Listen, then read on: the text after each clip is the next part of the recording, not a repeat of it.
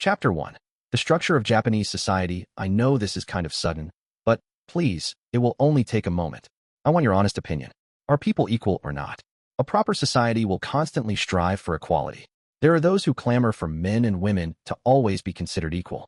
As a result, we raised the employment rate for women. We made specialized subway cars only for women. Sometimes, women will even argue over the order of names in a family register. The public opinion of people with disabilities has also changed. We're now told that we should not use the term disabled people when referring to them, so as not to discriminate. Nowadays, children are taught that all people are created equal. But is that true? I have my doubts.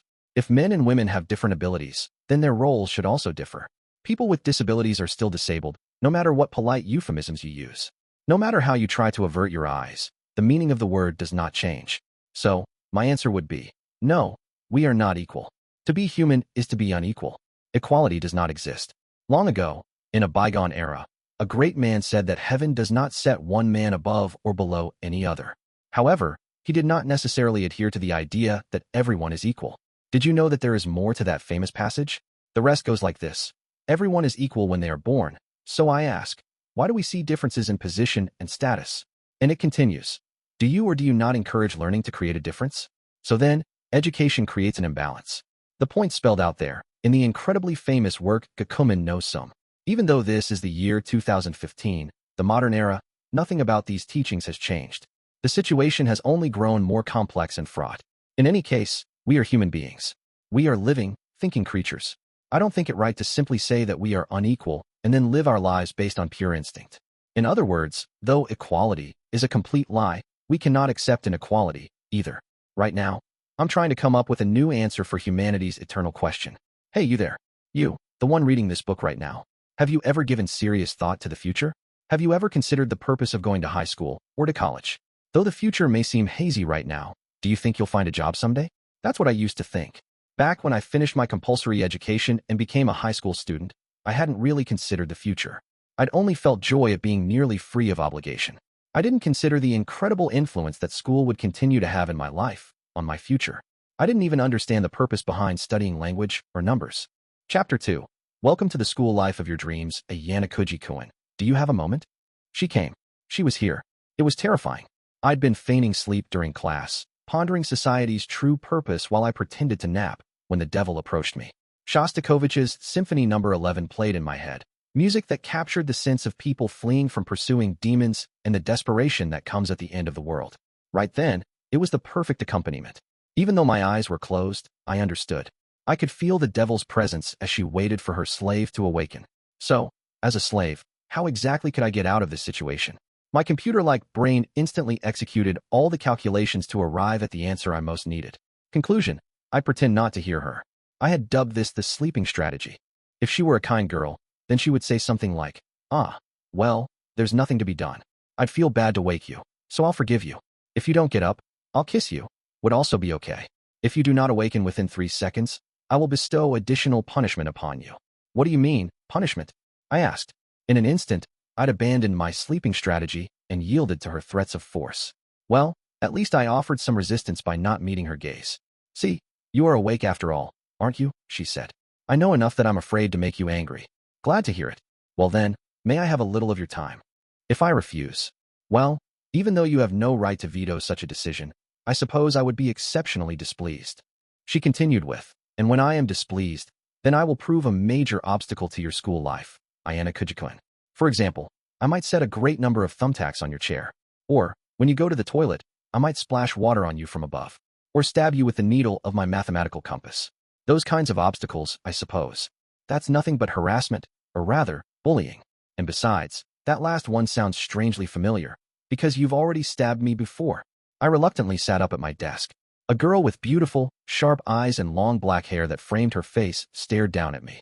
Her name was Horikita Suzune, a student of the Tokyo Metropolitan Advanced Nurturing High School, Class D, and my classmate. Don't worry. That was only a joke. I wouldn't splash water on you from above. What's more pressing are the thumbtacks and the compass needle. Look at this. There are still marks from when you stabbed me the last time. Will you take responsibility if it scars me for life? I rolled up my right sleeve and displayed my forearm to Horikita, so she could see the scars she'd left behind. Evidence? She asked. What about the evidence? Did you decide I'm the culprit without evidence? She was right. there was no evidence. Even though Horikita was the only one in class close enough to stab me with a needle, I'd be hard-pressed to call that definitive proof. Well, I needed to confirm something first anyway. So, I'm required to help you? I've thought on it again, and after all, Ayanokouji. Would you prefer to regret while you suffer or regret while you despair? Which would you like more? Because if you refuse me and force my hand, it will be your responsibility. I was stuck with Horikita's two completely absurd choices. It appeared she would not accept any delays. Though it was a mistake to make a deal with this devil, I gave up and obeyed. All right then, what am I supposed to do? I asked, filled with trepidation. Her requests no longer surprised me. I certainly didn't like how this situation had turned out, but I thought back to when I'd met this girl 2 months ago, on the day of the entrance ceremony. 2.1 April. The school entrance ceremony. I rode the bus to school, bobbing and shaking in my seat. While I looked idly out my window, watching the city's scenery change, the bus picked up more and more passengers. Most of them were young people wearing high school uniforms. There was also a frustrated salary worker, who looked like the type to have once mistakenly groped someone aboard a crowded bus. An unsteady elderly lady stood in front of me, wobbling so badly I thought she was in danger of falling. Considering I'd known how packed this bus would likely be, I supposed I was simply reaping what I'd sown by getting on. I was fortunate to have found a seat, but it was still crowded. I forgot about the unfortunate elderly woman and patiently waited to arrive at my destination, my mind clear as a passing stream. The weather was especially fine today, not a single cloud in the sky. It was so refreshing that I nearly fell asleep then and there. However, my gentle respite was promptly obliterated. Excuse me, but shouldn't you offer up your seat? My eyes, which were about to close, snapped back open. Could this person be angry with me? But I realized that it was someone else being scolded. A young, well-built blonde man of high school age had sat down in one of the priority seats. The elderly woman stood right next to him, and another woman stood beside her. This second, younger lady appeared to be an office worker. Hey, you there. Can't you see that this elderly woman is having trouble? The office lady said. She seemed to want the young man to offer up his seat. Her voice carried quite well throughout the quiet bus, attracting several people's attention. That's a really crazy question, lady, the boy said. I wondered whether the boy was angry, unobservant, or just painfully honest. In any case, he grinned broadly and crossed his legs. Why should I offer up my seat? There's no reason for me to do so. You're sitting in a priority seat. It's natural to offer up those seats to the elderly. I don't understand. Priority seats are just that, priority seats. I have no legal obligation to move. Since I'm currently occupying this seat, I should be the one who determines whether or not I move. Am I supposed to give up my seat just because I'm young? That reasoning is nonsense. He didn't speak like a normal high school student. His hair was dyed blonde, which made him stand out. I'm a healthy young person who certainly wouldn't find standing inconvenient. However, I'd obviously expend more energy by standing than I would by sitting. I have no intention of doing such a pointless thing. Or are you suggesting I should act a bit livelier, I wonder? What kind of attitude is that to take with your superiors? She demanded. Superiors? Well, it's obvious that both you and the old woman there been alive longer than I have. There can be no doubt about that. However, the word superior implies that you're referring to someone of a higher position. In addition, we have another problem. Even though our ages are different, wouldn't you agree that you have an impertinent attitude and are being extremely rude? Wah, you're a high schooler, aren't you? You should be quiet and listen to what adults tell you. It's fine, whatever, the elderly woman mumbled. She apparently didn't want any further commotion and tried to calm the office lady. But after being insulted by the high school student, the younger woman still seemed very upset. Apparently, this elderly woman is more perceptive than you, which is nice. Also, I haven't given up on Japanese society yet. Please enjoy your remaining years. After flashing a pointlessly vigorous smile, the boy slid his earphones in and began listening to rather cacophonous music. The office lady now clenched her teeth in frustration. Though she tried needling the boy by arguing further, his smug, self-important attitude remained fixed. At any rate, I had to at least partly agree with the boy. If you ignored the question of a moral imperative, it was true that he wasn't legally obligated to give up his seat. I'm sorry. Desperately fighting back her tears, the office lady apologized to the elderly woman. Well, it was all just a minor incident on the bus. I was relieved that I hadn't been caught up in the situation. Honestly, I couldn't care less about giving up my seat for an elderly person. Clearly, the egotistical boy had won. At least, everyone secretly thought so. I think that the lady is right. The woman received unexpected support from someone standing alongside her. The helper, a girl wearing my high school's uniform, gave her brave and frank opinion to the boy. And the new challenger is a pretty girl, eh? It would seem that I'm rather lucky with the fairer sex, the boy said. This poor woman appears to have been suffering for quite some time now. Won't you offer up your seat? While you might consider such courtesy unnecessary, I think it would contribute greatly to society. Crack. The boy snapped his fingers. A contribution to society, you say? Well, that is a rather interesting opinion. It's certainly true that offering up one's seat to the elderly could be viewed in such a positive light. Unfortunately, I have no interest in contributing to society. I care only for my own satisfaction. Oh, and one more thing. You're asking me, the one in the priority seat, to give up his spot, but couldn't you simply ask one of the other people seated on this crowded bus?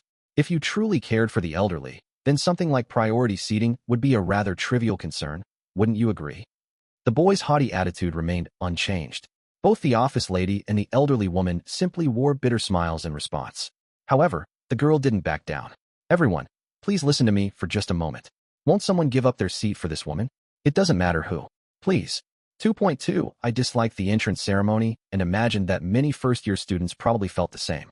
The principal and the students exchanged excessive words of gratitude. There was far too much time spent standing in lines, and, with so many irritating things to deal with, it all felt like a huge pain in the butt. But those weren't my only complaints. The entrance ceremonies for elementary school, junior high, and high school all mean the same thing: the start of another major trial for children. In order for students to enjoy their time at school, they must make friends, and there are only a few key days after the entrance ceremony to properly do that. Failure to do so signals the beginning of a rather tragic 3 years. As someone who dislikes trouble, I decided I'd like to establish proper relationships.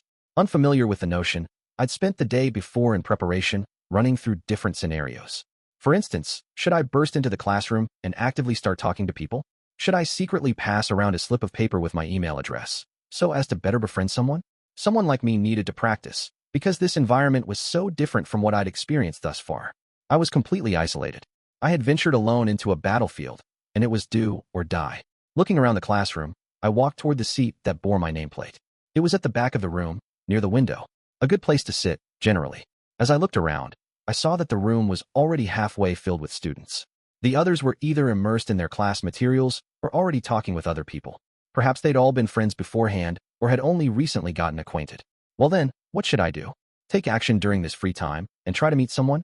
In front of me, a rather rotund boy sat at his desk, hunching over. Perhaps it was my imagination, but he appeared lonely. The boy exuded an aura that seemed to shout, "Please, someone be my friend." However, if you just went up to someone and start talking, you might be bothering them. Should you wait for the right time? But then, you might wait too long and be left friendless. I just had to. No, wait, I couldn't be hasty. If I started a thoughtless conversation with someone I didn't know, I ran the risk of making a serious social gaffe. Not good. I was trapped in a downward spiral. In the end, I couldn't talk to anyone at all. At the rate things were going, I'd be completely alone. Had I heard someone say, "Is he still all alone?" Had I heard chuckling? Perhaps it was all in my head. What on earth are friends, anyway? Where do friends come from? Do people become friends after sharing a meal together? Can you become friends with someone after you walk to the bathroom together for the first time? The more I thought about it, the more I wondered, what is friendship? Is it something deep and meaningful? I tried to piece it together. Trying to make friends is incredibly bothersome. Besides, don't human relationships tend to form naturally? My thoughts were in utter disarray, as though a raucously loud festival was being staged inside my head. While I sat lost in a haze, the classroom quickly filled. Fine, whatever. Nothing ventured, nothing gained, right? After a long period of conflict, I finally began to rise from my seat. However, before I knew it, the rotund, bespectacled boy in front of me had started to talk with another classmate. Wearing a bitter smile, I realized that there was no new friendship to be cultivated there. "I'm happy for you, Glasses Cohen. It looks like you made your first friend." I got beaten to the punch. I was at my wit's end, stuck in useless navel-gazing. Reflexively, I let out a deep sigh. My high school experience seemed poised to be exceptionally dour. Then, someone sat down beside me. That's quite a heavy sigh, considering the school year has only begun. Meeting you again makes me want to sigh. It was the girl who'd fought with me at the bus stop and then walked off. So we were placed in the same class, huh? I mumbled. Well, there were only 4 classes for all of the first-year students. After all, statistically, it wasn't impossible for us to be together. Nice to meet you. I'm Ayanokouji Kiyotaka. You just went ahead and introduced yourself, she said. Well, this is the second time that we've spoken. Isn't it fine for me to do so? I had wanted to introduce myself to someone anyway, so it wasn't as though I could just keep quiet. Besides, in order to become familiar with my class, I had to at least know my neighbor's name, even if she was this audacious girl. Do you mind if I refuse? She asked. I don't think sitting next to someone for an entire year without knowing their name would be comfortable. I disagree. Shooting me a glance, she placed her bag on her desk. Apparently, she wasn't going to tell me her name. Lacking any interest in the classroom, the girl simply sat upright in her chair like a model student. Do you have a friend in another class? Or did you enroll here all on your lonesome? I asked. You're a curious one, aren't you? You won't find talking to me very interesting, though. If I'm bothering you, you can just tell me to be quiet. I wouldn't introduce myself if it made her angry. I thought that the conversation was over, but then the girl sighed. Apparently, she'd changed her mind. She turned her gaze on me and introduced herself. I'm Horikita Suzune. For the first time, I got a good look at her face. Wow, she was cute. Or rather, she was beautiful. Even though we were in the same grade, I'd have believed it if you told me she was a year or two older. Such a calm, cool beauty. Let me tell you about myself, I said. I have no particular hobbies, but I'm interested in just about anything. I don't need many friends, but I think it would be nice to have at least a few. And, well, that's about it. Spoken just like someone who avoids trouble. I don't think I could ever like such a person, she said. Geez, I feel like you trash my entire existence in 1 second, I muttered. I pray this will be my only upset. I sympathize, but, unfortunately, I don't think your prayers will be answered. I pointed to the classroom entrance. Standing there was. This seems like a rather well-equipped classroom. It would appear to live up to people's expectations.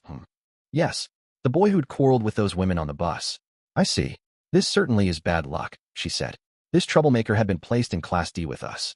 Without seeming to notice our presence at all, he went over to the seat labeled Koenji and sat. I wondered if such a person had ever considered even the idea of friendship. I tried observing him for a little bit. Koenji put his feet on top of the desk, took a nail file from his bag, and hummed while he treated his fingernails.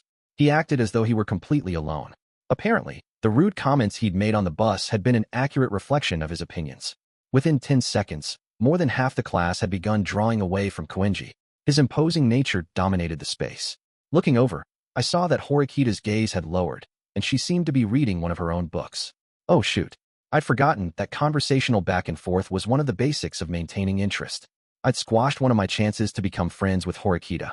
Leaning down, I glanced at the title of her book, Crime and Punishment. Now that was interesting. A story that debated whether it was right to kill someone, so long as it was done for the sake of justice. So sad.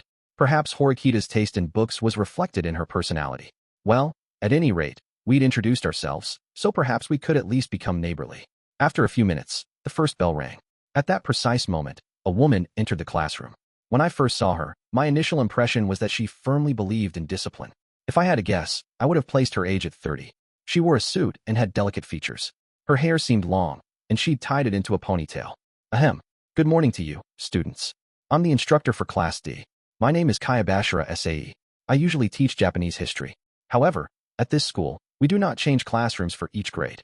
For the next 3 years, I will be acting as your homeroom teacher, so I hope to get to know all of you. It's a pleasure to meet you. The entrance ceremony will be in the gymnasium 1 hour from now, but first, I will distribute written materials with information about this school's special rules. I will also hand out the admissions guide. The students in the front seats passed back the familiar documents I'd received after being accepted. This school differed from the multitude of other Japanese high schools in a few key ways. Here, all students were required to live in dormitories located on school premises. Also, except for special cases, such as studying abroad, students were forbidden to contact anyone outside the school. Even contact with your immediate family was forbidden without authorization. Naturally, leaving school grounds without permission was also strictly forbidden. However, the campus also came equipped with many excellent facilities. With its own karaoke spot, theater, cafe, boutique, and more, you could easily compare this school to a small city. The campus spread over more than 600,000 square meters. This school boasted another unique feature, the S system. I will now hand out your student ID cards.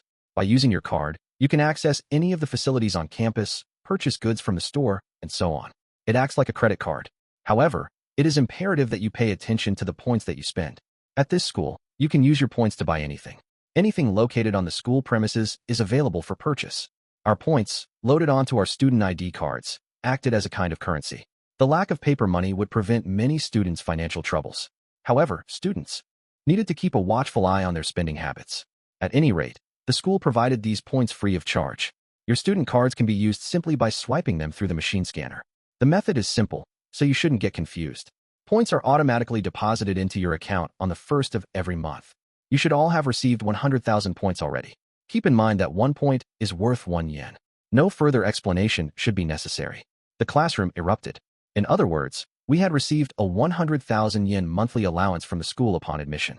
I'd expect nothing less from a massive institution run by the Japanese government. 100,000 yen is a rather large sum of money for a high schooler. Shocked by the amount of points you've been given? This school evaluates its students' talents. Everyone here has passed the entrance examination, which itself speaks to your value and potential. The amount you've received reflects the evaluation of your worth. You can use your points without restraint.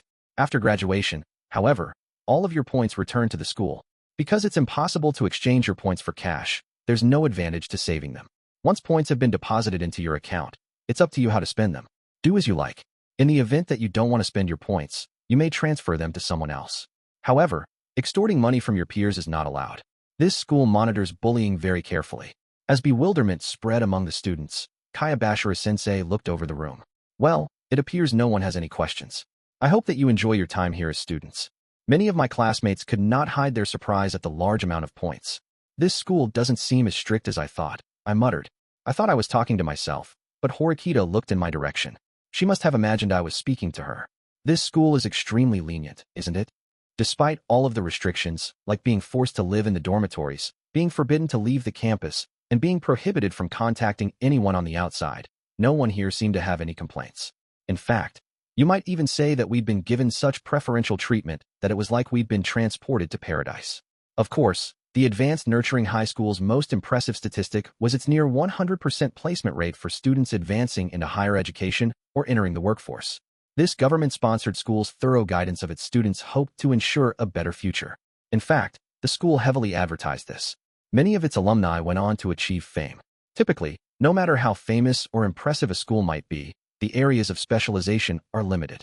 For example, one school might specialize in sports or in music. Another might focus on something related to computers. However, at this school, any student could hope to succeed, regardless of their field. Only this school had that kind of name-brand value. I'd assumed that the atmosphere would be cutthroat, but the majority of students looked like typical kids. No, that wasn't quite right.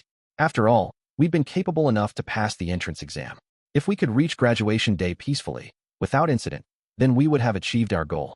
Was such a thing really possible, though? This is almost too much preferential treatment. It's frightening. As Horikita spoke, I realized I felt the same way. We hardly knew anything about this school. It was as if a veil of mystery shrouded everything. Because a school like this could make any wishes a reality, I thought some kind of risk would have to be involved. Hey, do you want to check out a store with me on our way back? Let's do some shopping, one girl cried. Sure. With this much, we can buy anything. I'm so glad I got into this school, another said. Once the teacher was gone, the newly rich students began to grow restless. Everyone, can you please listen to me for a moment? A student with the air of an upstanding young man quickly raised his hand. His hair wasn't dyed. He looked like an honors student. Based on his appearance, I got the impression he wasn't a delinquent. Starting today, we're all going to be classmates. Therefore, I think it'd be good for us to introduce ourselves and become friends as soon as possible. We still have some time until the entrance ceremony. What do you say? He'd just done something incredible. The majority of students were lost in thought, unable to speak up. Agreed. After all, we still don't know a thing about each other, not even our names, someone shouted. After the ice had broken, the previously hesitant students began to speak. My name's Hirata Yusuke. Back in junior high, lots of people called me Yusuke. Feel free to use my first name.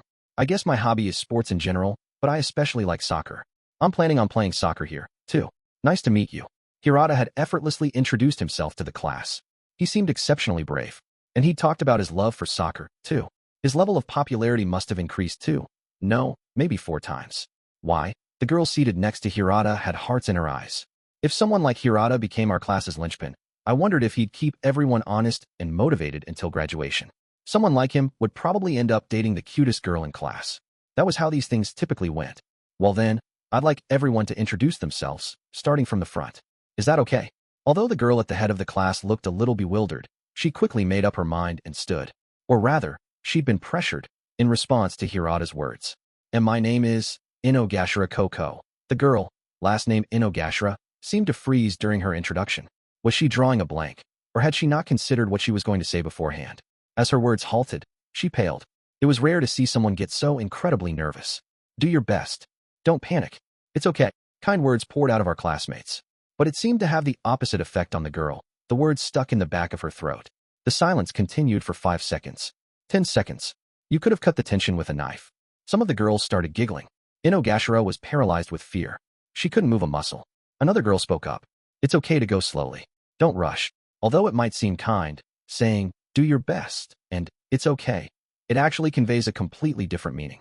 To someone who is extremely nervous, "Do your best," and "It's okay," can actually seem forceful, as if indicating she needs to match her classmates. On the other hand, saying, "Just take things slowly, don't rush," allows her to take things at her own pace. After that, the girl calmed down and regained her composure. She took a few small breaths and tried again. "My name is Inogashira Kokoro. My hobby is sewing. I'm pretty good at knitting. It's nice to meet you all." She was able to finish without stopping. Looking alternately relieved, delighted, and embarrassed, Inogashira sat down. Other introductions followed hers. "I'm Yamauchi Haruki. I competed in table tennis during elementary school, and in junior high, I was the ace player on our baseball team. I was number 4. I got hurt during the inter-high school championships, though, and I'm undergoing rehab now. Nice to meet you." I didn't think that the number of his baseball uniform was essential information. Besides, I thought the inter-high championship was a national sports competition for high school students.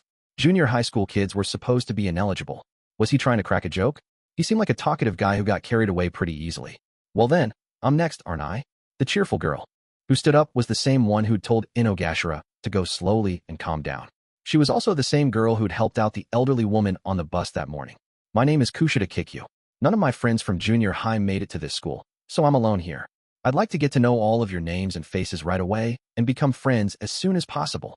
While most of the students had only said a few words of introduction, Kushida continued to talk. "My first goal is to become friends with everyone. So, after we're finished with introductions, I'd love for you to share your contact information with me." She wasn't just saying that.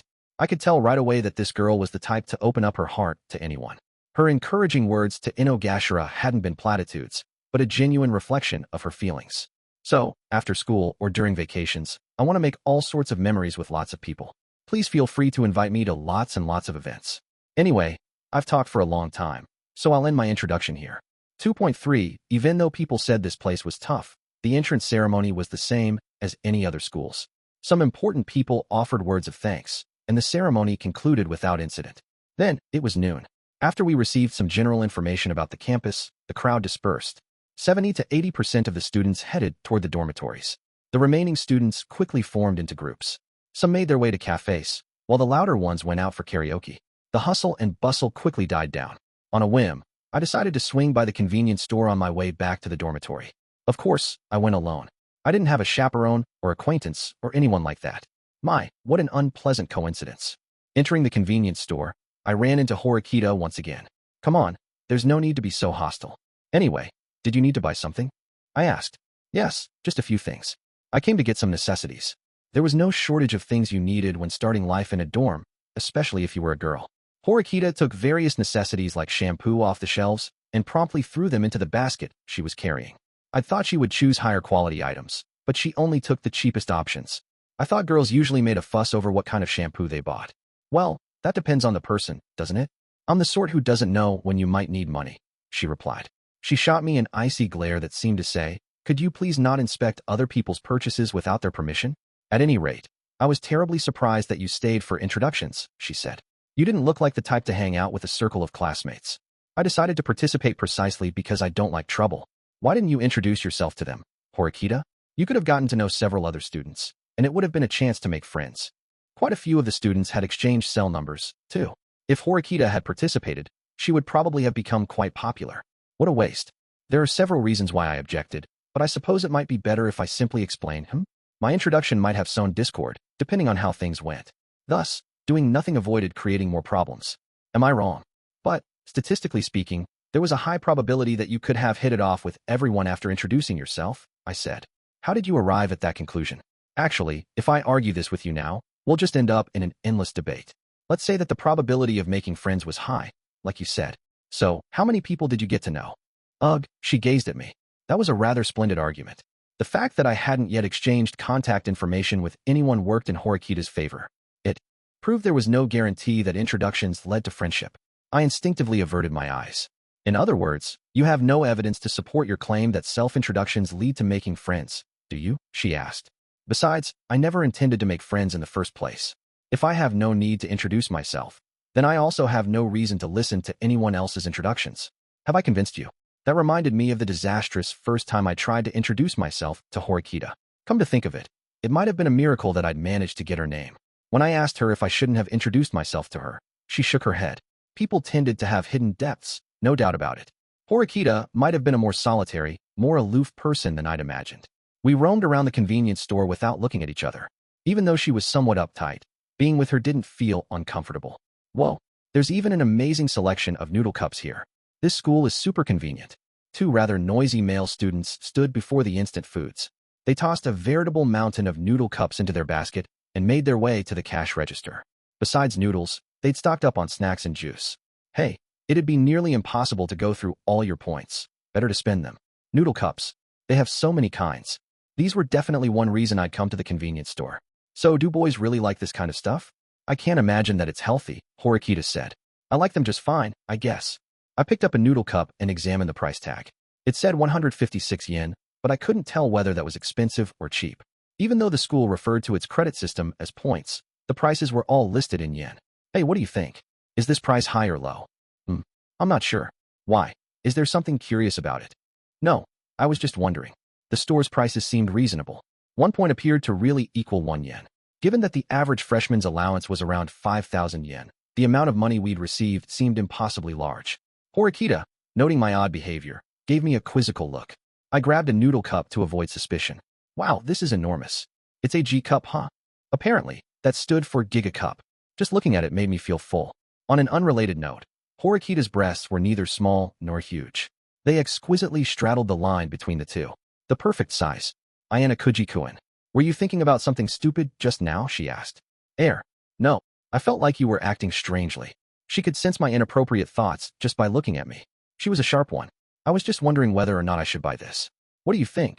Oh, well, I suppose that's fine. Anyway, do you really think you should buy that? This school offers far healthier food options. Don't you think it's better to avoid eating junk? Like Horikita said, I had no reason to eat junk.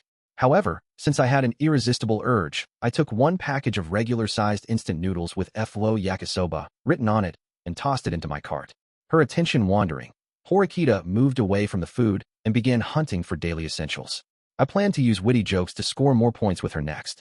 If you're looking for something a cut above the rest, how about this razor with 5 blades? I bet it'd do the job. Why in the world would I want to shave with that? I grinned smugly and pretended to shave an imaginary beard, but she didn't laugh. Far from it. Instead, she looked at me like I was dirt. Look at me, she said. I don't have anything to shave. Not on my chin, not under my armpits, and not down there. I mumbled hesitantly, my spirit crushed. It looked like my jokes failed colossally with women. I have to say, I'm a little envious of your ability to babble inanely to someone you've only just met. Well, I feel like you've been saying stupid crap, too, and you only just met me. Is that so? I've merely stated facts. Unlike you. She calmly tossed my words back at me, shutting me up. To be fair, I had said some random nonsense. The smooth, eloquent Horikita, on the other hand, was always well-spoken, no matter how you sliced it. Horikita chose the cheapest face wash. I would have thought girls cared more about that kind of thing, too. Don't you think that this one is better? I took an expensive cream off the shelf and showed it to her. Unnecessary. She refused it. Well, but I already said it was unnecessary, didn't I? She snapped. Yes. I gently returned the face wash as she glared at me. I thought I could carry on a conversation without making her angry, but I'd failed. You don't seem adept at socializing. You're terrible at conversation. Well, if it's coming from you, then it's definitely true, I grumbled. That's right. I consider myself, at the very least, to have a good eye for people. Normally, I wouldn't want to hear you talk anymore, but I will put in a painful level of effort to listen to you. I'd said that I wanted to be her friend, but, apparently, she didn't feel the same. With that, our conversation abruptly stopped. 2 new girls entered the convenience store. It was a little strange, but I became aware of something crucial. Horikita really was cute. Hey, what's up with this? While looking around the store, desperate for a new topic, I'd found something strange. Some toiletries and food had been tucked away in the corner of the convenience store. At first glance, they appeared to be the same as the other items, but there was one big difference. Free. Horikita apparently also thought it strange, so she picked up one of the items. Daily necessities like toothbrushes and bandages had been stuffed into a clearance bin and labeled free. The bin was also marked with the proviso 3 items per month. These were obviously different from the store's other goods. They must be emergency relief supplies for students who use up their points. This school is so incredibly lenient, I said. I had to wonder how far their leniency extended, though. Hey, shut it. Just wait a sec. I'm looking for it right now. A sudden, loud voice drowned out the store's peaceful background music. Come on, hurry up. You have a line of people waiting on you. Oh yeah? Well, if they have any complaints, they can take it up with me. Apparently, trouble was brewing by the register. A dispute had broken out between two young men who were glaring at each other. I recognized the one with the thoroughly ill-tempered look on his face. It was the student from my class, the guy with the red hair. He had his hands full of noodle cups. What's going on here? I asked. Huh? Who are you? I had meant to appear amicable, but the guy with red hair scowled at me. Apparently, he was under the mistaken impression that I was an enemy. My name's Ayanokouji. I'm from your class. I just asked because it sounded like there was trouble. At my explanation, the red-haired guy looked somewhat mollified and lowered his voice a little. Oh, yeah, I remember you. I forgot my student ID card. Forgot that it pretty much acts as our money from now on, too. I looked at his empty hands. He'd put the noodle cups away. He started to leave, probably heading back to the dorms, where he'd likely forgotten his card. To be honest, the fact that the student ID was necessary for payment hadn't yet sunk in for me, either. I can pay for you. I mean, it'd be annoying if you had to head all the way back to the dorms. I don't mind. That's true. You're right. It'd be absolutely annoying. Thanks. The store wasn't particularly far from the dorms, but by the time he got back, there would be a long line of students buying lunch. My name's Sudu, he said. Thanks for helping me out. I owe you. Nice to meet you, Sudu. Sudu handed me his noodle cup, and I walked over to the hot water dispenser. After watching our short exchange, Horikita sighed, aghast. You're acting like a pushover right from the start. Do you intend to become his servant? Or are you doing this to make friends? She asked. I didn't care about making friends. I just wanted to help. No big deal. You don't seem to be afraid. Afraid? Why? Because he looks like a delinquent. I asked. A normal person would try to keep someone like him at a distance. I guess, but he doesn't seem like a bad person to me. And you don't appear to be scared either, Horikita. It's mostly defenseless people who stay away from those types. If he acted violently, I could rebuff him. That's why I don't withdraw. Horikita's words were always a little difficult to understand. To begin with, what did she mean by rebuff? Did she carry pepper spray to keep off perverts or something? Let's finish our shopping. We'll be a bother to the other students if we dawdle, she said. Wrapping things up, we presented our student ID cards to the machine by the register. Since we didn't have to deal with small change, our transaction was speedy. You really can use it like money, I said. My receipt showed the price of each item and the remaining amount of points. The payment had gone through without any problems. I poured hot water into my noodle cup while waiting for Horikita. I'd thought it might be tricky, but opening the lid and pouring hot water up to the line was simple enough. Anyway, this school was eerie. What merit could every student possibly have that would warrant such a massive allowance? Considering that there were about 160 people enrolled in my grade, simple calculation suggested that there were 480 people total in this school. That alone would mean 48 million yen each month. Annually, that would equal 560 million yen. Even for a government-supported school, that seemed like overkill. How does the school benefit from giving us this much money? I wonder. The campus has more than enough facilities for the number of students, and I wouldn't think it necessary to hand out so much. Students who should be studying might slack off. Perhaps it was some kind of reward for working hard and passing a test or something. Indeed, student motivation might increase if offered an incentive. However, the school had just handed out 100,000 yen to everyone, with no strings attached. I won't tell you what to do, but I think it would be best to avoid wasting your money. It's difficult to fix frivolous spending habits. Once a person gets used to an easy life, they find they need more and more. When you lose it, the shock can be great, Horikita said. I'll keep that in mind. I didn't really intend to waste money on miscellaneous junk, but she had a point. After paying and exiting the store, I found Sudu seated outside, waiting for me. When I saw him, he gently waved me over. I waved in return, feeling somewhat embarrassed, yet happy. Are you really going to eat here? I asked him. Of course. It's just common sense. Sudu perplexed me with his matter-of-fact reply. Horikita sighed in exasperation. I'm going back. I'll be stripped of my dignity if I spend more time here, she said. What do you mean, dignity? We're just high school students. We're ordinary. Or, what?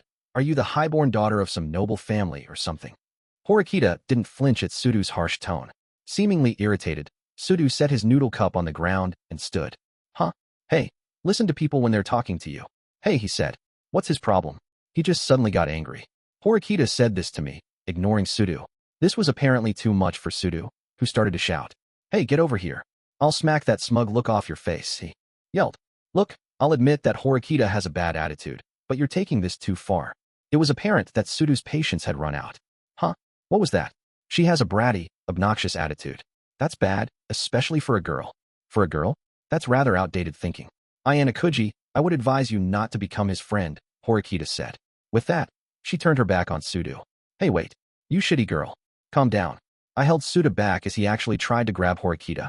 She made her way in the direction of the dorms without stopping or glancing back. What the hell is her deal?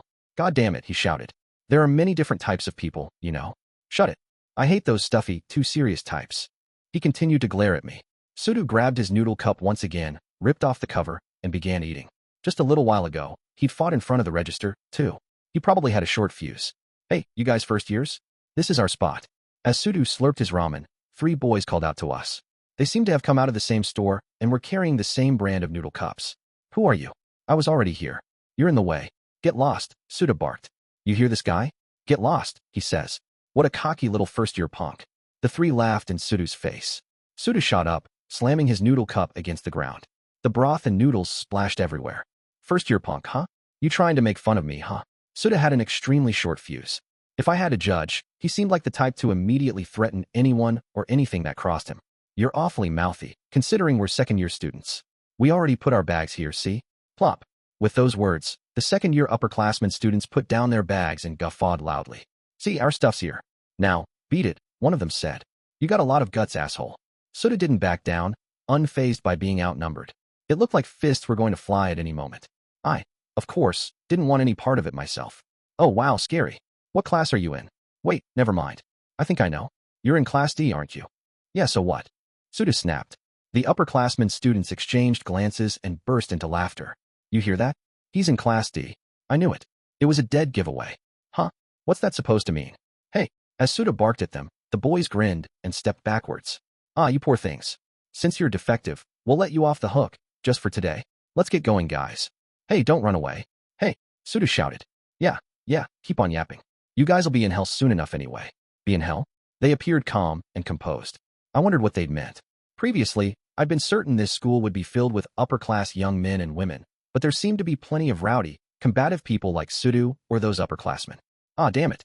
If those had been nice second-year students, or cute girls, that would have been great. Instead, we had to deal with those annoying morons. Suda didn't bother to clean up his mess. He thrust his hands into his pockets before heading back. I looked at the wall outside the convenience store, discovering 2 surveillance cameras. This might lead to problems later, I muttered. Reluctantly, I bent down, picked up the cup, and started cleaning up the mess. Come to think of it, as soon as those second-year students found out Sudu was in Class D, their attitudes had changed. Although it ate at me, I couldn't explain it. 2.4, around 1 p.m., I made my way back to the dormitory, my home from that day onward. At the reception desk, I received a key card for room 401 and a handbook containing information about the dorm's rules, then boarded the elevator. I quickly flipped through the handbook, which only detailed the most basic things that we needed for our daily routines. The dates and times for garbage disposal were listed, as well as a notice about avoiding excessive noise. I also saw notes about not wasting water or electricity, and so on. So, they don't place restrictions on electricity or gas usage? I'd assumed that the school would deduct the cost from our points. This school really went to great lengths to have a perfect system for its students. However, I was a little surprised that they'd implemented co-ed dormitories. After all, this was a high school, so the rules stated that unsuitable romantic relationships were frowned upon. In short, sex was strictly forbidden, obviously. I mean, a member of the clergy wouldn't say that engaging in illicit sexual activity was okay. While I privately doubted that such pampered students could develop into fine, upstanding adults, it would be wise to make the best of the situation for now. My room was about 8 tatami mats wide. Also, though this was a dorm, it was the first time I'd lived alone. I refused to have any contact with the outside world until graduation. Considering my situation, I unintentionally cracked a smile. This school boasted a high employment rate upon graduation, and its facilities and student services were unmatched throughout the country, making it the preeminent high school in Japan. I found such things trivial, however.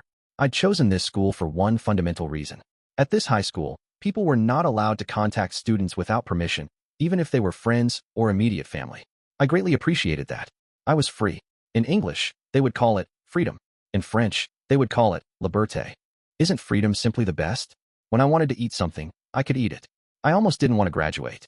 Before being accepted, I'd honestly thought I would be been fine either way, that the difference between passing and failing would have been trivial. But my true feelings finally welled up. I was glad to have been admitted here. No one else's eyes or words would ever reach me. I could start AG no? I could begin anew entirely. A new life. I resolved to enjoy my time here to the fullest, but without drawing attention to myself. Still in my uniform, I dived into my already made bed. I felt far from tired, however. I was so incredibly excited about my new life that I was unable to calm down. My eyes remained wide open. Chapter 3. The students of Class D. in our second day of school. Well, I suppose technically it was the first day of class. We spent most of our time running over the course objectives. Apparently, many of the students were quite surprised, if not a little disappointed, by how genuinely warm and friendly the teachers at this school looked. Sudo had already made a spectacle of himself by spending most of the class asleep. I thought that the teachers would notice, but they showed no signs of doing so. After all, it was up to every individual student whether or not he or she wanted to listen in class. I wondered if this was how teachers typically interacted with students once they left compulsory education. I took in the relaxed atmosphere, and soon it was lunchtime. Students stood up and left with their new acquaintances, disappearing from my view. I couldn't help but feel slightly envious as I watched them. Unfortunately, I still hadn't managed to befriend a single one of my new classmates. How pathetic. Only one person had noticed how I felt, and she met my pain with derisive laughter. What's pathetic? I asked. I want someone to invite me along. I want to eat with someone.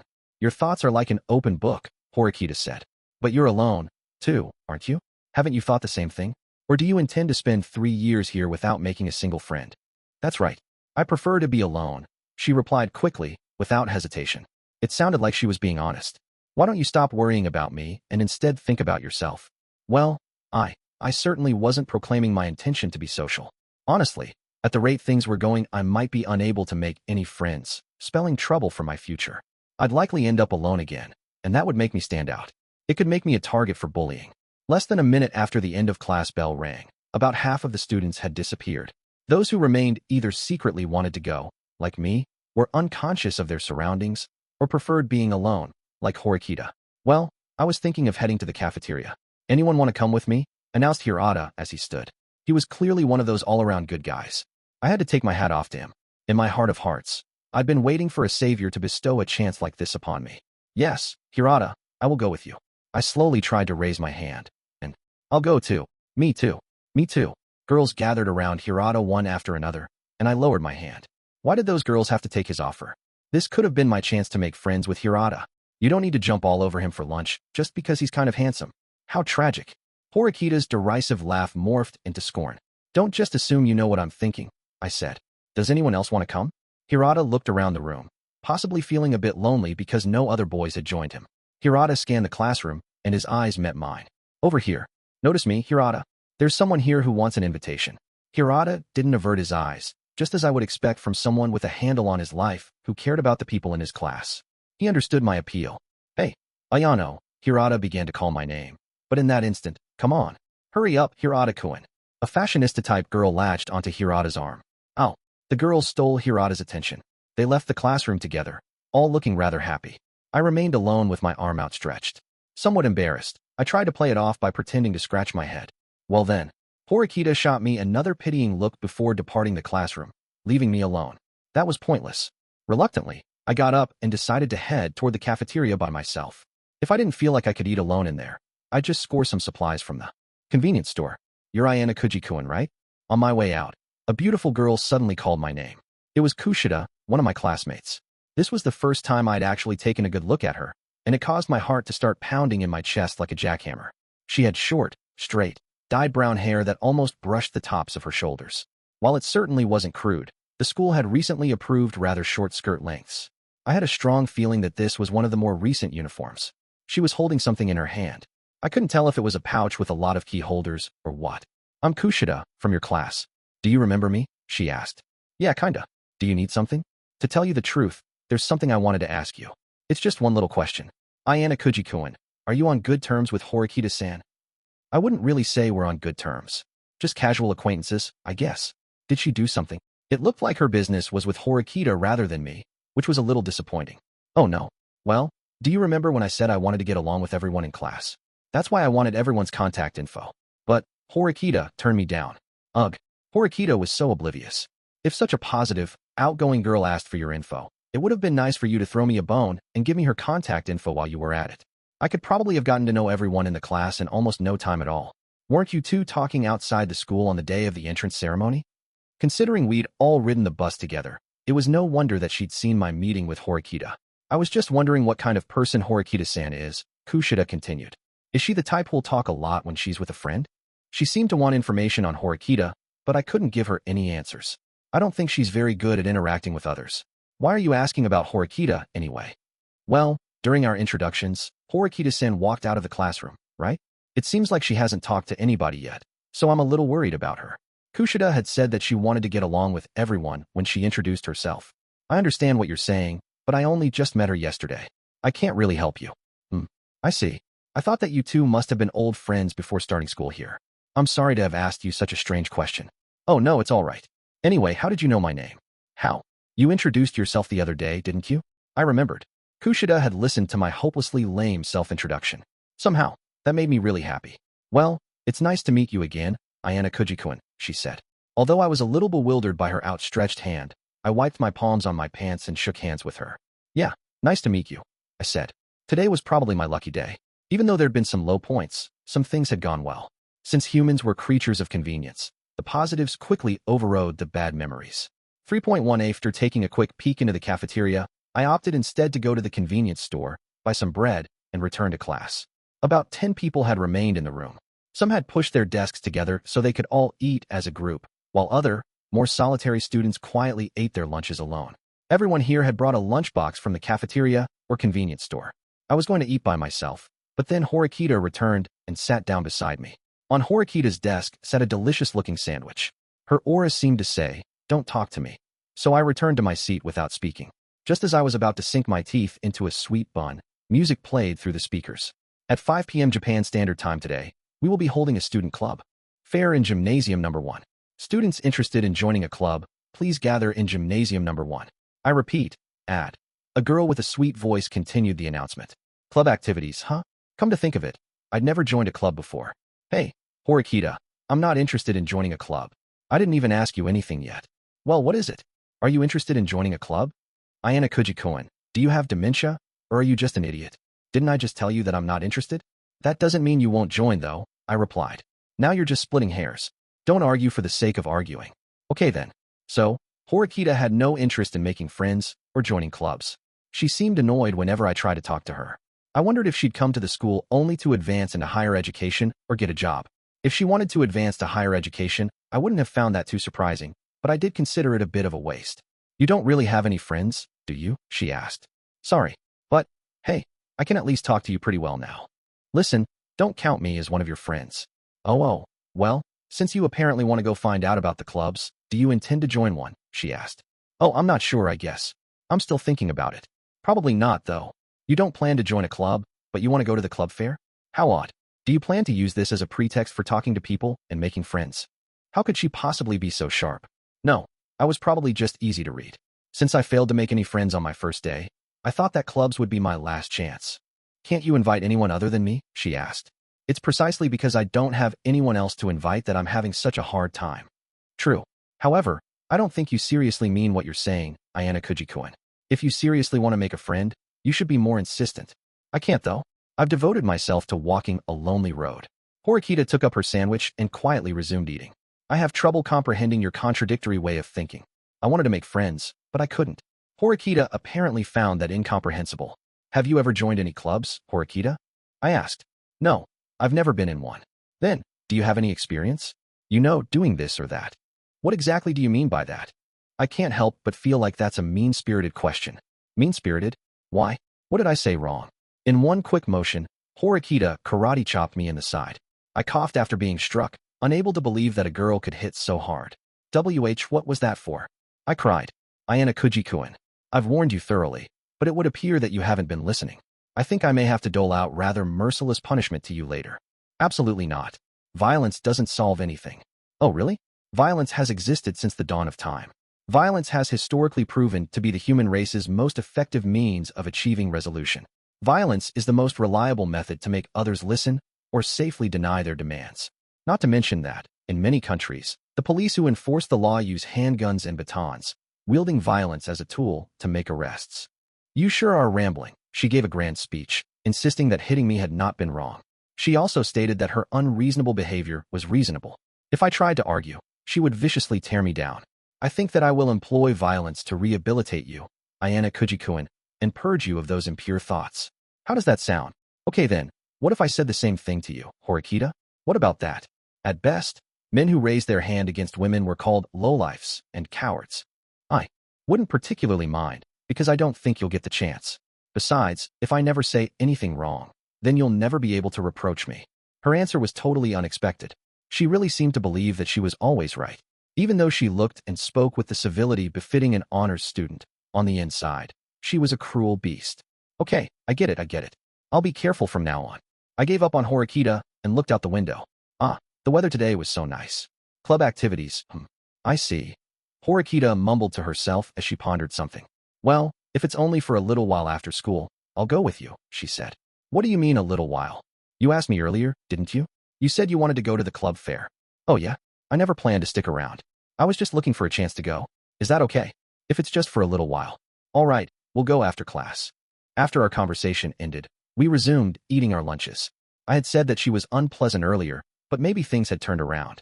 Perhaps Horikita was actually a good person. Watching you flail about as you fail to make friends sounds somewhat interesting. Nope, she was unpleasant. 3.2. Here are more people here than I expected. After class had ended for the day, Horikita and I went to the gymnasium. Nearly all of the students assembled. There were freshmen. There were about 100 people waiting around. We stood near the back of the room and waited for the fair to begin. While waiting, we glanced over the pamphlet that students received upon entering the gymnasium. The pamphlet contained detailed information about club activities. I wonder if this school has famous clubs. For example, something like karate. Every club seems to operate on a high level. It looks like many athletes and club members here are famous throughout the nation. Even though this school didn't seem like a top-tier institution for activities like baseball and ballet, the clubs here certainly looked great. These facilities are significantly more substantial than ordinary schools. Look, they even have O2 chambers. The equipment here is so luxurious. It puts the professional stuff to shame. Oh, but it looks like they don't have a karate club after all. I see. What? Were you interested in karate or something? I asked. No, not particularly. It seems like it'll be hard for newcomers to get into the athletic clubs, I said. Even if a first year managed to break in, they still might just be a bench warmer forever. I can't think that would be much fun. Everything around here seemed far too orderly. Wouldn't that depend on one's efforts, though? Surely by training for 1 or 2 years, anyone could get in and play. Training, huh? I didn't think I'd be able to put in that amount of effort, no matter how desperate I was. I didn't realize that the concept of training even existed for someone who always avoided trouble, like you. What exactly does me not liking trouble have to do with that? I asked. Would you agree that someone who avoids trouble also avoids unnecessary manual labor? You said it first. You should keep to your word, I think. I didn't really think about it that deeply. If you keep acting so non-committal, you're never going to be able to make any friends, she said. You wound me, Horikita. Thank you all for waiting, first-year students. We will now begin the club fair. A representative from each club will explain their function. My name is Tachibana, the student council secretary and the club fair's organizer. It's nice to meet you all. After Tachibana delivered the opening remarks, representatives from each club quickly lined up on a stage. It was quite a diverse crowd. The club representatives included everything from burly athletes in judo uniforms to students dressed in beautiful kimonos. Hey, if you want to get a fresh start, why not try joining an athletic club? The judo club looks good, doesn't it? That upperclassman looks kind, and I'm sure he'd encourage you. What do you mean kind? He looks like a gorilla. He'll kill me for sure. I snapped. He'll probably talk passionately about how easy judo is. Cut it out. Sheesh. I thought that we were having a decent conversation, but she'd done nothing but stick it to me. Even if I wanted to join, the athletic clubs all look really intimidating. I get the impression they don't accept beginners. Beginners should be welcomed. The more members a club has, the more money they receive from the school. That's how they're able to get better training equipment. Sounds like they're using the beginners for the money. It would be ideal to gather many new members as a budgetary increase, and then simply to bench them the rest of the time, like phantom members. If you were skilled at manipulation, that is. What an unpleasant world. You have a pretty strange way of thinking, I muttered. A girl dressed in archery gear stepped onto the stage. Hello, my name is Hashigaki, the captain of the archery club. Many students may be under the impression that archery is an old-fashioned, simple activity, but it is actually a fun and rewarding sport. We welcome beginners with open arms. If you're interested, please consider joining. Hey, look, they seem to be welcoming newcomers. Why don't you try joining? In order to increase their budget, that is, I said. I hate the idea of joining a club solely for that reason. Besides, athletic clubs are just gatherings of people with nothing better to do. Also, I probably wouldn't have fun if I didn't know anyone there. I'd end up quitting in the blink of an eye. Isn't that simply your twisted personality talking? Yeah, you're absolutely right. But athletic clubs are a no-go. I thought about joining a nice, calm, quiet club. TCH. As the seniors introduced their respective clubs one after the other, I saw Horikita suddenly tense. She looked at the stage, her face pale. What's the matter? She didn't even seem to notice me anymore. I followed her line of sight to the stage, but I didn't find anything of note there. Just the representative of the school baseball team, dressed in uniform, giving his introduction. Had she fallen in love with him at first sight? No, I doubted it. Surprise? Disgust? Or maybe she was overjoyed. To be honest, Horikita's expression was complex and hard to read. Horikita, what's the matter? It was like she couldn't hear my voice. She kept staring intently at the stage. I decided that I'd stop talking to her and simply wait for an explanation. The baseball team's introduction wasn't any more compelling than the others. All things considered, the greeting was rather stock, no matter their schedule, appeal, or how welcoming they were to newcomers. It wasn't just the baseball club. Nearly every club's introduction was similarly ordinary. If anything surprised me about the fair, it was the substantial number of minor liberal arts-related clubs and organizations, such as the Tea Ceremony Club or the Calligraphy Club. Also, I was surprised that you only needed a minimum of 3 people in order to form a new club. Every time one club finished and the next sprang up, the first-year students talked among themselves about what they thought. I noticed that the gymnasium's atmosphere was rather lively. Each club's representatives, including their supervising instructors, continued to explain their organizations to the unruly first-year students without a hint of displeasure. Perhaps they were just that desperate for more members, even if their ranks only increased by 1. As the upperclassmen finished their introductions, they walked off the stage and headed toward an area where some plain tables had been set up, probably a reception area designed to accept new members. Eventually, everyone walked off until only one person remained. Everyone focused their attention upon him, and I realized that Horikita had been staring at that specific person this whole time. He appeared to be about 170 centimeters in height, so he wasn't very tall. He was slender, with sleek black hair. He wore sharp glasses and had a piercing, calculating gaze. Standing in front of the microphone, he calmly looked around at the first-year students. What was his club, and what in the world was he going to say? My interest had been piqued. Unfortunately, my expectations were dashed immediately. He didn't say a single word. Maybe he was drawing a blank? Or perhaps he was so nervous that he couldn't speak. Do your best. Did you forget to bring your note cards? Ha ha ha ha ha. The first-year students hurled comments at him. However, the upperclassmen stood on the stage calmly, without trembling. The laughter and comments didn't seem to faze him. When the laughter had reached a crescendo, it suddenly died. He wore an apathetic expression. What's with this guy? Remarked an astonished student. The gymnasium buzzed with people talking, yet the boy on the stage still did not move. He simply stood there, quiet and motionless, staring fixedly at the crowd. Horikita stared back at the student with an intense gaze, not breaking her line of sight, even for a second. The relaxed atmosphere gradually changed, and things took an unexpected turn. It was as if some chemical reaction had taken place. An unbelievably tense, quiet mood gripped the entire gymnasium.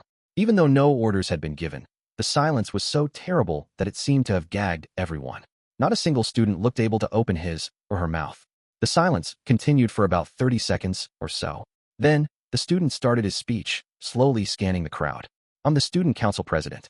My name is Horikita Manabu, he said. Horikita? I glanced at the Horikita next to me. Perhaps they just happen to have the same surname. Or, maybe. The student council is looking to recruit potential candidates among the first-year students to replace the graduating third years. Although no special qualifications are required for candidacy, we humbly ask that those considering application not be involved in other club activities. We generally do not accept students involved elsewhere. He spoke in a soft tone, but the tension around us was so thick it felt like you could cut it with a knife.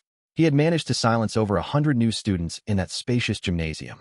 Of course, it wasn't his position as student council president that granted him this deference. That was simply Horikita Manabu's power. His presence dominated everyone around him.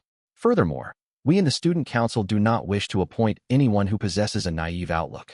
Not only would such a person not be elected, he or she would sully the sanctity of this school. It is the student council's right and duty to enforce and amend the rules, but the school expects more than that. We gladly welcome those of you who understand this. He didn't pause even once during his eloquent speech. Immediately after finishing, he hopped off the stage and left the gymnasium.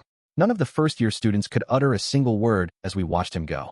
We didn't know what would have happened if we tried to talk. Everyone in the room shared the same thought, apparently. Thank you all for coming. The club fair has ended.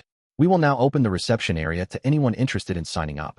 Also, registration will be open until the end of April. So if any student wishes to join at a later date, we ask that you please bring the application form directly to the club you wish to join. Thanks to the laid-back organizer, the tension in the air dissipated. Afterward, The third-year students who'd introduced their respective clubs started taking applications.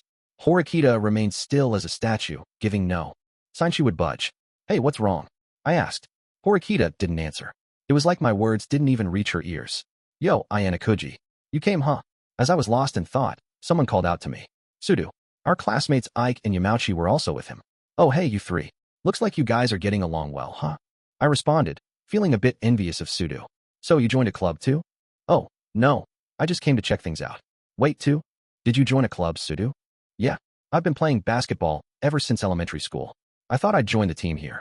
I had thought he was athletic, judging from his physique. Basketball was clearly his game. What about you two? We just came because we felt it might be fun, you know? Besides, we thought we might have a fateful encounter afterward, Ike said. What do you mean, fateful encounter? I wanted Ike to explain his rather odd-sounding goal. He crossed his arms and responded proudly. I want to get my first girlfriend in Class D. That's my goal. That's why I'm keeping my eyes open for an encounter. Apparently, I considered having a girlfriend to be of the utmost priority. Also, I have to say, that student council president was something else. He was so imposing. I got the feeling he ruled the place, you know, he said. I know, right? He made everyone shut up without saying a word. That kind of stuff is impossible, I replied. Yeah. Oh, by the way, I made a group chat for the guys yesterday. I took out his phone. Do you want to join in too? It's pretty handy. Huh? Me? Is that okay? I asked. Of course it's okay. We're all in Class D together, after all. Chapter 4. Ladies and gentlemen. Thank you for waiting. Good morning, Yamauchi. Good morning, Ike. Arriving to class, Ike wore a broad grin as he called out to Yamauchi. It was rather unusual for them to get here so early. It had been 1 week since the entrance ceremony, and Ike and Yamauchi would always make it to class right before the bell rang. Phew, man. I was looking forward to today so much that I barely slept last night. This school is just the best. I can't believe that it's almost time for swimming. And when I say swimming, I mean girls. And when I say girls, I mean girls in school swimsuits. It was true that the swimming classes were co-ed. In other words, that meant that Horikita, Kushida, and all of the other girls would be showing off a lot of skin. The girls backed away from Ike and Yamauchi's rabid excitement.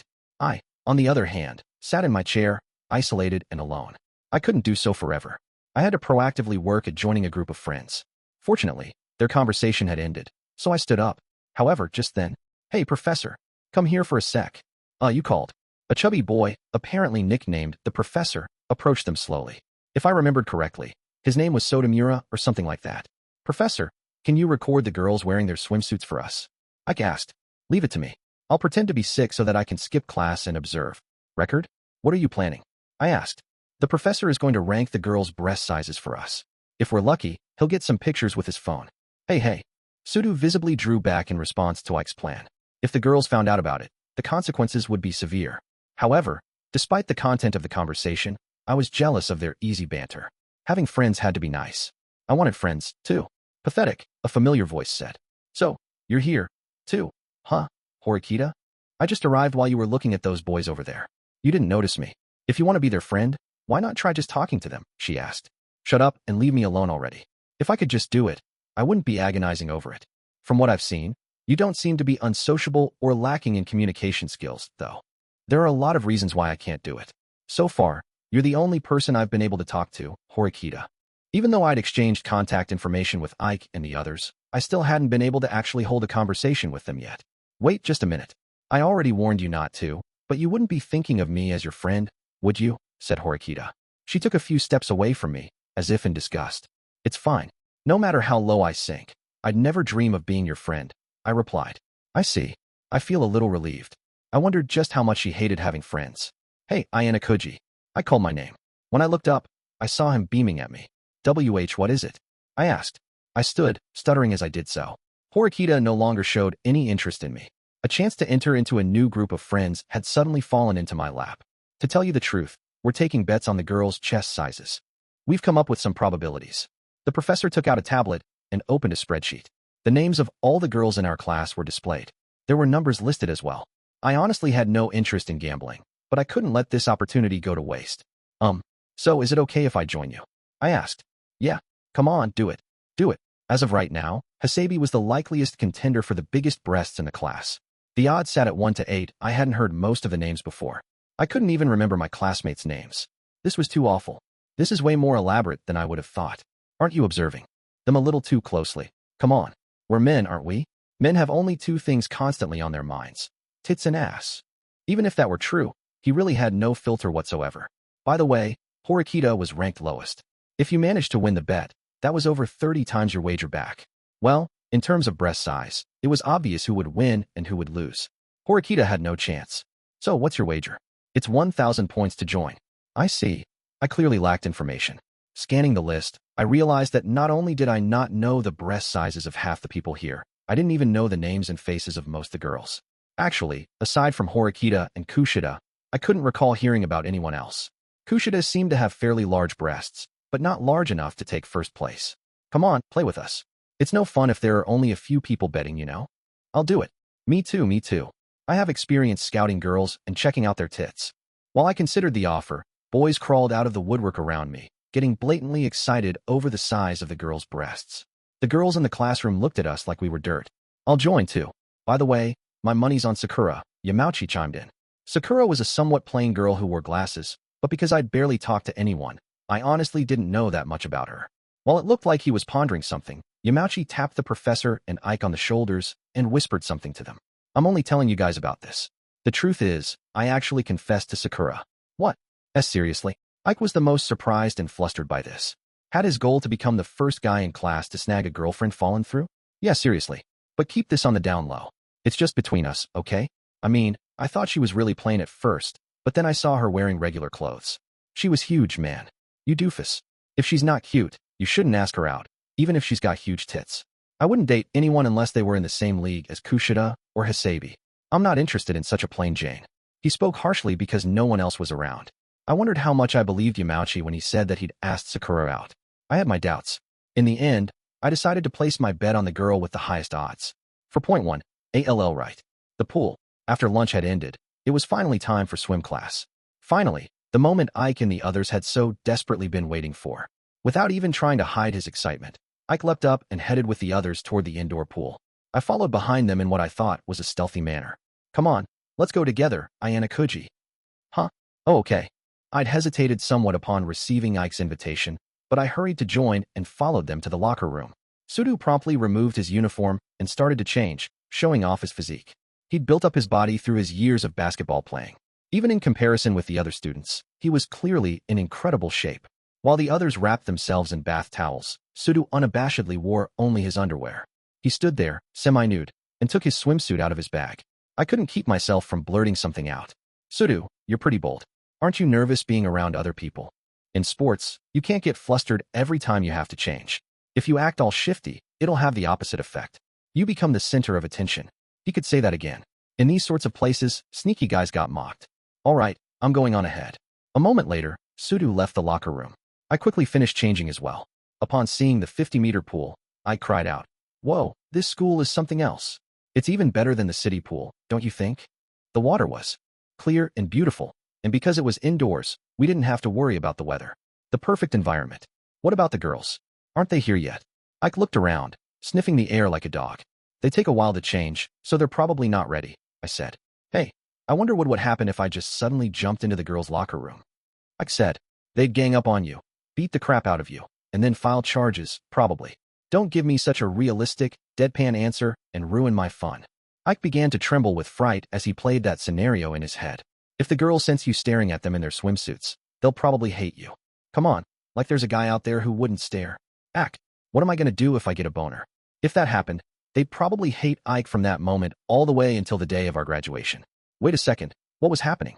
Had I started talking naturally to Ike and the others? Even though until this morning I hadn't been able to join their group, I suddenly had my foot in the door, so to speak. This was the moment for a new friendship to be born. Wow, it's so spacious. It's so much bigger than the pool at my junior high school. A few minutes after the boys had arrived, a girl's voice could be heard. Hey, are they here? Ike looked ready to strike. If you were that obvious about it, the girls were bound to hate you. Even so, I was curious, too. I mostly wondered about Hasabi and Kushida, but a little about Horikita as well. I was particularly interested in Hasabi, the girl rumored to have the biggest tits in class. I didn't think there'd be any harm in taking a little peek. However, it turned out that all of the boys' wishes were dashed by an unexpected turn of events. Hasabi isn't here. What's going on, Professor? I cried. The professor, who had been watching the class, was now in a panic. Standing on the second-floor observation deck, he scanned the room. Ike and the others also looked around. At this height, the professor's beady, bespectacled eyes should have spotted his prey instantly. However, he couldn't find the girls anywhere. He looked to his right and left, as if in disbelief. Could they still be changing? Or could be behind you, Professor? What? Ike pointed and shouted. The situation had become clear. Hasabi stood behind the professor on the observation deck. One by one, the rest of the girls appeared, until they'd all emerged onto the second floor. Sakura was among them. What's going on? How did this happen? Ike slumped to the ground and buried his face in his hands, shaken by this unbelievable turn of events. Hasabi seemed to be self-conscious about being considered a beautiful girl. Furthermore, she seemed to dislike getting curious looks from the boys. She was not amused at their attempts to ogle. But I thought I'd get to see big tits. Big tits. I thought this was my chance. Ike appeared to be contemplating suicide. His wails of agony reached Hasabi. Gross, the girls muttered among themselves. Ike was being far too obvious, so it wasn't surprising that the girls hated him. Ike, don't be sad. Come on, there are still tons of girls out there for us. Yamauchi said. Why yeah, that's right. You got a point. I can't get down in the dumps now. Ike cried. Bro. Yamauchi and Ike reaffirmed their manly bond of friendship, clasping their hands together. What are you two doing? That looks like fun. KK Kushida-chan. Kushida showed up between the two of them. She was clad in her school-issued swimwear, which nicely showed off her voluptuous figure. In an instant, nearly all of the boys' eyes were glued to Kushida's body. She must have been a D or E cup. I didn't know for sure, but I estimated. She was a lot bigger than I'd thought. Her butt and thighs were also more voluptuous than I had pictured, which was strangely captivating. However, all of us boys quickly averted our gaze. The weather was so nice today. World peace truly was wonderful. Once the inevitable physiological reaction kicked in, it was quite a terrible shock. Why the pained expression? Horikita examined my face closely, with a suspicious look. I'm currently in the midst of an internal battle, I replied. Horikita was in a school swimsuit. How to put it? Yeah, she looked good. Not bad at all. But if I stared, it was likely that something bad would result. I thought it best to grin and bear it until I calmed down. Chapter 5. Friends, Keiichi-chan. Do you want to stop by a cafe on our way back today?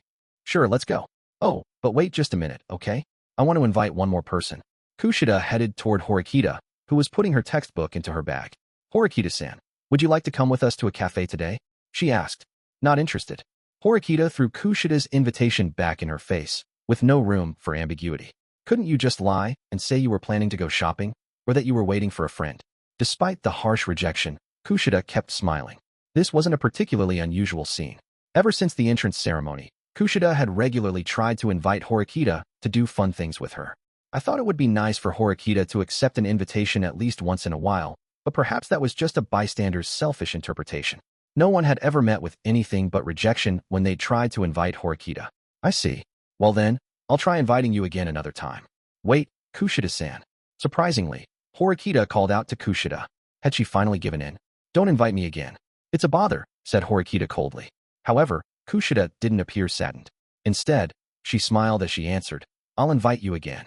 Kushida then ran back to join her friends, and they left the hall. Kikyu-chan, just stop inviting Horikita-san. I hate her.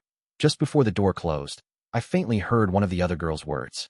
Horikita, who was right next to me, must have heard as well, but she gave no indication that she cared. You won't try to invite me places, will you? She asked. Nope. I understand your personality well enough. It's pointless to even try. I'm relieved to hear that. After Horikita finished getting ready, she walked out of the classroom by herself. I absent-mindedly stuck around for a little while, but soon grew bored and got up. Time to go home, I thought. Ayanokouji-kun, do you have a moment? Hirata, who was still hanging around, called out to me when I passed by. Unbothered, I responded to him softly. It was unusual for Hirata to notice me. It's about Horikita-san, actually. I was wondering if something was wrong. Some of the girls were talking about it earlier. Horikita always seems to be alone. Maybe it wasn't Kushida especially. Perhaps Horikita was just the kind of person who strongly disliked company. Could you possibly tell her to try to get along with people a little? Well, that's up to the individual, isn't it? Besides, Horikita isn't really making trouble for anyone else, I replied. You're right, of course. However, many people have voiced their concerns about it. I absolutely do not want any bullying in our class. Bullying? Such talk seemed premature, but perhaps there were signs of it. Was he warning me, then? Hirata looked at me with the purest of intentions. Well, I think it'd be better for you to tell her directly rather than talk to me. Hirata, I said. You have a point. Sorry for bringing it up. Horikita was always alone, day after day. If this continued, within a month, she'd be like a tumor in our class. However, this was Horikita's personal problem, and something I probably shouldn't involve myself with. 5.1 After leaving class, I went straight toward the dormitory. Kushida, who was supposed to have left with a friend earlier, appeared to be waiting for someone while leaning up against the wall. Noticing me, she smiled like always. I'm so glad. I was waiting for you, Ayanokouji-kun. There's something I wanted to talk to you about. Do you have a minute? She asked. Yeah, sure. She couldn't be confessing her feelings for me, could she? Nah, there was about a 1% chance of something like that. I'll just ask you outright. Ayanokouji-kun, have you seen Horikita-san smile even once? Huh? No, not that I can remember. Apparently, Kushida had come to talk about Horikita again. Thinking back, I didn't recall ever seeing Horikita smile once. Kushida took my hand in hers, closing the distance between us. Did she smell of flowers? I breathed in an extremely pleasant scent. You know, I want to become friends with Horikita-san, she said. I think she guesses your feelings. At first, a lot of people tried reaching out to her, but now you're the only one. You seem to know Horikita-san pretty well, Ayanokouji-kun. It's not like I'm watching her or anything. It's just that you tend to learn a lot about the person who sits next to you. Girls were girls, after all, and they'd been really eager to form groups since the first day of school. They were also more aware of cliques and social circles than guys, and in this class of about 20 people, held the most influence. You could claim they put up a facade, that they weren't genuinely being themselves. However, Kushida was the exception. She definitely held favor within each group, but more than that, she was tremendously popular with everyone. She was persistently warm and gentle toward Horikita, as part of her continued efforts to become her friend. That wasn't something an ordinary student could do. That was probably why everyone adored her. Plus, she was really cute. Cuteness makes everything better. Didn't Horikita already warn you not to try again? I don't know what you can say to her next time, I said.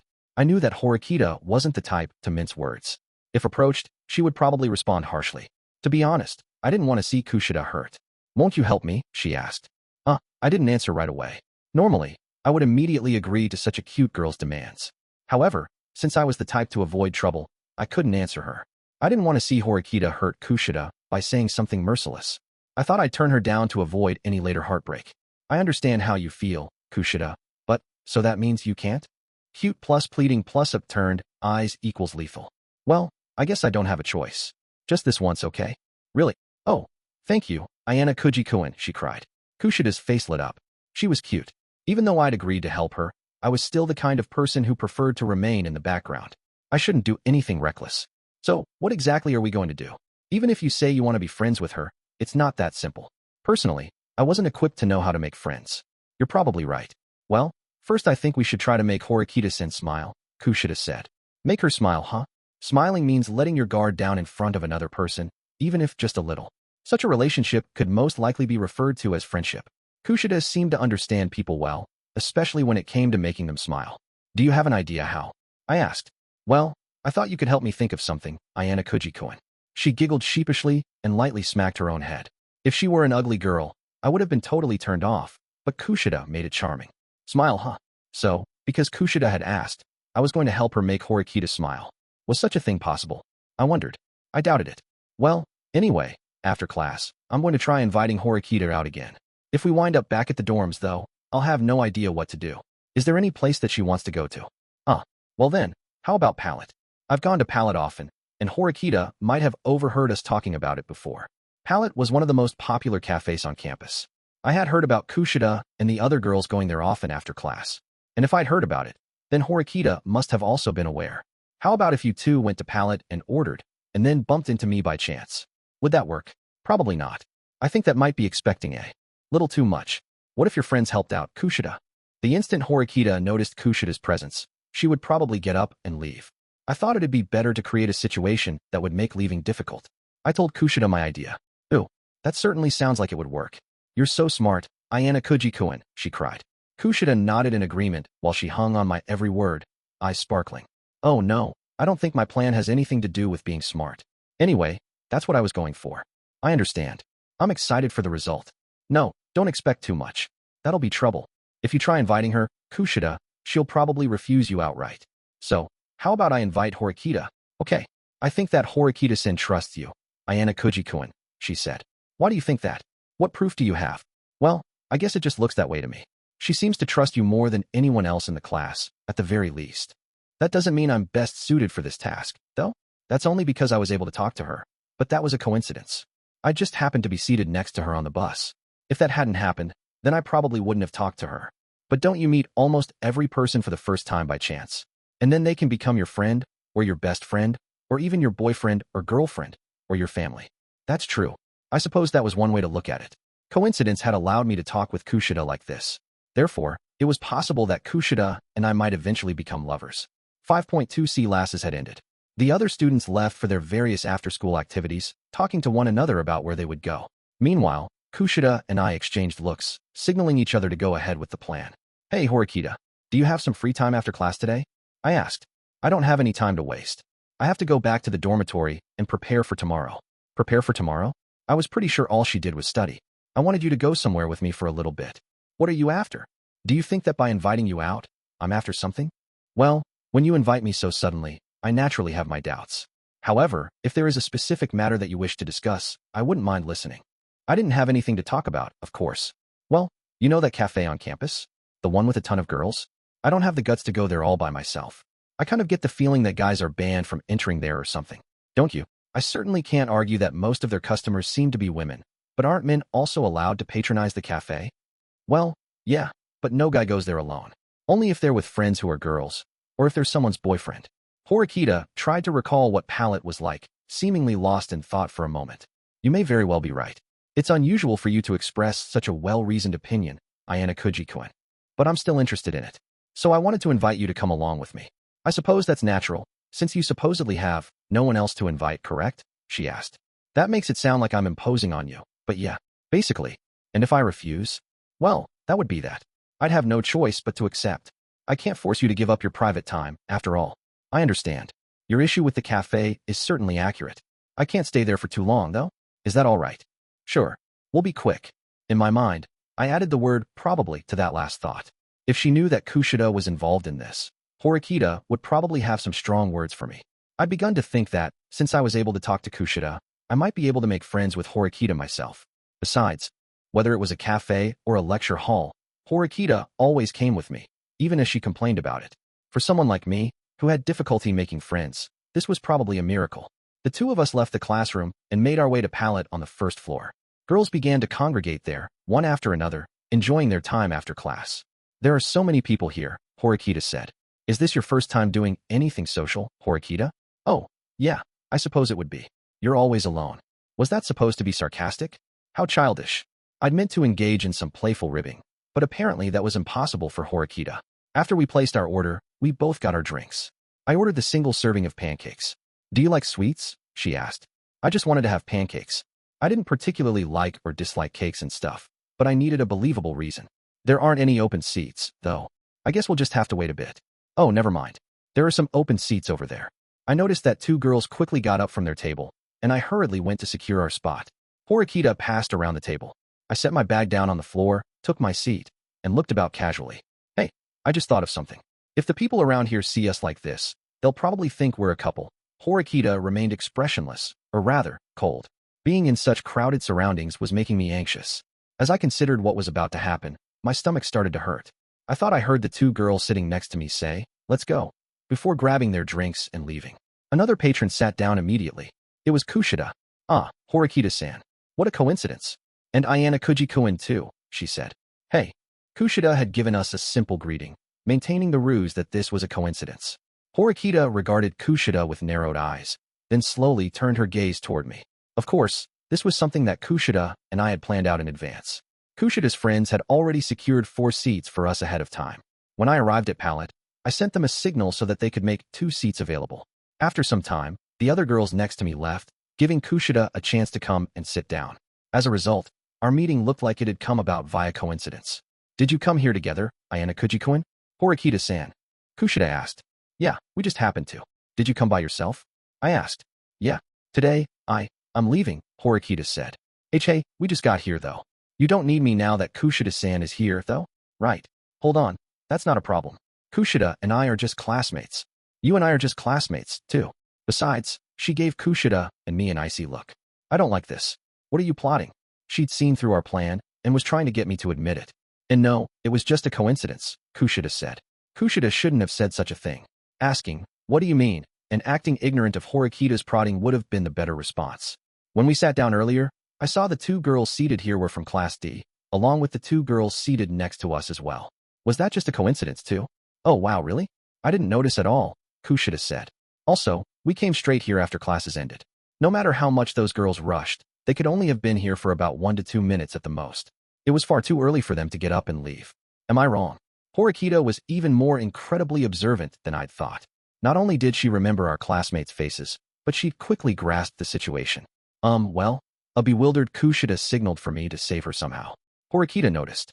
Any further deception on our part would just make it worse. Sorry, Horikita. We planned this. I thought as much. I thought. This whole thing was a little suspicious right from the start. Horikita-san, please be my friend. Kushida just came out and asked her directly, no longer trying to hide anything. I've already said this many times. I want you to leave me alone. I have no intention of becoming friends with anyone in class. Can you not understand that? Horikita said, always being alone is a very sad way to spend your life. I just want to get along with everyone in class. I wouldn't deny you your wish, but it's wrong to try forcing people into something against their will. Being alone doesn't make me sad. Besides, do you think that I would be happy if you forced me to become your friend? Do you think that feelings of trust would arise out of something forced? Horikita wasn't wrong. It wasn't that she couldn't make friends, but that she considered them unnecessary.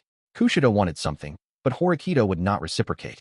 It's my fault for not being clear enough with you, so I don't blame you this time. But if you try this again, please keep in mind that I will not forgive you.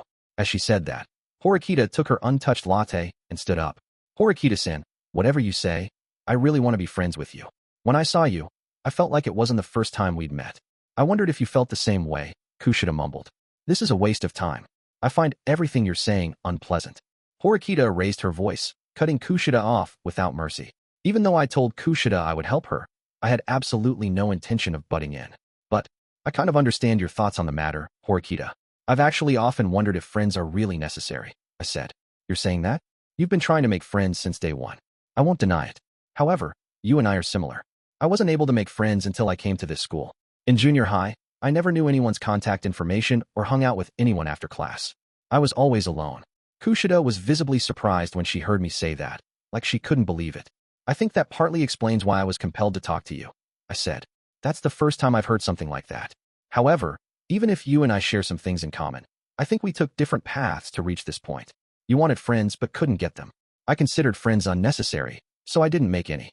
Saying we are similar would be incorrect. Am I wrong? No. But telling Kushida that she was being unpleasant is going too far. Are you really okay with this? If you choose not to get along with anyone else, you'll be alone for the next 3 years. That sounds pretty painful. It will be my 9th year in a row of being alone, so I'll be fine. Oh, and if you include kindergarten, it would actually be slightly longer. Had she just nonchalantly dropped a bombshell? That she'd always been alone for as long as she could remember? Can I go now? Horikita asked. She sighed deeply and looked straight into Kushida's eyes. Kushida-san, if you don't try to force me into anything, I won't be rude. I promise. You're not stupid, so you understand what I'm telling you, right? With one final simple, well then, Horikita left. Kushida and I remained in the noisy cafe. Well, that was a failure. I tried to lend a helping hand, but it was pointless. I guess she's gotten too accustomed to being alone, I said. Kushida wordlessly collapsed into her seat. However, she instantly recovered, and her usual smile returned. It's okay. Thank you, Ayanokouji-kun. It's true that I wasn't able to become her friend, but I was able to learn something important. That's enough for me. I'm sorry, though. I feel like Horikita-san might hate you now because you helped me. Don't worry about it. I just wanted Horikita to consider the benefits of friendship, thinking it'd be inconsiderate for the 2 US to hold up table space for 4 people. I moved to sit next to Kushida. Even so, I was shocked when you said that you didn't have any friends, Ayanokouji-kun. Is that true? I didn't think you were like that at all. Why were you all alone? Oh yeah, it's true. Sudu and Ike are the first friends I've ever made. I still don't really know if that's my fault or the fault of the circumstances I was in. But when you made friends, did it make you happy? Is it fun? Kushida asked. Yeah, there are times when I find it annoying, but sometimes I feel like I'm happier than I was before. Kushida's eyes sparkled as she smiled at me, nodding her head in agreement. Horikita has her own way of thinking. There's probably nothing that we can do about that. Do you really think so? Is it not possible to make friends with her? She asked. Why are you desperate to be her friend? Kushida, don't you already have more friends than everyone else? There's no reason to focus on Horikita. Even if it meant that she wouldn't be friends with everyone in class, she didn't need to try so desperately. I wanted to be friends with everyone. Not just the people in Class D, but the students from other classes, too. But if I can't become friends with one girl in my class, then that means I'll never achieve my goal. Just think of Horikita as a special case. Your only option is to wait for a real coincidence to come along. Not something forced, but a natural event that would connect the two of them. When that time came, they might possibly become friends. Chapter 6. The End of Everyday Life. Ha ha ha. God, you're so dumb. You're hilarious, man. I chatted loudly with Yamauchi during second period math. It had been 3 weeks since the entrance ceremony. In that time, Ike and Yamauchi, along with Sudo, had collectively come to be known as the Idiot Trio. Hey, do you want to go do karaoke? Yeah, let's go. A group of girls nearby were making plans for after class. I was really worried for a while, but it looks like everyone's opened up to each other quickly. Ayanokouji, haven't you made quite a few friends? Asked Horikita, copying what was written on the blackboard into her notebook. Somewhat, I suppose. Although I was anxious at first, I'd gotten to know Sudo from our encounter at the convenience store, and I'd bonded with Ike and Yamauchi through the incident at the pool. Sometimes we ate lunch together. Even though I was far from having a best friend, before I knew it, I could say that I had some friends. Human relationships are rather mysterious, so I couldn't pinpoint the precise moment we became friends. Sup? Halfway through class, Sudo crashed through the door and barged into the classroom. He slumped in his seat with a yawn, clearly not caring how late he was. Oh hey Sudo, want to get lunch later? I called out to Sudo from across the room. The math teacher continued the lesson without even really paying attention. Normally, the teacher would have flicked a piece of chalk at him, but perhaps out of some feeling of laissez-faire, all of the teachers tolerated that kind of behavior. Even when it came to poor language, being late to class, or dozing off, no one cared. While at first our class had acted more reserved, now everyone was far too flippant. Of course, there were a few students like Horikita who studied diligently. My cell phone vibrated in my pocket, indicating that I'd received a message. It was from the guys' group chat that I was a part of. It looked like they'd decided to eat lunch in the dining hall. Hey Horikita, do you want to have lunch with me? I asked. I will have to decline. Your group is rather unrefined, anyway. I can't deny that. When guys were alone, all they talked about were girls and dirty jokes. Who's cute, who's going out with who, how far they've gone, etc. Adding a girl into the group would probably have been a bad idea. Whoa, seriously, he has a girlfriend? Awesome. Based on Ike's conversation, it sounded like Hirata was dating Karuizawa. Watching Karuizawa from afar, I saw that she was gazing lovingly at him from across the room. As for my own impression of Karuizawa, well, she was certainly cute. But she had this atmosphere around her that it made difficult for uncertain people to approach her. In other words, she seemed like one of those intensely girly type girls. In junior high, she'd probably pounced on pretty boys like Hirata. These were my own uncharitable assumptions, but I probably wasn't far off. Oops.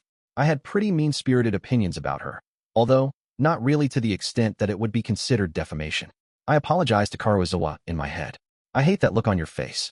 Horikita glared icily at me. She must have read my sleazy inner thoughts. How fast did you need to move to become a couple right after starting school? I was agonizing over just making friends. If I'd gone up to Horikita and asked, would you go out with me? She definitely would have smacked me. At any rate, if I were to get a girlfriend, I'd prefer a kinder, more lady-like girl. 6.1 F or third period, we had history class with Kayabashira-sensei. When the bell rang, Kayabashira-sensei walked into the noisy classroom. Her entrance didn't alter the students' behavior. Quiet down a little, please. Today's lesson will be a bit serious. What do you mean, Esi-chan-sensei? They already had a pet name for the teacher. It's the end of the month, so we're going to have a short test. Please pass these to the back. She handed out the papers to the students in the front row. Eventually, the single-sheet test reached my desk. It contained questions in the 5 main subjects. With only a few questions per subject, it really was short. Huh? I wasn't listening, though. This is so unfair, a student cried. Don't say that. This test is just for future reference. It won't be reflected in your report cards. There is no risk involved, so don't worry. Of course, cheating is prohibited. Her phrasing struck me as odd. Normally, only general grades were reflected in your report card. But the way Kayabashira-sensei said they wouldn't be reflected in our report cards made me think that the grade could be reflected in some other way. Well, perhaps I was worrying too much. If this had no effect on our report card, then there was no need to be so cautious. As soon as the pop quiz began, I scanned the questions. There were 4 questions per subject, for a total of 20. Each question was worth 5 points, for a total of 100 points. Most of the questions were extraordinarily easy, to the point where it was almost a letdown. In fact, the questions seemed to be about 2 levels less difficult than the ones on the entrance examination. It appeared far too easy. However, just as I thought that, I reached the end of the test.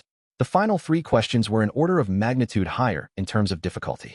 The final math problem couldn't be solved without complex formulae. No way. These questions are seriously way too hard.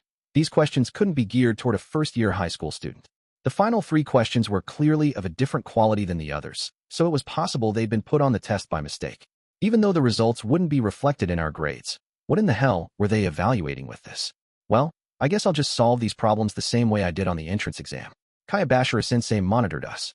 As she slowly patrolled the classroom, she kept a watchful eye to dissuade us from cheating. I quickly glanced at Horikita, who would never even think of cheating. Her pen danced across the paper as she filled in all of the answers. It looked like she was easily going to get a perfect score. I continued staring intently at my test until the bell rang. 6.2. If you just come right out and tell me straight, I'll forgive you, okay? Tell you what straight.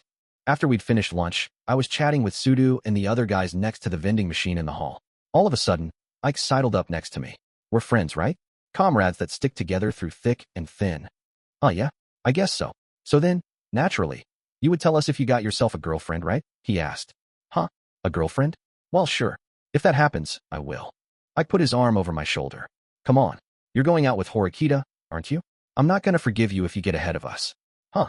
I noticed Yamauchi and Suda both eyeing me suspiciously. You idiot. We're not dating. Absolutely not. Seriously. Okay, but what were you guys talking about all sneaky-like during class today? I guess it's not a story for us, huh? Were you talking about dates or making plans for dates, huh? I could kill you. I'm so jealous. It's nothing. Besides, Horikita isn't the dating type. I don't know about that. We never really talked to her before. If Kushida hadn't brought it up, we probably wouldn't even know her name. She disappears into the background, like a shadow. Was that true? I couldn't recall Horikita really talking to anyone except for Kushida or me. You wouldn't even know her name? That's awful. So, do you know all your classmates' names, Ayanokouji? I could remember about half of their names. I got the point. She does have a really cute face though, doesn't she? That's why we noticed. Her. Yamauchi and the guys nodded in agreement. She has such an uptight personality though. I don't like girls like her, remarked Sudu, drinking his coffee. Yeah, I know. It's like she's really snippy, yeah? I'd rather go out with a cheerful girl who I can have an easy conversation with. She has to be cute, of course. Just like Kushida-chan. Of course. Kushida was still Ike's favorite. To go out with Kushida-chan, or rather, do naughty stuff with her, cried Yamauchi. You moron. Like hell you can date Kushida-chan. And you're forbidden from fantasizing about her, too. Ike cried. Come on, you think you can date her, Ike? Besides, I've dreamt of sleeping next to Kushida-chan. What? Well, I've dreamt of her doing super sexy poses while in cosplay. The two of them went back and forth over their wild Kushida fantasies. Come on, guys. High school students are free to fantasize, but that's just being plain rude to Kushida. Who do you have your eye on, Sudu? Seen any cute girls in basketball? Ike asked. Huh? Oh, no one. Not yet, anyway. We don't really have room for any girls on the team right now. Really? If you do have a girlfriend, though, you better not be hiding it. You have to tell us. You have to. Yeah, sure, Suda said. Despite how disgusted he seemed by the conversation, he nodded. The subject of girlfriends made me remember Hirata. Oh, yeah, isn't Hirata dating Kawazoa now? I asked. Yeah, you're right. Hondu saw them holding hands just the other day. Yeah, they're dating. No mistake about it. They were walking together, shoulder to shoulder. They were, huh? I wonder if they've already done naughty stuff together. Of course they have. I'm so jealous. I'm too jealous. It felt kind of unbelievable that a first-year high school student would already have had sex. But I supposed it was true. Unintentionally, I'd started thinking like these guys. Listen to me. I've got the most experience with sex and stuff, said Yamauchi, sprawled out on the hallway floor. I think it'd be better to ask Hirata, Ike said. Do you honestly think that Hirata would give us the details? Like, if we asked about her breasts? Or if she were a virgin, or things like that? Do you really think he'd tell us? Come on, I said. What kind of experiences were they planning to ask about? I walked over to the nearby vending machine to buy something to drink. Get me some cocoa, Yamauchi called. If you want something, buy it yourself. Can't. I've already almost used up all of my points. I have about 2,000 left. How could you possibly have used more than 90,000 points in just 3 weeks? I asked. I bought stuff I wanted. Here, check it out. It's awesome, said Yamauchi, taking out a handheld gaming device. I bought this with Ike. It's a PS Viva. A PS Viva. It's amazing that a school sells this kind of stuff. How much did it cost? About 20,000. With the optional stuff included, it came to about 25,000. Dude, don't spend all of your points right away. I don't usually play games all that much, but now that I'm living in a dorm, I figured I could play with friends. Oh, you know that Miyamoto guy in our class? He's really good at video games. Miyamoto was the rather plump boy. I'd never spoken to him directly, but I got the impression he was the type who'd talk about things like games and anime all the time. You should buy one too and join in. Sudu said that he'd get one with next month's allowance. They were already ganging up on me. Yamauchi handed over his game system, so I could give it a try. It was a lot lighter than I expected. The screen displayed a warrior, huge sword strapped to his back, petting a pig. What kind of world was this? Honestly, I'm not really that interested. What is this anyway? Some kind of fighting game. You've heard about Hunter Watch, right? It's sold more than 4.8 million copies worldwide, man. I've had an incredible knack for games ever since I was a little kid. Overseas professionals constantly scouted me. I always turned them down, though.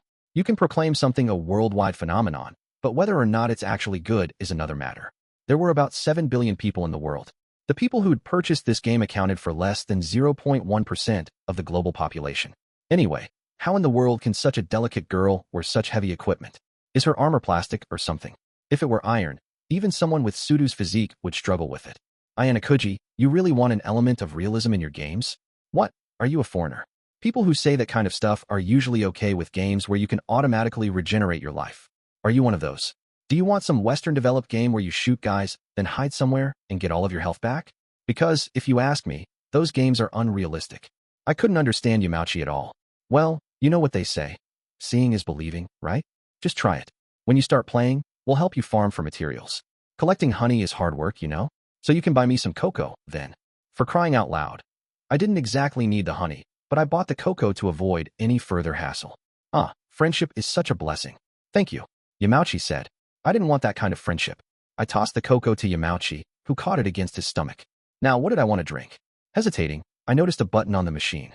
Oh, so they have this, too. There was a button for mineral water, which was free of charge. What's wrong? Oh, nothing. Just was wondering if the cafeteria offers anything for free. Oh, you mean like the vegetable meal set? Ugh, there's no way I'd want to go through school with only vegetables and water. Yamauchi cackled as he drank his cocoa. If you used up all of your points, then you'd have no choice but to take the free stuff, like vegetables and water. However, it was easy to avoid that situation. As long as you didn't spend all of your points like Yamauchi, that is. There are quite a few people who eat the vegetables, actually, I said. Since I went to the cafeteria often, I recalled seeing many students eating the free meal sets. It's not because they like it. It's probably because it's the end of the month. Well, that might be so. While I felt a little uneasy about it, I pressed the button for milk and took the bottle after it came tumbling down. Why can't next month come any faster? I want my dream life back again. Yamauchi and the other guys laughed as they lamented. 6.3 HEY, we're going to go hang out with Kushida-chan and some other people after class. You want to come? I received that text message in the middle of my afternoon class while absent-mindedly jotting down notes. Weren't these supposed to be the halcyon days of our youth? This was the first time that friends had invited me to hang out after class. I had no reason to refuse their invitation, but I thought I'd ask who was going. I didn't want to be surrounded by a bunch of people I didn't know. That would be awkward. I quickly received a reply. I saw Ike and Yamauchi's names, as well as Kushida's, including me. That made 5 people. Didn't seem like anyone whom I didn't already know was included. Well, that sounded fine. I confirmed that I'd go, and a response quickly followed. Kushida-chan is my target, so don't you dare get in my way. Ike-sama, no, Kushida-chan is mine. You stay out of the way. Yamauchi, huh? You say you're after Kushida-chan, too. What? Are you trying to pick a fight? It'd be nice if we all got along, but the two of them started fighting over Kushida via text. I'd been looking forward to hanging out with everyone, but now I thought it might be a hassle. When class ended, I left with Ike and Yamauchi. Even though I'd been here a while, the school grounds were so expansive that I still didn't know the area very well. We couldn't leave with Kushida, even though we're in the same class. Huh? I said. She said she had to talk to a friend from another class. Kushida-chan is quite popular. Do you think maybe she's talking to a boy? Ike mumbled. Relax, Ike. I've already confirmed it. She's talking to a girl, Yamauchi said. All right. Are you guys seriously going after Kushida? I asked. Of course. She's my dream girl. Yamauchi must have shared this opinion, considering the fact he kept nodding in agreement. You're interested in Horikita, aren't you? She's definitely beautiful, I gotta say. No, I'm not. Really? Didn't you guys sneakily exchange looks and nonchalantly touch fingertips? You know, something bittersweet and yet kind of irritating. While Ike relentlessly pressed me, one of the very girls we were talking about ran over. Sorry for being late, but thanks for waiting. Kushida cried. Oh, no worries, Kushida-chan. Hey, wait a second. Why are they here? Ike had been jumping up and down excitedly, but now he tumbled over and sprawled across the ground. What an energetic guy. Oh, I just happened to run into them on the way, so I thought I'd invite them along. Was that not okay? Kushida had brought Hirata and his girlfriend. At least, I was pretty sure she was his girlfriend, Karuizawa. There were also 2 other girls, Matsushita and Mori, who always hung around Karuizawa. Hey, don't we have some way of making Hirata go away? Ike whispered, putting his arm around my shoulder. I don't think there's really any reason to make him leave, I replied. That pretty boy will completely overshadow us. What are you going to do if Kushida-chan ends up liking Hirata, huh? We can't let that pretty boy end up with a cutie like Kushida. Well, I don't know about. Hey, wait, isn't Hirata dating Karuizawa? I wouldn't worry. Hey, just because you say he has a girlfriend is no guarantee. I can't relax. Besides, anyone in his right mind would choose a pretty angel like Kushida-chan over a sloppy, easy gal like Karuizawa. Ike furiously prattled on, his spit spraying my ear, which grossed me out. Not just the spit, either. His vile words were pretty disgusting, too. It was true that Karuizawa certainly was one of those gyro types with tan skin and everything, but she was plenty cute. Hey, Ike, you do know that there's no guarantee that Kushida-chan is a virgin, right? Yamauchi joined our conversation, his anxious voice a strained whisper. WL. Yeah, you might be. And no, Kushida has to be a virgin. Ike said. They continued to discuss their wild, delusional fantasies, though I thought it was more misogyny than anything. If at all possible, I would have rather not been involved. If we're a bother, perhaps we can just go separately, said Hirata in a reserved tone. He seemed to have noticed our secret conversation. We don't really mind at all, do we? Right, Yamauchi? Why, yeah. Let's all go together. The more the merrier, you know. Right, Ike? Moments ago, those two had shouted that others would be in the way, and that they needed to get rid of Hirata. But if they did such a thing, then Kushida might like them less. Whether or not there was any chance she'd like them in the first place was another matter. Well, obviously, that was the idea. Why are you three whispering about us? Karuizawa's words were certainly understandable, but I was shocked to be lumped together with Ike and Yamauchi. Well, here's my thought. If we include Hirata and Karuizawa, then we'll have the same number of boys and girls. So that means it'd be a triple date. Ayanokouji, this could be your chance, you know? So, you're good with Matsushita, Yamauchi? I'm gonna talk to Kushida-chan. Ike said, hey, don't screw with me. I'm the one after Kushida-chan. We're going to get married under an old cherry blossom tree, exchanging vows like a sweet promise between childhood friends. It's fate. You're full of crap. I've thought about doing that for a while now.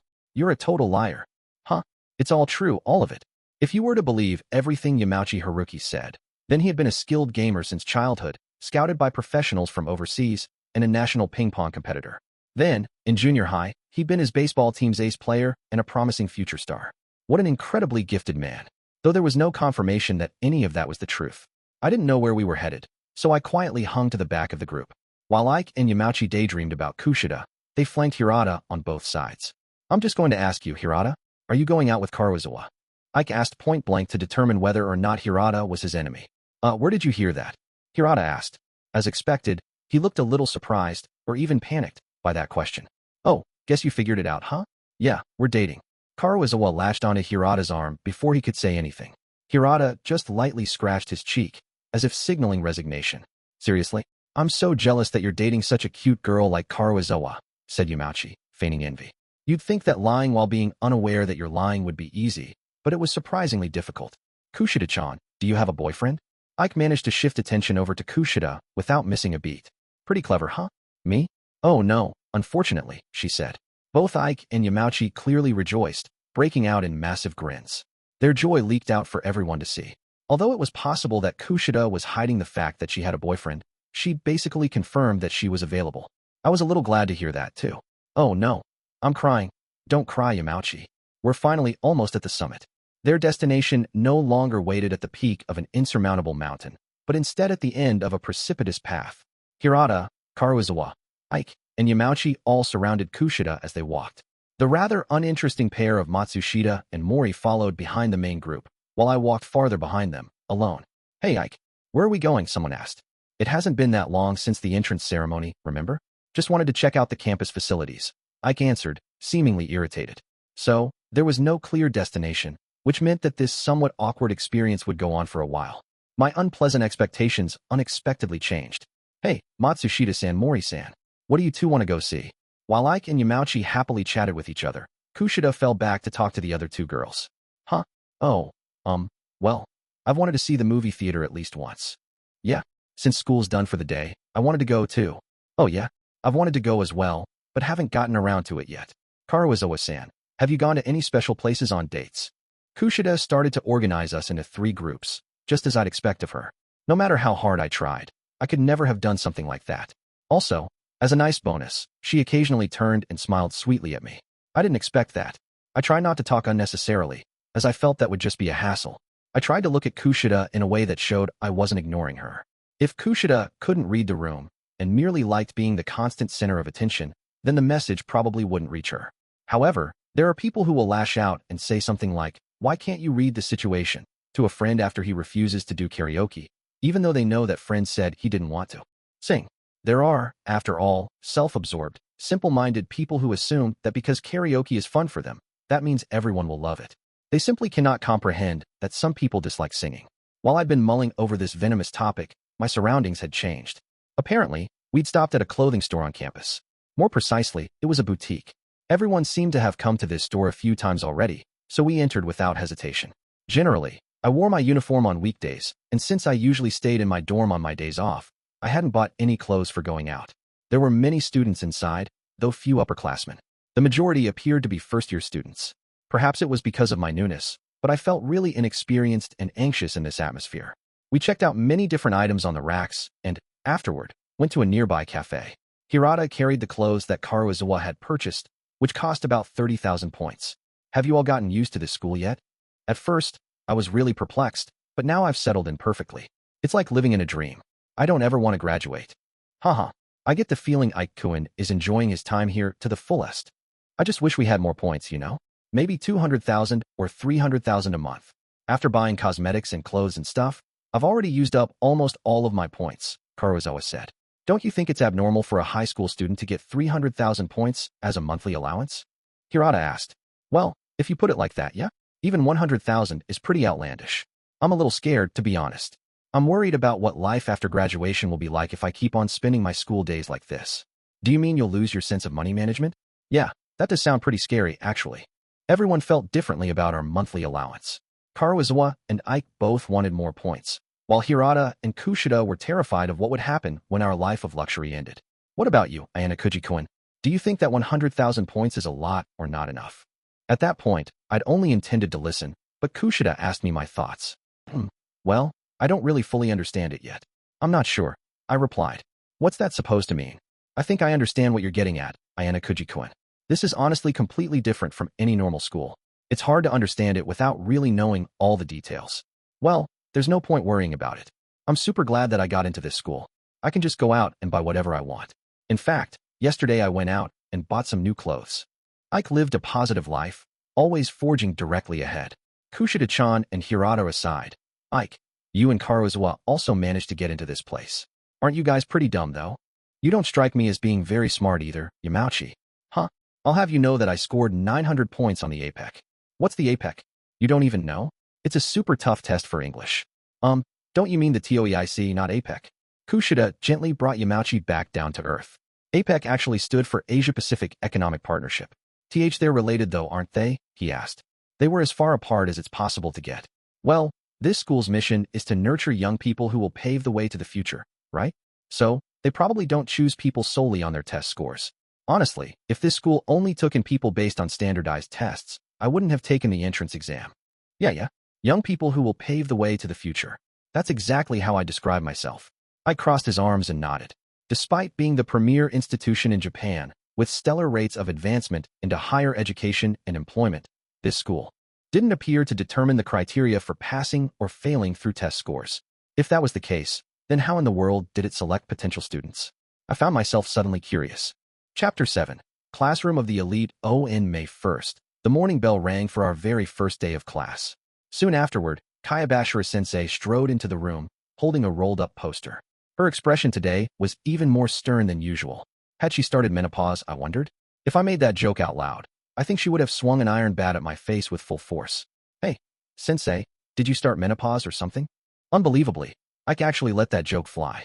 Honestly, it was more shocking that I'd thought the same thing as Ike. All right, your morning homeroom is about to begin. Before we get started, does anyone have any questions? If so, now is the time to speak. Kayabashira-sensei completely ignored Ike's sexual harassment. She appeared totally convinced that the students had questions they wanted answered. Immediately, several students raised their hands. I checked my point balance this morning, but I didn't see any deposits. Points are given on the first day of every month, aren't they? I couldn't buy juice this morning. Hondu, I already explained this before, didn't I? Points are deposited on the first day of the month. I've confirmed that points were wired this month without any issues. But nothing was deposited into my account, though. Hondu and Yamauchi exchanged glances. Ike appeared too shocked to notice them looking at each other. I checked my point balance that morning as well, but saw that it had remained unchanged from the day before. No more points had been deposited into my account. I'd simply thought that the points would be wired later. Are you kids really that dumb? Was she angry or delighted? I was getting an ominous vibe from Kayabashira-sensei. Dumb? What? As Hondu stupidly repeated her words, Kayabashira-sensei looked at him sharply. Sit down, Hondu. I'll explain once more, she said. Sasai-chan-sensei. Hondu, taken aback by her unusually strict tone, slumped in his seat. Points were deposited. That much I know for certain. There is absolutely no chance that we forgot about anyone in this class. To think so is ludicrous. Understood. Well, even if I tell you that we understand, we haven't received any points. Hondu, still perplexed, began to look dissatisfied. Supposing that what Kayabashira-sensei said was true and that points had been wired to us, then that meant, had there been a discrepancy, then? Did that mean that 0 points had been deposited into our accounts? My vague doubts quickly grew. Ha ha ha. I see. So, it's like that then, teacher? I think I've solved the mystery, Koenji boomed, laughing. He propped his feet up on his desk and smugly pointed toward Hondu. It's simple. We're in Class D, so we didn't receive a single point. Huh? What are you talking about?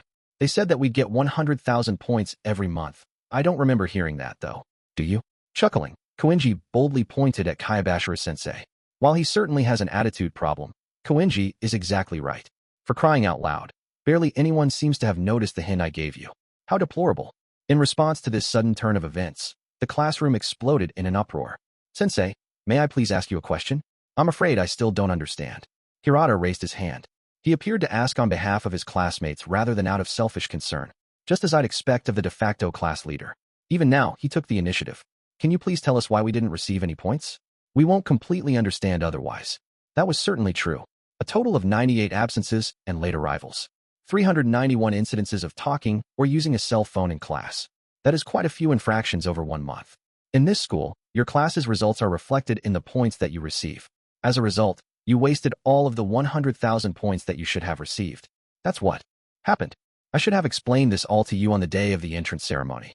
This school measures its students' true abilities. This time, you were evaluated as being worth nothing. That's all. Kayabashira-sensei spoke in a robotic fashion, devoid of any emotion. The doubts I'd had since coming to this school were finally confirmed, though, in the worst way possible. Even though we'd started with the huge advantage of 100,000 points, Class D had lost it in just a single month. 7.1. If we don't get any more points, what I am going to do? I used up all of my points yesterday. During the break, the classroom erupted into an uproar, or rather, chaos. Forget about the points. What the hell about this class? Why was I put in a Class D? Yukimura cried resentfully. A thin layer of sweat covered his forehead. Wait, does this mean that we can't get into college now? Why did we even go to this school? Does Sasai-chan-sensei hate us, or something? None of the other students could hide their confusion. I understand that you're all confused right now, but everyone needs to calm down. Hirata, sensing the classroom tipping toward crisis, stood and attempted to rein everyone in. How are we supposed to calm down? Aren't you frustrated that she called us a bunch of failures? Yukimura said. Even if I was, isn't it better for us to band together so we can turn things around? Hirata asked. Turn things around? I don't even agree with how we were sorted in the first place. I understand. However, sitting here whining won't help us right now. What did you say? Yukimura quickly went to Hirata and forcefully grasped his collar. Calm down, you two, okay? I'm sure that the teacher talked to us harshly, so we'd be inspired to do better, right? That was Kushida. She slipped between the two and separated them, gently taking Yukimura's balled fist. Just as anyone would expect, Yukimura didn't try to hurt her and reflexively took half a step back. Besides, it's only been 1 month since we started here, right? Like Hirata-kun said, it's better if we all do our best together. Do you think that I'm wrong about that? And no, well, I certainly wouldn't say you're wrong, but Yukimura's anger had almost completely vanished. Kushida looked at everyone in class, and it was almost as if her eyes reflected a sincere wish for us to work together. Yeah, it's better for us to band together, right? There's no need for you to fight, Yukimura. Hirata, I'm sorry. I lost my cool, Yukimura said. It's all right. I should have chosen my words a little more carefully. Kushida Kikyu's presence brought everyone together. I took out my cell phone and snapped a picture of the paper with the class point totals. Horikita, taking notice, looked at me with a puzzled expression. What are you doing? She asked. I haven't been able to figure out how points are calculated yet. You've also been taking notes, haven't you? If I could figure out how many points were deducted by being late or talking in class, it'd be easier to come up with countermeasures. Wouldn't it be difficult to figure out those details at this stage? Besides, I don't think you can resolve this simply by investigating. Everyone in our class arrived late and talked too often. As Horikita had said, it certainly was difficult to conclude anything based on the current information. Also, Horikita's usually cool, composed attitude was gone. She seemed rather impatient. Are you trying to get into college, too? I wondered. Why do you ask? Well, when we learned about the differences between A and D, you looked shocked. But so was almost everyone in this class, more or less. If they'd told us at the start, that would have been one thing, but to explain it at this stage? Unthinkable. Well, she was right about that. There was probably a lot of discontented grumbling coming from Class C and B. Students as well. After all, the school treated every class except for A like leftovers. Trying to get to the top was probably our best option. I think that before we even start talking about A or D or whatever, we should secure points. Points are just a byproduct of our performance, though. Not having points won't hinder our lives here at school. We have free options at almost every turn, right? Horikita said. If you thought about it that way, it'd be a relief for the students who'd lost all of their points.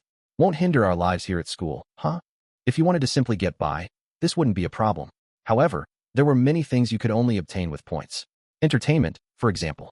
If the lack of entertainment options wasn't a problem, then it'd be fine. But, about how many points did you spend last month, Ayanokouji-kun? Oh, my points. I spent about 20,000, approximately. This was tragic for the students who'd used up their points. Like Yamauchi, who was ranting and raving at his desk. I had also spent almost all of his points. While unfortunate, they've simply reaped what they've sown, Horikita said. It was certainly true that indiscriminately spending all 100,000 points in a single month was a slight problem. They baited us into spending all our points over the course of this 1 month, and we fell for it. 100,000 points per month. Even though everyone had thought it too good to be true, we'd been too happy to care. Attention, everyone. Before class begins, I want you to listen seriously for a moment. Especially you, Suda-kun. The class was still in an uproar, but Hirata claimed everyone's attention when he stood at the teacher's podium. TCH, what is it? Sudu grumbled. We didn't get any points this month. This is a serious problem, and one that will have an enormous impact on our daily lives moving forward. It's impossible for us to make it to graduation with 0 points, right? You're absolutely right, shouted one of the female students, her voice full of despair. Hirata gave a kind nod in response, sympathizing with her. Of course. Therefore, we must earn points next month. To do that, we all need to cooperate with each other. So, please, take care not to be late to class or to talk during the lecture. Also, the use of cell phones during class is prohibited, of course. Huh? And why do you get to tell us what to do? Besides, that's supposing our points will increase. If they don't change at all, then it's useless. As long as we continue talking during class and being late, our points won't increase for sure. Although we can't go below 0 points, disruption will, without a doubt, count as strikes against us. I'm still not convinced. Besides, even if we get serious and work hard in class, our points won't necessarily go up. Sudu snorted and crossed his arms in defiance. Kushida took notice of this and commented on it. Well, the teacher did say that the being late and talking in class were obviously bad, right? Yeah, I agree with Kushida-san. It's only natural to avoid doing those things.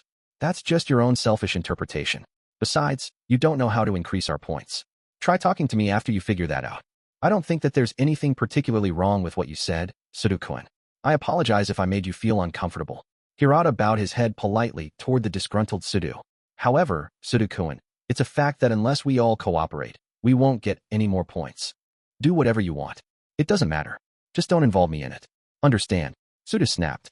As if being in the room made him feel uncomfortable, he left immediately. I had to wonder, would he return when class started? Or did he not intend to return at all? Sudu-kun really can't read the room.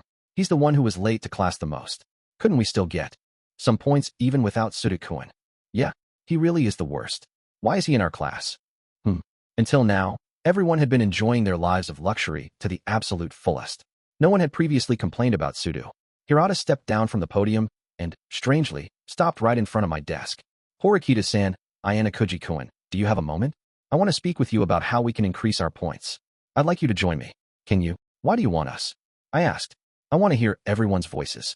However, if I ask for everyone to weigh in, I think more than half of the class probably won't take it seriously. So he wanted to ask us individually?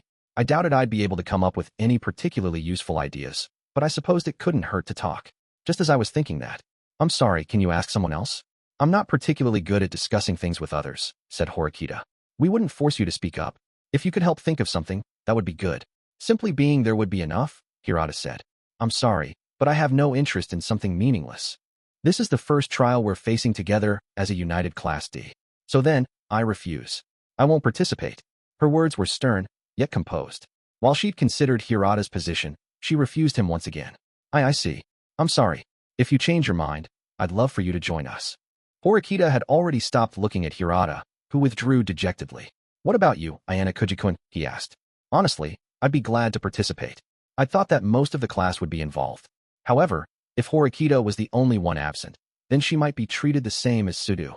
I'll pass. I'm sorry. No, I'm sorry for bothering you. If you change your mind, please let me know. Hirata probably understood what I was thinking. I hadn't rejected him strongly. After the discussion ended, Horikita began preparing for the next class. Hirata's a great guy. He's able to get everyone to take action just like that. People can easily get depressed in these situations. That's one perspective, yes. If we could easily solve this by talking, then that'd be fine. However, if an unintelligent student tries to lead the discussion, the group will fall further into chaos, to the point where there's no hope of salvaging anything. Besides, I can't meekly accept my current situation. You can't accept what now? What do you mean? Horikita didn't answer my question. She fell completely silent. 7.2C class had ended for the day. Hirata stood at the podium, using the blackboard to prepare for our big discussion. Because of Hirata's powerful charisma, almost everyone in our class had shown, with the exception of a few like Horikita and Sudu. When I looked around, I noticed that they'd already left the room. I decided to leave before the discussion got into full swing, as well. Ayanokouji. Yamauchi suddenly appeared from under my desk, his expression deathlike. Whoa, what? What's wrong? Hey, buy this for me for 20,000 points. I can't buy anything, he cried. Yamauchi placed the game console he'd purchased the other day on my desk. Frankly, I didn't even want the thing. But if you sell that to me, who am I supposed to play with? I asked. How the heck should I know? Come on, it's good, right? It's special, so it's a good deal. I'll buy it from you for 1,000 points. Ayanokouji, come on, you're my only hope. Why am I the only one? I can't afford it anyway. Yamauchi looked at me all teary-eyed, which grossed me out. I looked the other way. He must have realized I wasn't biting, so he immediately switched to a new target. Professor, your best buddy has a favor to ask. Buy this game system for 22,000 points. He was trying to get the professor to buy it, and had shamelessly increased the price. Things must be really tough for the people who used up their points, remarked Kushida as she observed Yamauchi. What about you, Kushida? Do you have enough points? Girls have a lot of necessities, after all. I'm okay. For now, anyway. I've used up about half of my points. I kind of lost control the first month and overspent, so it'll be a little difficult to hold myself back. What about you, Ayanokouji-kun? Are you okay? It's got to be hard not to spend money when you're so popular. I've barely used any of my points, to be honest. I haven't really needed to buy anything. Because you don't have friends? She asked. Hey. Sorry. I didn't mean to offend. Kushida apologized with a giggle. She was too cute when she did that. Hey, Kushida-san, do you have a minute? Karuizawa asked. What's up, Karuizawa-san? Honestly, I've spent way too many points, and I'm seriously running low. Some of the other girls in class have lent me a few points, but I was wondering if you could help me out, too. We're friends, right? I only need, 2,000 points from you. Karuizawa didn't seem all that earnest, laughing breezily while she hit up Kushida. In such a case, rejection should be the knee-jerk reaction. Okay, sure. I repeated silently, but it wasn't my business. This was a problem for the friends in question. Kushida had decided to help Karuizawa without even a hint of reluctance. Thank you. This is really what friends are for, huh? By the way, here's my number. Okay, see you later. Inogashira-san. Hey, to tell you the truth, I used up too many of my points. Karuizawa turned away just like that and went in pursuit of her next target. Are you sure? You know you probably won't get those points back, right? I asked. I can't just ignore a friend in need. Karuizawa-san has a lot of friends, too. So I think it's probably hard for her not to have any points. I think using up 100,000 points is kind of her own fault, though. Wait, how do you transfer points? Kushida asked. Karuizawa gave you her phone number, didn't she? You should be able to do it with your cell phone. This school really does take great care of its students. It even has a way to help students like Karuizawa-san. True, transferring points was a lifesaver for Karuizawa, but was it really necessary to give her the money? If anything, it seemed a recipe for disaster. The loudspeaker came alive with a soothing sound effect, and a robotic voice issued an announcement. Ayanokouji-kun, from first year Class D. Please come see Kayabashira-sensei in the faculty office. Looks like the teacher wants to see you. Yeah, sorry, Kushida. Gotta go. I was sure I hadn't done anything to get me called to the office. Exiting the classroom, I could feel my classmates' stares drilling a hole into the back of my head. Timid as a rabbit, I found the faculty office and entered. I looked all around, but I didn't find Kayabashira-sensei anywhere. Baffled, I called out to a teacher inspecting her appearance in a mirror. "Excuse me, is Kayabashira-sensei here?" "Sei-chan. Oh, she was just here a moment ago." The teacher had wavy, shoulder-length hair, which made her look mature. The way she said Kayabashira-sensei's name made them sound close. They were near in age and probably friends. She must have stepped away for a minute. "Do you want to wait here?" "No, thank you. I'll wait in the hall." I didn't like being in the faculty office. I hated attention, so the hall would do just as well. However, the young teacher unexpectedly followed me. "I'm Hashinomiya Chie, in charge of Class B. Sae and I have been best friends since high school. That's why we call each other Sae-chan and Chie-chan." That information seemed kind of superfluous. "Hey, why did Sae-chan call you?" Huh, why?" she asked. "No idea. I don't understand. You were called to the office without a reason?" "What's your name?" An onslaught of questions. She scanned me from top to bottom, as if sizing me up. "My name's Ayanokouji," I said. "Ayanokouji-kun, huh? Oh wow, that's a cool name. You're pretty popular, aren't you?" What was with this overly friendly teacher? She acted more like a student. If this were an all-boys school, she would have immediately captured every student's heart. "Hey, do you already have a girlfriend?" she asked. "No, I'm, not especially popular." I tried to seem reluctant, but Hashinomiya-sensei kept pushing herself onto me. She grabbed my arms with slender, delicate hands. How unexpected. If we were in the same class, I'd never leave you alone. Perhaps because you're so innocent? Or do you like playing hard to get? She caressed my cheeks. I had no idea what to do. She'd probably stop if I licked her fingers, but I had a feeling that'd get me expelled. "What are you doing, Hashinomiya?" Kayabashira-sensei appeared out of nowhere. With a loud thud, she smacked Hashinomiya-sensei on the head with her clipboard. Hashinomiya-sensei crouched and gripped her skull in apparent pain. "Ouch! What was that for?" she cried. "For getting involved with one of my students. I was only keeping him company while he waited for you, Sei-chan. It would have been better if you just left him alone." "Thanks for waiting, Ayanokouji. Let's go into the office." "The guidance office?" I asked. "Did I do something wrong? I've been trying to keep a low profile here." "A good answer. Come." While I wondered what this was all about, I followed Kayabashira-sensei. Hashinomiya-sensei remained by my side, smiling widely. Kayabashira-sensei noticed and turned, her face much like a demon's. "You stay," she ordered. "Come on, don't be so cold. It won't be the end of the world if I listen, right? Besides, Sei-chan, you're definitely not the type to give one-on-one guidance. Pulling a new student like Ayanokouji-kun into the guidance room out of nowhere. Are you after something, I wonder?" Grinning, Hashinomiya-sensei scooted behind me and placed her hands on my shoulders. I sensed a storm brewing. "So, Sei-chan, are you looking to be dominated by a younger man?" "Dominated by a younger man? What did that mean? Don't say such stupid things. That wouldn't be possible." "You're certainly right. It wouldn't be possible for you, Sei-chan," Hashinomiya-sensei muttered, her words laced with a double meaning. "Why are you following us? This is a Class D matter." I can't go to the guidance room? That's not okay. Come on, I can give advice, too." As Hashinomiya-sensei continued to follow, a female student came up to us, a beautiful girl with light pink hair. I'd never seen her before. "Hashinomiya-sensei, do you have a moment? The student council wishes to discuss something with you." She glanced at me, but quickly returned her attention to Hashinomiya-sensei. "All right, you have someone who needs you. Get to it." Slap. Kayabashira-sensei smacked Hashinomiya-sensei on the butt with her clipboard. She'll get mad at me if I hang around any longer. "See you later, Ayanokouji-kun." "All right, Ichino-san. Let's go to the faculty office." With that, she turned on her heel and left with the beautiful Ichinos. Kayabashira-sensei lightly scratched her head while she watched Hashinomiya-sensei leave.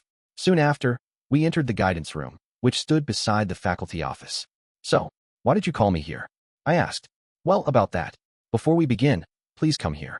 She briefly glanced at a clock hanging on the wall, which gave the time as 9 o'clock, and opened the door. Inside was a small office kitchenette. She placed a kettle on top of a stove. "I'm going to make tea. Is roasted green okay?" she asked. I picked up the container with the tea powder. "Don't make any unnecessary moves. Shut up and get in here. Understand? Don't make a sound and stay until I tell you it's okay to come out. If you don't do as I say, you'll be expelled," she said. What do you mean by?" She closed the door to the kitchenette without explanation, leaving me in there. What in the world was she scheming? I did as I was told and waited. Soon after, I heard the outer door to the guidance room open. Come in." "So, what did you want to talk to me about, Horikita?" I heard Kayabashira-sensei say. Apparently Horikita was in need of guidance. I will be frank. Why was I sorted into Class D? That's quite frank. Today, you told us that the school sorted superior students into Class A. You said that Class D was filled with the leftovers, the last bastion of delinquents. That's true. You must consider yourself to be a superior person. I wondered how Horikita would respond. I'd bet she'd confidently object. I solved nearly every problem on the entrance examination. I made no substantial mistakes on the interview, either. At the very least, I shouldn't have been sorted into Class D. Looks like I would have won that bet. Horikita was definitely the type to think herself superior. She wasn't excessively self-conscious, either. She'd tied for first place on the test, as shown in the morning's results. You solved nearly all of the problems on the entrance examination. Normally, I couldn't show the examination results to individual students, but I'll make an exception in this case. I just so happen to have your answer sheet here. You're incredibly prepared. It's almost as if you knew I'd come here to protest. I'm an instructor. I understand the mind of a student, at least to some degree, Horikita-san. Just as you said, you did well on the entrance examination. You had the third highest test score among the first-year students and were close to the highest and second highest scoring students. You did exceedingly well. And you're right. We found no particular problems in your interview. On the contrary, we evaluated you quite highly. Thank you very much. So then why? Before I answer, why are you dissatisfied with Class D? Who could be happy with an incorrect evaluation? Furthermore, the class rankings greatly impact our future prospects. Of course I'm dissatisfied. Incorrect evaluation? Perhaps your self-evaluation is far too high. Kayabashira-sensei snickered, or rather, laughed outright. I acknowledge that your academic ability is excellent. You're certainly very smart. However, who decided that smart people are categorically superior? We never said that. But that's just common sense. Common sense? Didn't common sense create our current, flawed society? Before, Japan relied solely on test scores to separate the superior and inferior. As a result, the incompetents at the top tried desperately to kick down the truly superior students. In the end, we settled on a system of hereditary succession. A system of hereditary succession meant that things like social standing, prestige, and employment were passed down to future generations. At those words, I groaned unintentionally. My chest hurt. You're a capable student. I don't deny that. However, this school's goal is to produce superior people. If you believe academics alone place you into a higher class, you are mistaken. That was the very first thing we explained to you. Besides, think rationally. Would we have admitted someone like Sudo if we decided superiority based solely on academic merit? TCH. Despite the fact that this was one of the country's leading preparatory schools, this place allowed students to enroll for purposes other than academics. Furthermore, you may be too hasty in proclaiming that no one would be happy to be incorrectly evaluated. Take Class A, for instance. They are under incredible pressure from the school, and also the target of extreme envy from the lower classes. Competing every day with that kind of pressure bearing down upon you is far more difficult than you might imagine. There are some students who are happy to be incorrectly evaluated at a lower level. You're joking, right? I can't understand such a person. Is that so? I think that Class D boasts some of those people. Strange students who would happily be set at a low level. It was almost as if she were talking to me. You still haven't given me an explanation. Was I honestly sorted into Class D? Did anything go wrong with the grading? Please double-check, Horikita said. I'm sorry, but you weren't sorted by mistake. You are definitely in Class D. You are at that level. Is that so? Then I will ask the school again, at another time. Apparently, she wasn't going to give up. Horikita had merely determined that her homeroom teacher was the wrong person to ask. You'll get the same answer from anyone in a higher position. Besides, there's no need to be disappointed. As I told you this morning, it's possible for one class to overtake another. You could conceivably reach Class A before you graduate. I can't imagine it will be easy, though. Forget overtaking Class A. How in the world could those immature Class D misfits gain more points? I can't see how it's possible. Horikita spoke the truth. The difference in points was overwhelming. I don't know. You alone get to decide how you head down that path. At any rate, Horikita, do you need to be in Class A for any special reason? Well, I suppose that's enough for now. Excuse me, but know that I'm not yet convinced I was sorted correctly. Understood. I will keep that in mind. A chair squeaked against the floor, signaling that the discussion was over. Oh, that reminds me. I've summoned another person to the guidance room. It's someone relevant to you. Relevant to me? No, you can't mean bro. Come on out, Ayanokouji, the teacher said. This was a bad time to reveal myself. Maybe I just wouldn't go. If you don't come out, I'll have you expelled. Geez, a teacher shouldn't casually wield expulsion like a weapon. How long do you intend to keep me waiting? With a sigh, I entered the room. Naturally, Horikita appeared surprised and perplexed. Were you listening to our conversation? She asked me. Listening? I know you guys were talking, but I didn't really hear anything. The walls are surprisingly thick. That's not true. Voices carry pretty well into the kitchen. Apparently, Kayabashira-sensei wanted to drag me into the action. Sensei, why would you do this? Horikita noticed that this had all been planned and was clearly angry. Because I deemed it necessary. Now then, Ayanokouji, I'll explain why I called you here. Kayabashira-sensei dismissed Horikita's concerns and shifted her attention to me. Well then, if you'll excuse me, Horikita muttered. Wait, Horikita. It would be in your best interest to stay and listen. It may provide you with a hint on how to reach Class A. Horikita stopped dead in her tracks and sat back down. Please keep it brief, she said. Kayabashira-sensei chuckled as she glanced over her clipboard. You're an interesting student, Ayanokouji. Not at all. I'm certainly not as interesting as a teacher with a strange surname like Kayabashira. Would you speak like that to every Kayabashira in the nation? If you looked all over the country for another person with the surname of Kayabashira, you probably wouldn't find one. Well, when I read over the entrance exam's results, your scores piqued my interest. I was shocked. On her clipboard, I saw a rather familiar answer sheet. 50 points in Japanese, 50 points in mathematics, 50 points in English, 50 points in social studies, 50 points in science. You even scored 50 points on the recent short test. Do you know what this means? A stunned Horikita looked over my test paper and then shifted her focus to me. This is a rather frightening coincidence, she said. Oh, you believe that getting 50s all across the board was a coincidence? He did it intentionally. It's a coincidence. There's no evidence that it's not. Besides, what would I gain by manipulating my scores in the first place? If I were intelligent enough to achieve high marks, I would have tried to get perfect scores. As I feigned innocence, Kayabashira-sensei sighed in exasperation. You really do seem like an odious student. Listen, only 3% of students solved the 5th math problem successfully. However, you solved it perfectly and used a complex formula to do so. However, the 10th problem on the test had a completion rate of 76%. Did you make a mistake on it? Is that normal? I don't know what normal is. It was a coincidence, I tell you. A coincidence. For crying out loud. I respect your frank attitude, but it'll cause problems for you in the future, the teacher said. I'll think about that when the time comes. Kayabashira-sensei shot Horikita a glance that seemed to say, what do you think? Why do you pretend not to know? She asked. Like I said, it was a coincidence. It's not like I'm hiding that I'm a genius or anything. I wonder. He may be even more intelligent than you, Horikita. Horikita flinched. Please don't say anything unnecessary, Kayabashira-sensei. I don't like studying, and I don't plan to try hard. That's why I get those scores. A student who chose this school wouldn't say something like that. However, some students may have different reasons for getting in. You, for example, and Koenji as well. I think you're fine with being in either D or A.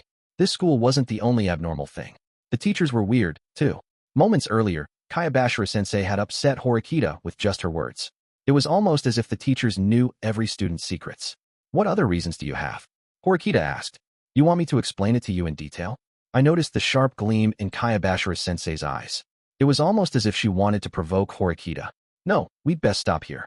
Any more, and I might go mad and destroy all the furniture in here, I said. If you did that, Ayanokouji, I would demote you to E-class. Wait, there's an E-class. Certainly. Of course, the E stands for expelled. As in, you'd be kicked out of school. Well, I suppose our conversation has ended. Enjoy your lives. What incredible sarcasm. I'm leaving too. It's almost time for the faculty meeting. I'm going to close the door, so please step outside. She pushed us into the hallway. Why had Kayabashira-sensei called both of us in together? She didn't seem like the type to do meaningless things. Well, should we head back? I asked. Horikita didn't respond, and I walked away. Probably best if we weren't together right now. Wait. Horikita called out, but I didn't stop. If I managed to keep away from her until I got to the dorms, I'd be home free. Was your score really just a coincidence? She asked. I already said so, didn't I? Or do you have any proof that I got that score on purpose? I don't. But I also don't understand, Ayanokouji-kun. You said that you like to avoid trouble, but you don't seem to be interested in Class A. You have an extraordinary fixation on Class A. Should I not? I'm simply striving to improve my future prospects. Oh, absolutely. You should. It's perfectly natural. When I entered this school, I thought graduation was my only goal. But the reality is different. I'm not even at the starting line. Horikita sped up and started walking next to me. So, why are you aiming for Class A? First, I want to ascertain this school's true motives. Why was I put in a Class D? Kayabashira-sensei said I'd been deemed a Class D student. But why? When I discover the answer, I'll aim for A. No, I will definitely make it to A. That's going to be difficult. You'll have to rehabilitate the problem children. You have Sudo's continued tardiness and class cutting, everyone else talking in class, and, of course, the test scores. Even if you manage all of that, you're still at 0 points. I know that. I still think the school made a mistake with my placement. Anxiety had replaced Horikita's previously overflowing confidence. Did she really know that was the case? The only conclusion I could draw from today was that despair was a 2-syllable word. If you followed the fundamental school rules, you could avoid losing points. However, it was still unclear how to turn those losses into gains. Class A had only had a small number of points subtracted. Even if we somehow found an efficient way to increase our points, the other classes might also find a way to do the same. Since we'd started out with such a substantial difference in points, we'd have to compete hard against the other classes in a limited amount of time. I can understand your thoughts, but I don't think the school will continue supervising us so carefully. If they did, there'd be no meaning in competition, Horikita said. I see. I suppose you could think that. So, you'll try to take care of this situation by yourself? I asked. Yes. Don't act so proud. A hand chopped my side. Horikita ignored my pained expression. Ow. Look, I understand how you feel, but you can't solve this by yourself. Think about Sudo. Even if you improve, the rest of the class will drag you down. No, you're right that no lone individual can solve this problem. We won't even make it to the starting line without everyone's help. Well, it sounds like we've got a huge problem on our hands. We have 3 major, immediate issues. Tardiness and talking during class are the first 2. Third, we must make sure no one fails the midterm exam.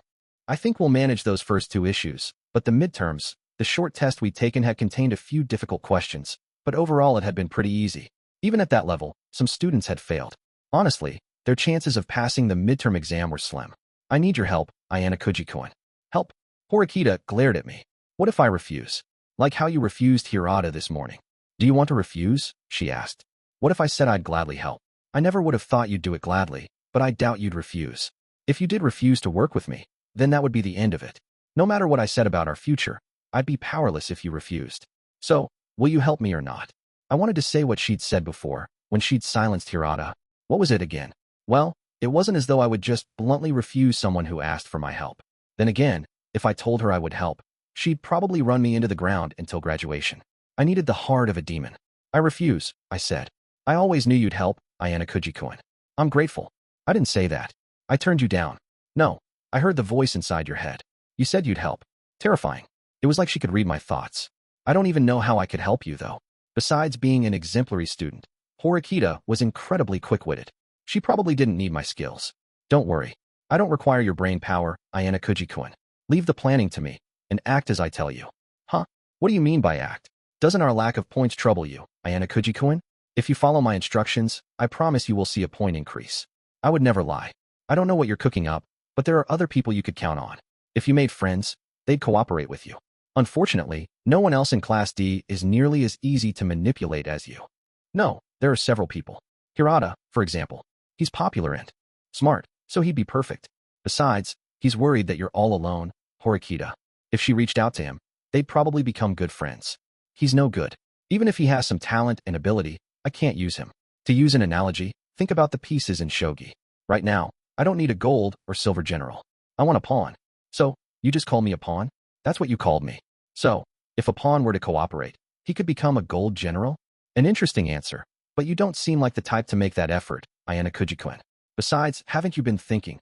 I've always been a pawn, I don't want to advance, all along. She'd shot me down with precisely the right brand of ammunition. If I were a normal person, my feelings would have been hurt. Sorry, but I can't help you. I'm not suitable for this, I said. Well, contact me once you've given it some thought. I look forward to hearing from you. Horikita wasn't paying attention to what I'd said in the slightest. Chapter 8. The Association of Failures MI1 came and went, and before we knew it, the school week was over. Ike and the others had started listening to the teacher. Only Sudo kept unashamedly falling asleep in class, but no one tried to reprimand him. Because we hadn't yet found a method to increase our points, he'd apparently decided not to fix his habits. However, many of our classmates grew to disdain him. I was a little sleepy myself. It was hard to stay awake just before lunchtime. Also, I'd stayed up late last night watching an online video. Sleep would feel so nice. Just as my head started to bob, sudden pain shot through my right arm. What's the matter, Ayanokouji? You cried out. Have you started your rebellious phase, or something? And no. Sorry, Kayabashira-sensei. I got some dirt in my eye. Normally, the other students would have started whispering. But, wary of potentially losing points, they instead shot me pained glances. As I rubbed the sting on my arm, I glared at my neighbor. Horikita brandished her mathematical compass. This was insane. Why did she even have a compass ready in the first place? You didn't even really need one of those for this school. After class, I immediately went over to her. Certain things are off limits. It's dangerous to stab someone.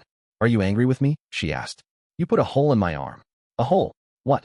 When did I stab with you a compass needle, Ayanokouji-kun? You're holding a dangerous weapon right now. So, just because I'm holding something means I stabbed you. I'd spent most of the class wide-eyed, not because of the lecture, but the pain. Be careful. If you get caught sleeping, that would undoubtedly lead to a loss in points. Horikita had started to take action within Class D. Her protests to the school had gone nowhere. Ah, that hurt. Damn it. If Horikita ever fell asleep in class, I'd return the favor. When everyone got up for lunch, Hirata spoke. Kiyotaka-sensei mentioned that the midterm is coming up soon. Remember that if you fail, you'll be expelled. Therefore, I think it would be a good idea to form a study group. Apparently, the hero of Class D had started another project. If you neglect your studies, you'll get a failing grade and be expelled on the spot. I want to avoid that. However, studying won't just prevent expulsion. It may also help earn points. If we receive high marks, our class's assessment should improve as a result. I asked some of the students who scored high on the test to help prepare a study plan. So, I would like people who are anxious to come join our group. Everyone is welcome, of course. Hirata stared directly at Sudo while making his grand speech. Tisich. Sudo averted his gaze, crossed his arms, and closed his eyes. Ever since Sudo had stomped all over Hirata's introduction game, their relationship had been rocky. Starting today at 5 o'clock, we will plan to study in this classroom for 2 hours a day until the test. If you'd like to join us, please come whenever you like. Of course, I don't mind if you need to leave partway. That's all I have to say. Immediately after he'd finished speaking, several of the failing students got up and went over. There were 3 people with failing grades who didn't rush to Hirata, though. Sudo, Ike, and Yamauchi. Ike and Yamauchi seemed unsure of what to do for a moment, but in the end, they stayed in their seats. I couldn't tell whether they were afraid Sudo might lose his temper, or because they were jealous of Hirata's popularity. 8.1. Are you free for lunch? Do you want to eat together? During our break, Horikita came up and invited me out. It's unusual to get an invitation from you. I feel nervous. There's no reason to be. I can treat you to the vegetable meal set, if that's okay with you. Wait, wasn't that the free meal? I'm joking. Seriously, whatever you want to eat is on me. Now I'm definitely scared. Is there some kind of catch? An invitation from Horikita was suspicious enough. The suddenness of the request also gave me pause. If people can't honestly accept kindness, then mankind will meet its end, won't it? She asked. Well, I suppose so, but, with no other plans, I decided to follow Horikita to the cafeteria, where I chose one of the most expensive special meal sets. Together, we sat down. Well then, shall we eat? She asked. Horikita started at me intently, as if she were waiting for me to begin. What's the matter, Ayanokouji-kun? Aren't you going to eat? Oh, there was definitely a catch, no doubt about it. Nevertheless, I couldn't just sit here and not eat. Letting the food get cold would be a waste. I hesitantly bit into my croquette. I know this is rather sudden, but I want to talk to you about something. I have a bad feeling about this. Just as I was preparing to flee, she grabbed my hand. Ayanokouji-kun, I'll ask once again. Will you listen to me? Ugh. Ever since Kiyotaka-sensei's warning, fewer people have arrived late or talked in class. When I say we eliminated more than half of the reasons our class got into trouble, I'm not exaggerating. Yeah, that's true.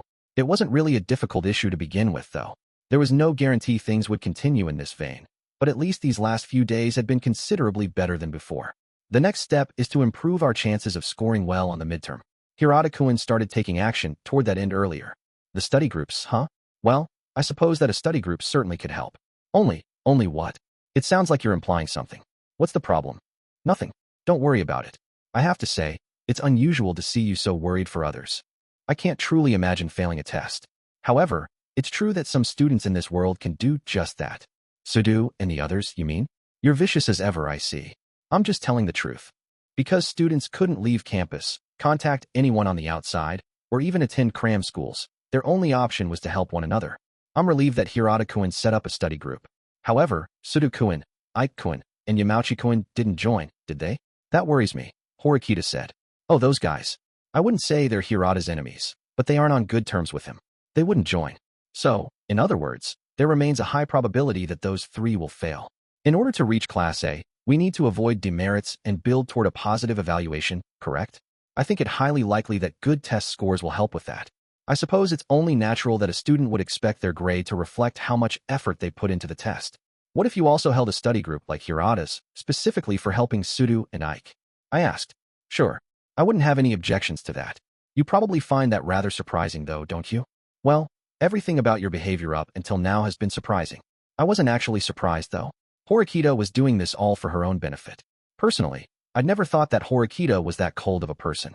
Well, I understand that you want to move up to Class A. However, I didn't think that you'd opt for ordinary methods like tutoring them. Typically, failing students tend not to like studying. Besides, you've kept your distance from the other students since the first day, right? I doubt someone who considers friends unnecessary would be able to bring people together easily.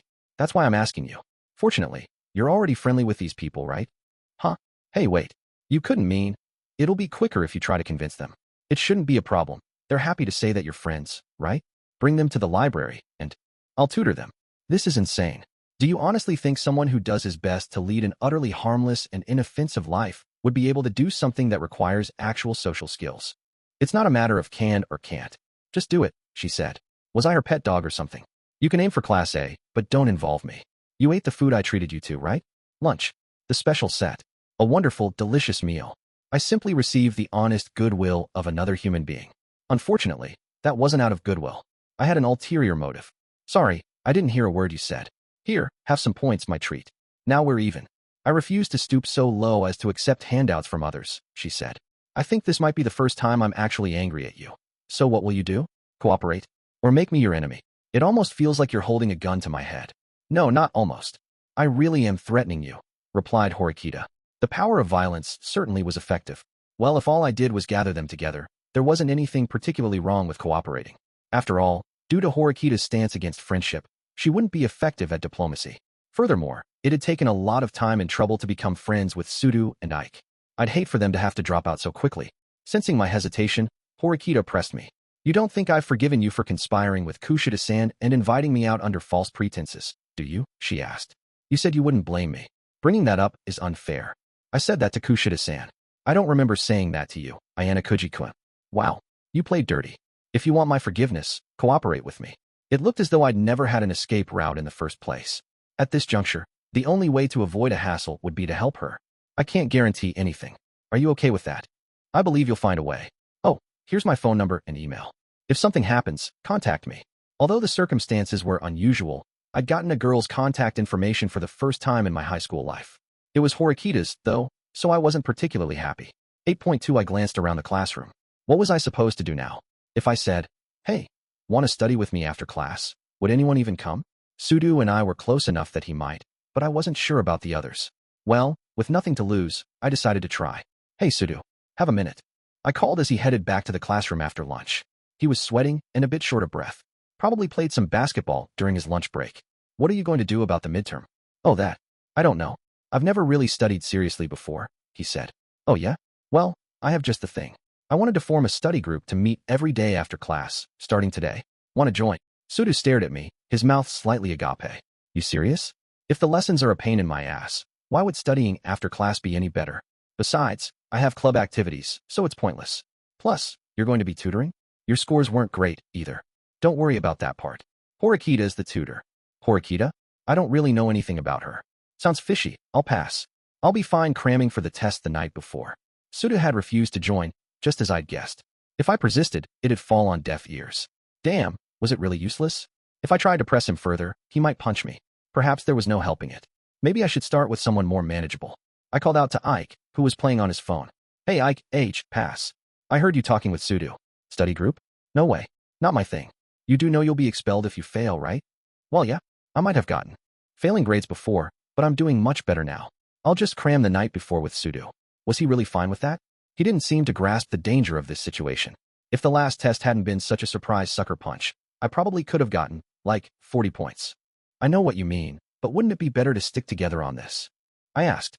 A high school student's free time is precious, you know? I don't want to waste it studying. He waved me off, completely focused on texting with some girl. Ever since Hirata had managed to get a girlfriend, Ike was desperate to find a girl of his own. My shoulders slumped as I returned to my seat. Maybe if I told Horikita I tried my best, she'd forgive me. No good, she said. What do you mean by that? I asked. I said no good. You really didn't think it would be that simple, did you? Damn it. She'd completely ignored my appeal. How shameless. No, of course not. I still have 425 plans remaining, I grumbled. I looked around the room. Contrary to the tension of class, lunch had a friendlier, albeit noisier, atmosphere. I needed a method to get reluctant students to buckle down and work.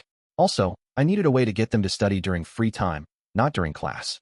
Normally, I wouldn't involve myself, but they were in danger of expulsion. I was sure that Sudo would participate if given the chance. Now I had no choice but to find some kind of incentive. I needed him to think there'd be a juicy bonus he'd get by studying. I'd require something concrete and easy to understand. Something effective. And then it hit me. Blessed with a divine revelation, I turned, wide-eyed, to Horikita. Even though you're the tutor, getting Sudu and Ike to study is no easy feat. I'll need more of your abilities. Can you help me? I asked. More of my abilities? What exactly am I supposed to do? How about this?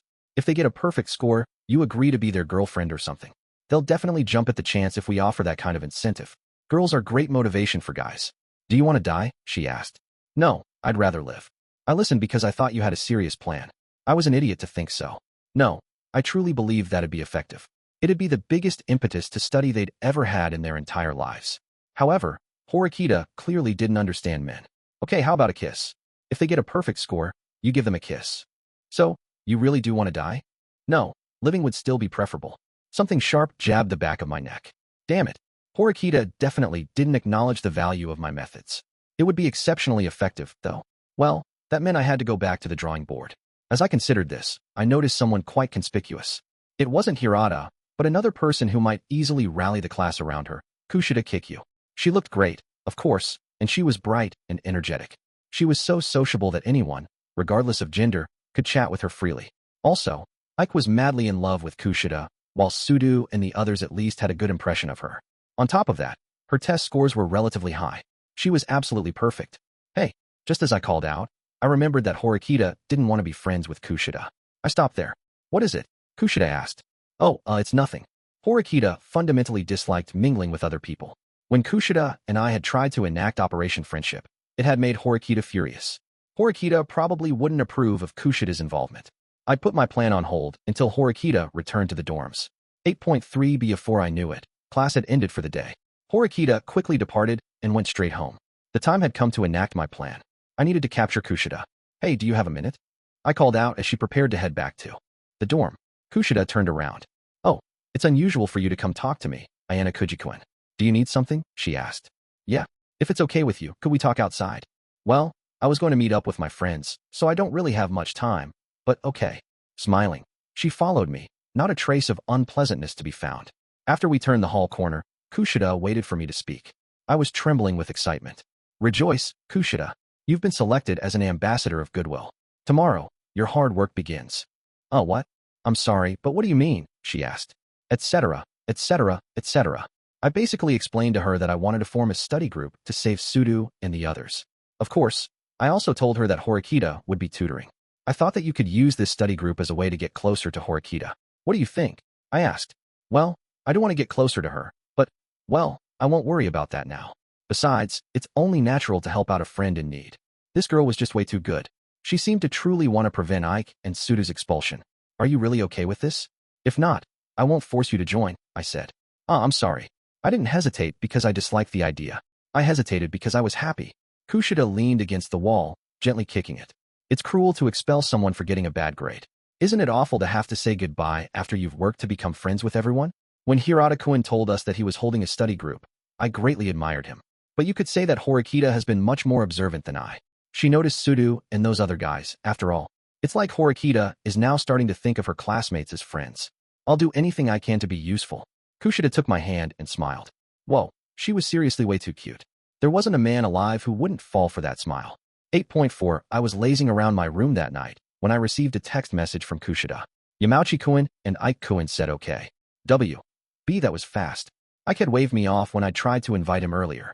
A girl's presence had likely played a large part in changing his mind. Lust held unlimited power. I just contacted Sudu right now, but I have a good feeling about it. W. Another text message. Wow. At this rate, we'd probably get everyone together tomorrow.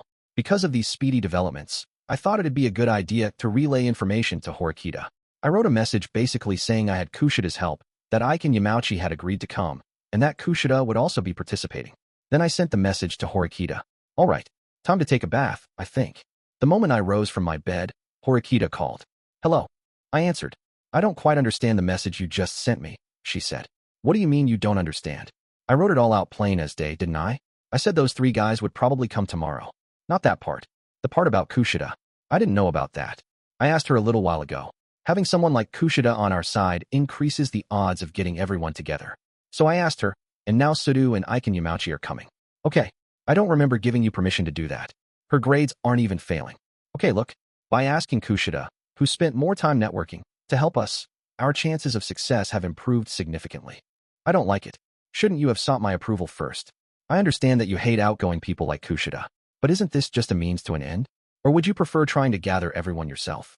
Well, Horikita seemed to finally understand that getting Kushida on board was a good thing. But, being prideful, she couldn't simply agree to it.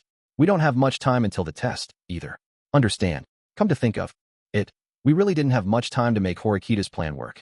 However, Horikita was clearly stuck and unable to make a snap decision. She remained silent for a moment. I understand. I suppose anything worth doing requires sacrifice. However, Kushida may only help gather the students. She's not allowed to join the study group. But why? That was her condition for helping us. You're being ridiculous, I said. I will not allow her into our study group. I refuse to budge on this. Is this about what happened at the cafe? Are you just getting back at Kushida for deceiving you? This has nothing to do with that. She didn't fail the test. Inviting extra people will only mean more time spent and greater confusion. Although her argument sounded logical, I doubted that was her real reason for excluding Kushida. Do you openly dislike Kushida? I asked. Don't you feel uncomfortable sitting next to someone you hate? Huh. I didn't really understand what Horikita meant. Kushida had tried harder than anyone to befriend Horikita. I couldn't imagine why Horikita actually hated Kushida. Suppose the guys decide not to come if Kushida's out. Sorry, reviewing these test materials is taking longer than I expected. I'm ending the call here. Good night. Hey, wait. She hung up on me, as expected of a misanthrope. However, if we wanted to reach Class A, compromise was necessary.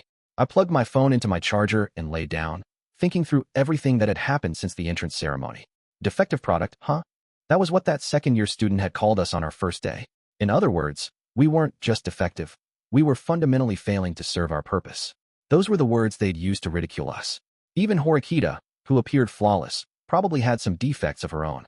I could kind of understand why she'd been angry today. What should I do? Should I try to force Horikita? In the worst-case scenario, she'd leave. If Horikita didn't tutor the study group, it'd waste everyone's time. With a heavy heart, I called Kushida. Hello. I heard something like a strong wind blowing into the phone. It quickly died down, though. Were you drying your hair or something? I asked. Oh, sorry. Did you hear that? I just finished up, so don't worry. Kushida had just gotten out of the bath. This wasn't the time to get lost in fantasies. This is really hard for me to tell you, but can we pretend that I never asked you to help get everybody together? She paused and then replied. Why? She sounded curious rather than angry. I'm sorry. I can't explain right now. Things got kind of complicated. Is that so? I suppose Horikita-san was opposed to me joining. I hadn't implied that, but Kushida had managed to pick up on it. It has nothing to do with Horikita. It's my bad. It's okay. I'm not particularly angry. Horikita seems to really dislike me, so I expected she'd refuse. You could call it a woman's intuition. Anyway, I'm sorry. It's my bad, since I came to you for help and all. It's okay. You don't have to apologize, Ayanokouji-kun. But, I don't think that Horikita-san will be able to bring Sudo-kun and the others together by herself. I couldn't deny it. Hey, what did Horikita-san say, though? Was she against me gathering people, or did she not want me to join the study group? Kushida was so dead on. It was like she'd been standing next to me when Horikita called. The latter. I'm really sorry to hurt your feelings. It's okay. Really, don't apologize, Ayanokouji-kun. Horikita-san has this kind of impenetrable aura around her, like she won't let people get close to her. I expected this. She was way too perceptive. Everyone agreed to join because I said I'd participate, though. Couldn't you have just lied and told me that I couldn't join? I'm worried that if they know I'm not coming now, the guys will probably get mad at Horikita-san. Kushida scared me a bit. Nothing escaped her. Could you leave things to me this time? She asked. Leave it to you. I'll bring everyone over tomorrow. Of course, I'll be coming along, too. I started. It'll be okay. Or can you solve all of these problems, Ayanokouji-kun? You know, gather everyone together without me. Unfortunately, such a thing was probably impossible. I understand. I'll leave it to you then. I don't really know what's going to happen, though. Don't worry. You won't be responsible for anything, Ayanokouji-kun. Well then, I'll see you tomorrow. Soon after, my call with Kushida ended. Somehow, I was even more exhausted than when I'd finished talking to Horikita. Even though Kushida said everything was fine, I had my doubts. Horikita relentlessly opposed anyone she didn't like, regardless of who they were. It was painfully obvious that this would end in disaster. Feeling anxious, I headed into the bathroom. I decided to stop thinking about tomorrow. No matter how much I agonized over it, tomorrow would come, and it would eventually end. Things would work out, somehow. 8.5H Horikita had been sullen all morning. It would have been nice if she got adorable when she was angry. If she puffed out her reddened cheeks, she'd be cute enough to make any man would swoon. However, she remained expressionless and silent, refusing to acknowledge my existence. If I were to ignore her, though, she'd probably take out her compass. After an especially long day, we finally finished class. Have you gathered everyone in the study group? Her first words to me included study group. She was most definitely implying something. Kushida's bringing them. I wonder if she'll participate, I replied. Kushida-san, I thought I specified that she wasn't allowed to participate. Satisfied, Horikita left for the library, and I followed. Kushida gave me a too cute wink as I left. Together, Horikita and I secured a long table at the far end of the library and waited for the others. I've brought everyone. Kushida came over to where we were seated. Behind her was.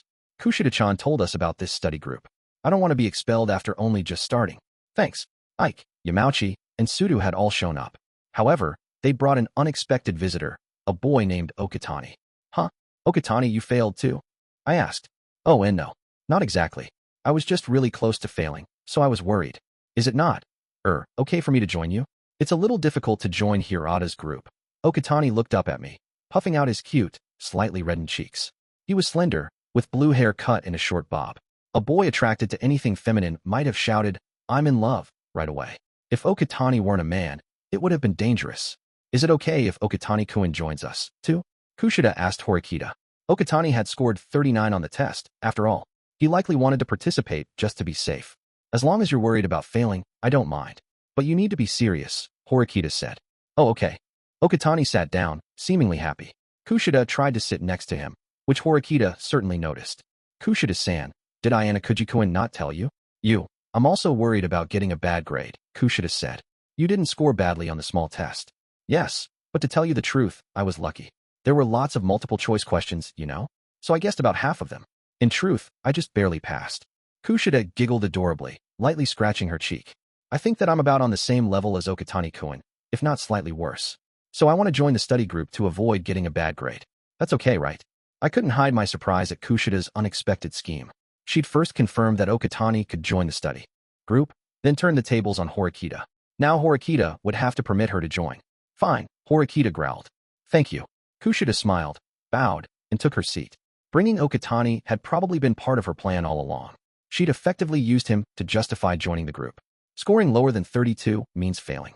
Do you fail if you get exactly 32 points, though? Sudo asked. No, you're safe if you score at least 32 points. Sudo, you can manage that, right? Ike said. Even Ike was worried about Sudo. Of course those guys would want to know the exact threshold. It doesn't really matter. My goal is for everyone to score 50, Horikita said. Gah, isn't that going to be too tough? Aiming to just skate by is dangerous. The fact that you can't easily reach that threshold troubles me. In the face of Horikita's sound argument, the failures simply nodded reluctantly. I included most of what will be covered on this test. We only have about 2 weeks left, but I plan to thoroughly walk you through everything. If you don't understand something, please ask. Hey, I don't understand the first question. Sudo glared at Horikita. I tried reading the first problem as well. A, B, and C collectively have 2,150 yen. A has 120 yen more than B does. Also, after C gives B 2/5 of his money, B would have 220 yen more than A. How much yen did A originally start with? A problem with simultaneous equations, huh? The first test question should have been one that a high school student could easily solve. Try thinking about it. If you give up right at the beginning, you won't get anywhere. Look, I don't know how to study at all, Sudo said. Everyone got into this school. This school didn't accept people based solely on test scores, though.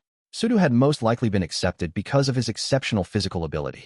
If you looked at it that way, wouldn't he likely be expelled because of bad grades? Ugh, I don't get it either. Ike, equally bewildered, scratched his head. Do you understand, Okatani-kun? Horikita asked. Let's see. A plus B plus C is 2,150 yen. So, A equals B plus 120. Then, Okatani started writing out a series of equations. Kushida, seated next to him, glanced over her shoulder. Yeah, that looks right. Then what? You could certainly call Kushida bold, or even audacious. She'd claimed to have just barely avoided failing, and she was now teaching Okatani. Honestly, first and second-year junior high school students could easily solve this problem. If you stumble here, it'll be impossible for you to continue, Horikita said. So, what? We're like elementary school kids. Suda growled. Like Horikita-sen said, it'll be bad if you get tripped up here. The math problems on the short test were about this difficult, but the last problems were really tough. I didn't understand how to solve them, Okatani said. Listen up. This can be easily solved using a system of simultaneous equations. Without hesitation, Horikita picked up her pen and got to work. Unfortunately, it looked like only Kushida and Okatani understood. What even are simultaneous equations? Asked Ike. Are you seriously asking me that? Said Horikita. Wow, these guys had really never studied at all, it seemed. Sudo threw his mechanical pencil onto the desk. Stop. I'm done. This isn't going to work. Sudo had quit before we could even begin. Horikita quietly seethed at this pitiful display. Wait, everyone. Let's give it a shot. If you learn how to solve these problems, you can apply what you learned to the questions on the test. Okay, Kushida said. Well, if Kushida-chan says so, I guess I can try. But if Kushida-chan were teaching, I'd probably try even harder. Kushida seemed ready to ask Horikita about that, but Horikita stayed silent. Her refusal to even answer yes or no was troubling. However, if she remained silent much longer, the failures might abandon this study group. Kushida made up her mind and grabbed the mechanical pencil. Like Horikita-san said, you can solve this problem by using a system of simultaneous equations. So let's try writing them out. Quickly, she wrote down 3 equations. It looked like the others were trying their best, but it still seemed hopeless. This was more like detention than a study group. They didn't seem to understand her methods in the slightest. So, the answer I got is 710 yen. What did you get? Kushida, confident in Sudo's ability to follow along, flashed him a smile. So you used this to get the answer? How? He asked. Kushida immediately realized what had happened. None of them understood.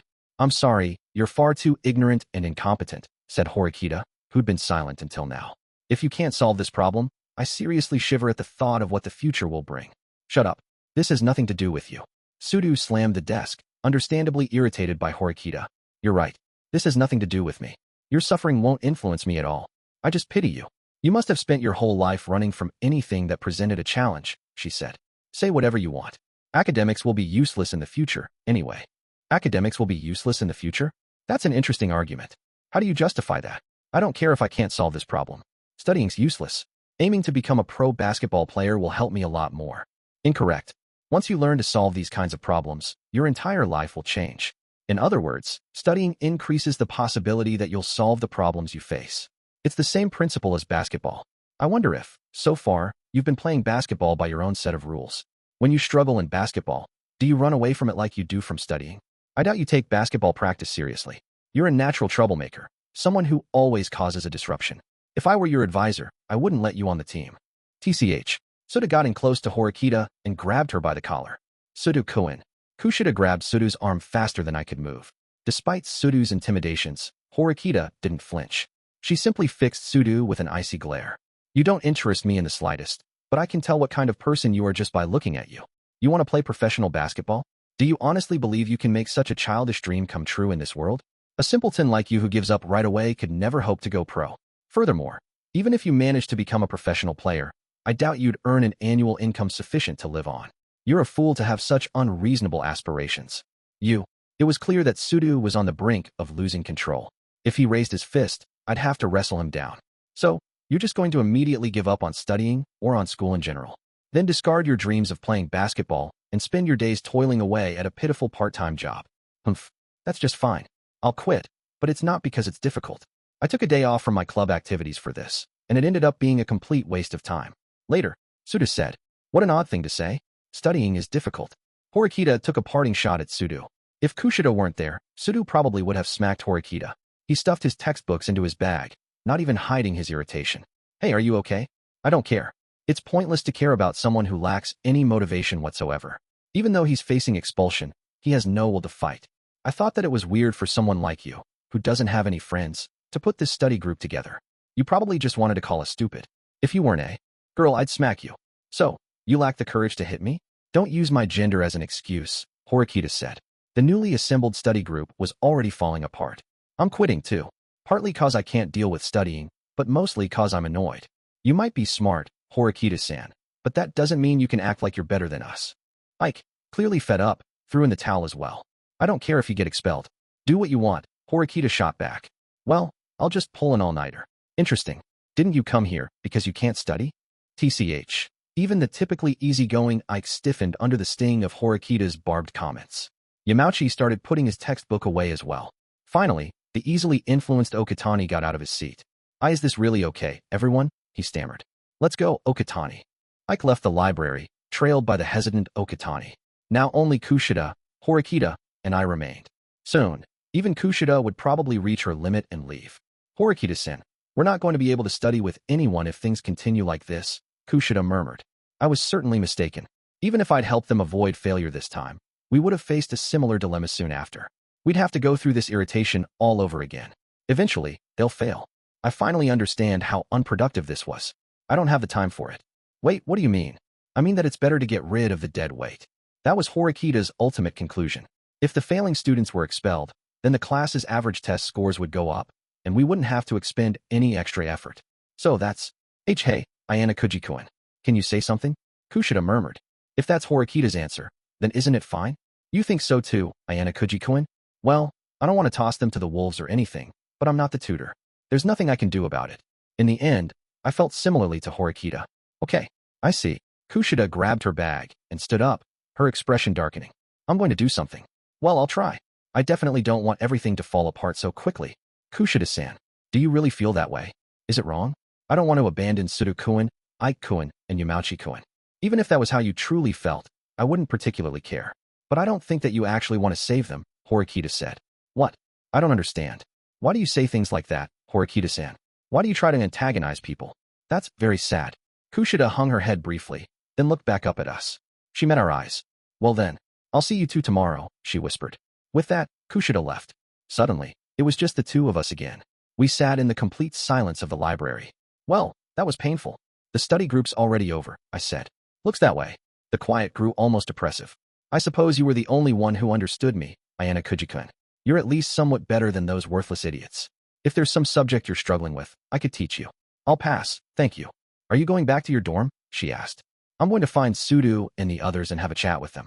There's nothing to be gained from associating with people who will likely be expelled soon. I just want to talk to my friends. Do you have a problem with that?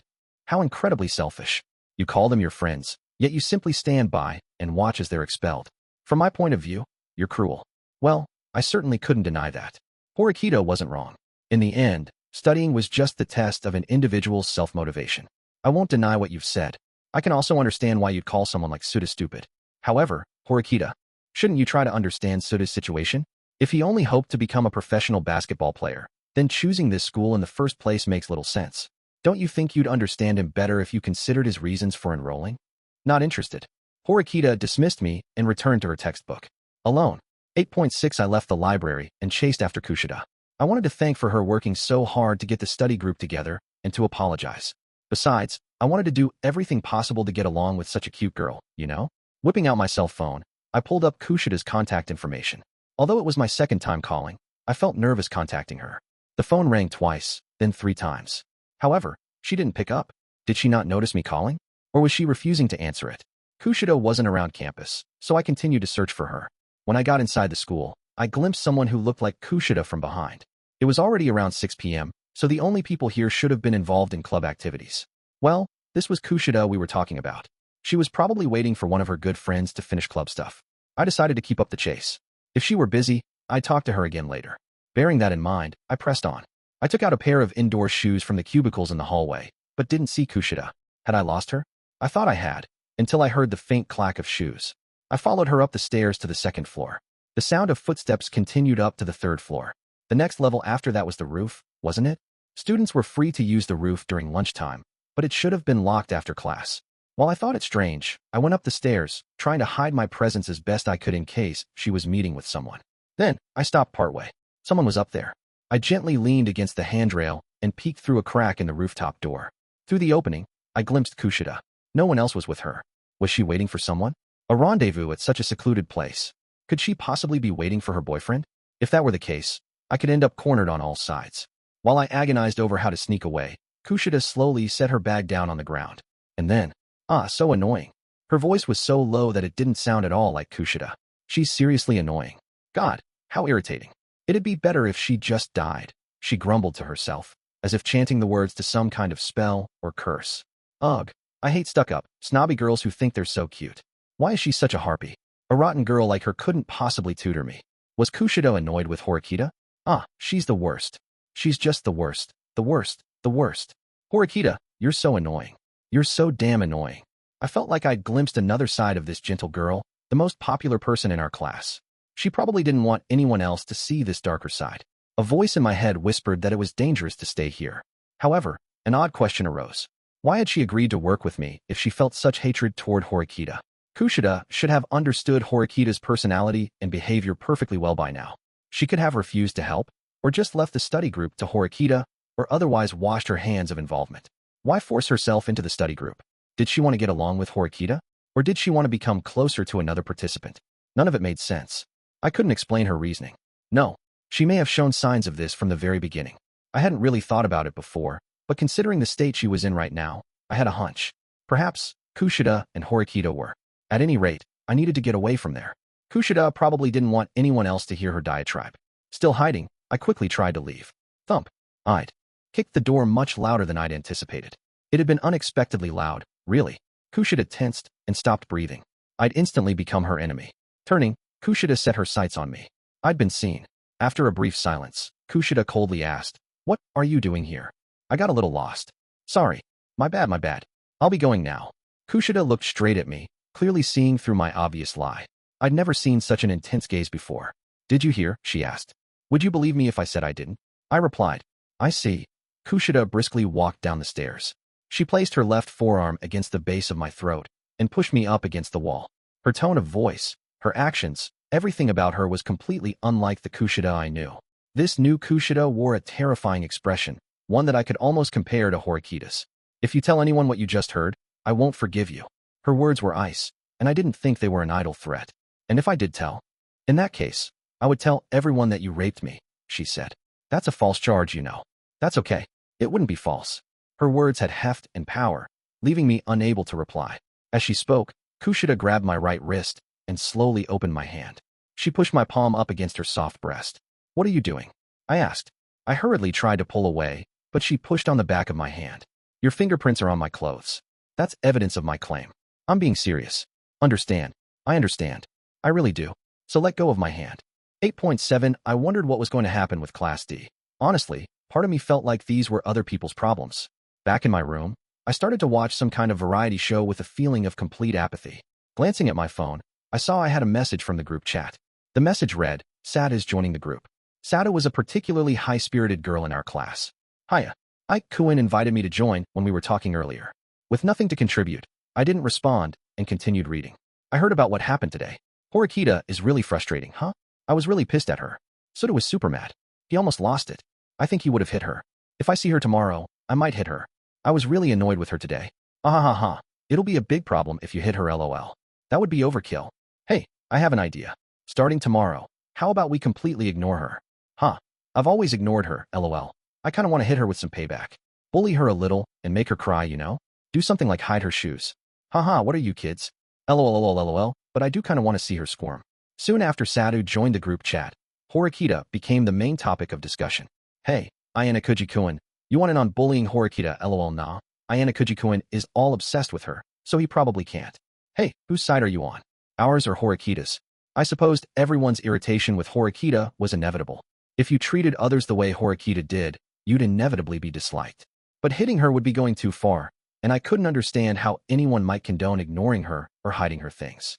That was bullying, and acting like that would leave little difference between them and Horikita. "Hey, you're reading the chat, right? Hey, Ayanokouji-kun, whose side are you on?" "I'm on no one's side. If you guys want to bully her, I won't stop you." "So, you're neutral." That's the craftiest answer, lol. Think whatever you want, but you won't gain anything from this. If the school learns you're bullying her, it'll cause trouble for you. Keep that in mind. "So, you're sticking up for Horikita, huh?" Haha. Because we couldn't see each other face to face, it was easier for them to be jerks. If Ike and I were having this conversation in person, I doubted he'd act this way. However, by focusing their anger on Horikita, the others were building solidarity. It would be a waste of time to continue pointlessly chatting like this.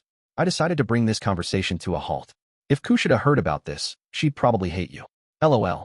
After I sent that message, I closed my phone. I received an immediate response, but left it alone.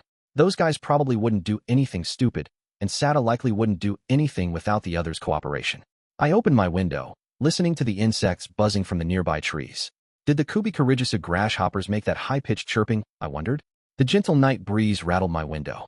I'd met Horikita on the day of the entrance ceremony. We'd just so happened to be placed in the same class, and then I was assigned the seat next to hers. Before I knew it, I'd become friends with Sudu and Ike. On top of that, I'd been caught in the school's trap and knocked all the way down to rock bottom. Horikita had tried to help repair our situation, but her personality had ruined everything, further pushing her into isolation. Now, other people grew excited at the thought of bullying her. I should have been at the center of this situation, and yet I felt like I was drifting past it. No, drifting's the wrong word. It wasn't a pleasant situation. I felt like I was in a haze, because I didn't know the urgency of near expulsion. This was everyone else's problem, not mine, so it just didn't register as important. Only a fool wouldn't use his innate abilities. Those words stuck in my head. A fool, huh? I wonder if that's what I am, after all. As I closed the window, the television's cacophonous laughter pierced my ears. 8.8, I couldn't get to sleep, so I got up and left. I bought some juice from the lobby's vending machine and headed back for the elevator. I could see that the elevator had stopped on the 7th floor. Curious, I decided to check out the CCTV, which showed what was happening inside the elevator car. I saw Horikita, still dressed in her school uniform. Well, I don't really need to hide, but seeing her might be awkward right now, so I hid behind the vending machine. Horikita arrived at the 1st floor. Looking wary of her surroundings, she exited the building. After she'd vanished into the night, I decided to follow after her. However, I instinctively hid again after I turned the corner. Horikita stopped in her tracks. I sensed another person was with her. Suzune, I didn't think you'd follow me this far, he said. Had she left in the dead of night to rendezvous with some guy? Humph. I'm far different from the useless girl you once knew. Nizan. I came here to catch you. Catch me, Nizan. In the dark, I couldn't see the person she was talking to. Was she meeting her older brother? I heard you were placed in Class D. I suppose nothing has really changed in the last 3 years. You've always been fixated on following me, and as a result you don't notice your own flaws. Choosing to come to this school was a mistake. You're wrong about that. I'll show you. I'll reach Class A right away, then. It's pointless. You will never reach Class A. In fact, your class will fall apart soon enough. Things at this school aren't as simple as you think. I will definitely reach. I told you it's pointless. You really are a disobedient little sister. Horikita's brother stepped closer to her. From my hiding spot, I could see him plainly. It was Student Council President Horikita. He displayed no hint of emotion. It was like he was staring at an uninteresting object. He grabbed his younger sister by the wrist. She offered no resistance, and pushed her against the wall. No matter how I try to avoid you, the fact remains that you're my little sister. If people around here learned the truth, I would be humiliated. Leave this school immediately. I can't do that. I will definitely reach Class A. I'll show you. How incredibly stupid. Do you want to relive the pain of the past? Nizan, you possess neither the abilities nor the qualities needed to reach Class A. Get that through your head. He moved forward, as if about to act. The situation looked fraught with danger. Resigned to facing Horikita's anger, I leapt out from my hiding space and went after her brother. Before he knew I was there, I grabbed his right arm, which he was using to pin his sister. What? You? He stared at his arm and slowly turned to me with a sharp gleam in his eye.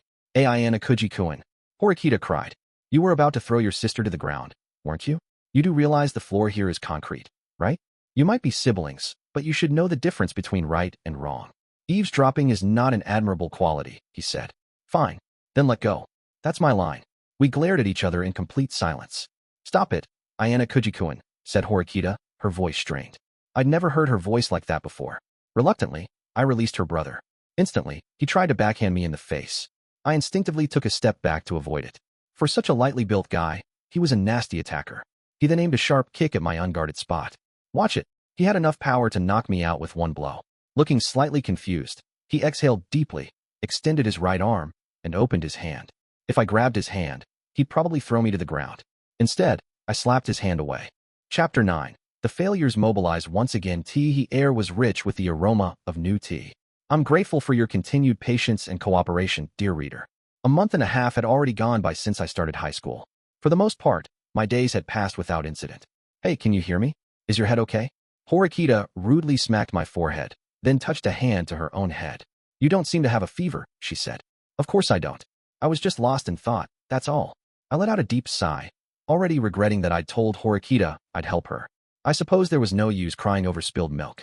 I'd offered to help as a means of encouragement, but, thinking back, it really struck me as being out of character. So, my honorable tactician, what should I do? I asked. Let's see. Obviously, we'll need to persuade Sudokun and the others to participate once again. That means you'll need to grovel and beg for them to return. Why should I have to do that?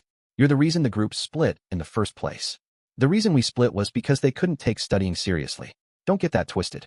Geez, did she even intend to help Sudu and the others? We'll never get them back without Kushita's help. You understand that, right? I understand. Sacrifices are inevitable, she grumbled. She appeared to hate the idea of Kushida's involvement. Still, she agreed despite her dissatisfaction. This was a major compromise for Horikita, who didn't want Kushida getting close to her at all. Okay, can you get Kushida-san to help us immediately? She asked. Me? Of course. We made a deal. You agreed to be my workhorse until we reach Class A, so you have to do as I command. I didn't remember making that kind of deal. Here, look at this written contract. Wow, a real contract. It had my name and my seal on it, and everything. You realize they could charge you with forging documents, right? I asked. I tore up the contract and tossed it away. Horikita got up and went over to Kushida, who was tidying her desk. Kushida-san, there is something I would like to talk to you about. Would you care to have lunch with me?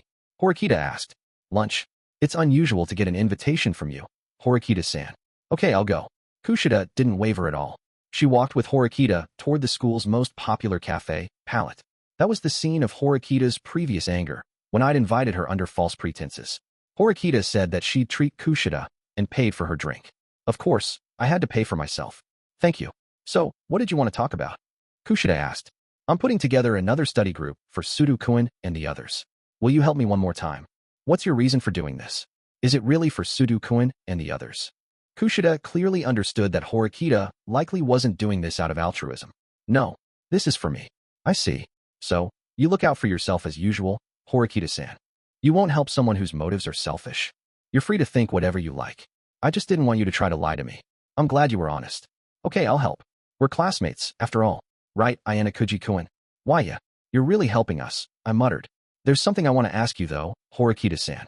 You're not doing this for your friends or to get points. It's so you can get to Class A, right? Yes. I can't believe that, though. I mean, isn't it impossible? Oh, I'm not saying you're stupid, Horikita-san. How do I put this, though? More than half of the class has given up, you see. Because the gulf between us and Class A is so vast. Yes, to be perfectly honest, I can't imagine how we'd catch up. I'm not sure we can even get any points next month. It's disheartening. Horikita smacked the table. I'm going to do it. Definitely, she said. Ayanokouji-kun, are you aiming for Class A too? Kushida asked. Yes, he's working as my assistant. Horikita had given me a title without asking me. I understand. I want in, Horikita-san, to help us with the study group. No, not for that. I want to work on getting into Class A with you. I want to help with everything else you'll be doing. Huh? But, so you don't want me to join? Kushida asked. She looked at Horikita with wide eyes, prompting her to answer. Fine. If everything goes well with the study group, I'll accept your help moving forward, answered Horikita. Kushida probably had some ulterior motive. Even so, Horikita understood that she had no choice but to acknowledge Kushida's value. Having coaxed a victory from the usually stubborn Horikita, Kushida excitedly sat up. Really? Yay. Kushida cheered, a look of genuine delight on her face. She looked really cute this way. I look forward to working with you again, Horikita-san. Ayanokouji-kun. She extended her left and right arms toward us. A bit perplexed, Horikita and I shook Kushida's hands. Getting Sudo-kun and the others on board again will be a problem, though, Horikita said. Yeah, considering the current state of things, it will probably be difficult, I agreed. Well, can you leave that to me?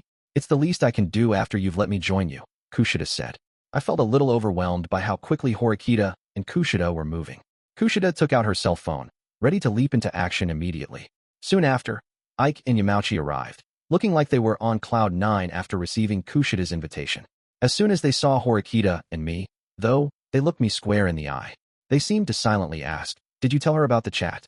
I thought it'd be better to keep quiet. Their guilt might help in getting them to fall in line. I'm sorry for calling you two over. I have something to ask you, or rather, Horikita-san does. What is it? What do you want from us?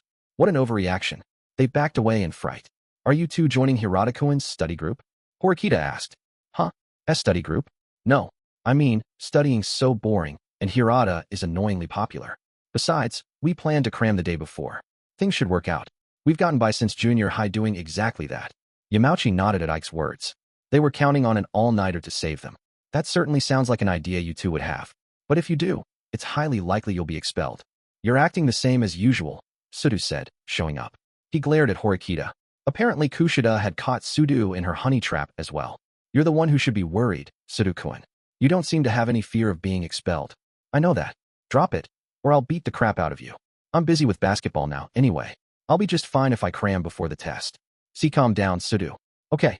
Ike was acting like he didn't know what they'd said in the chat. Sudo-kun, won't you try studying with me one more time? You might manage to squeak by if you pull an all-nighter, but if that fails, you won't be able to play basketball here anymore. Right? Horikita asked. Well, I don't want any of your stupid charity. I haven't forgotten the bullshit way you spoke to me the other day. If you want me to join, I want an apology first. A completely honest one, said Sudu, displaying open hostility toward Horikita. Although Sudu probably realized the danger he was in, he couldn't dismiss Horikita's insults. Of course, Horikita would never give him an apology. No one could ever take pride in saying something that untrue. I hate you, Sudu-kun. What? Instead of apologizing, she spat harsh words at Sudu, throwing fuel on the fire. However, our mutual abhorrence is trivial right now. I will teach you for my own sake. You will. Do your best for your own sake. Am I wrong? You really want to get up to Class A then? Even if that means inviting someone you hate, like me, he muttered. Yes, exactly. Otherwise, why would anyone willingly involve you? Sudu grew more openly annoyed in response to Horikita's incredible bluntness. I'm busy with basketball. The others on the team never take study breaks, not even before a big test. I can't fall behind everyone else by doing something as boring as studying. As if she'd predicted Sudu's remarks, Horikita opened her notebook and showed it to him. On the page, there was a detailed schedule leading up to the test. During the last session, I noticed that style of studying didn't work for you. None of you understand the fundamental basics. For example, it would be like tossing a frog into the ocean.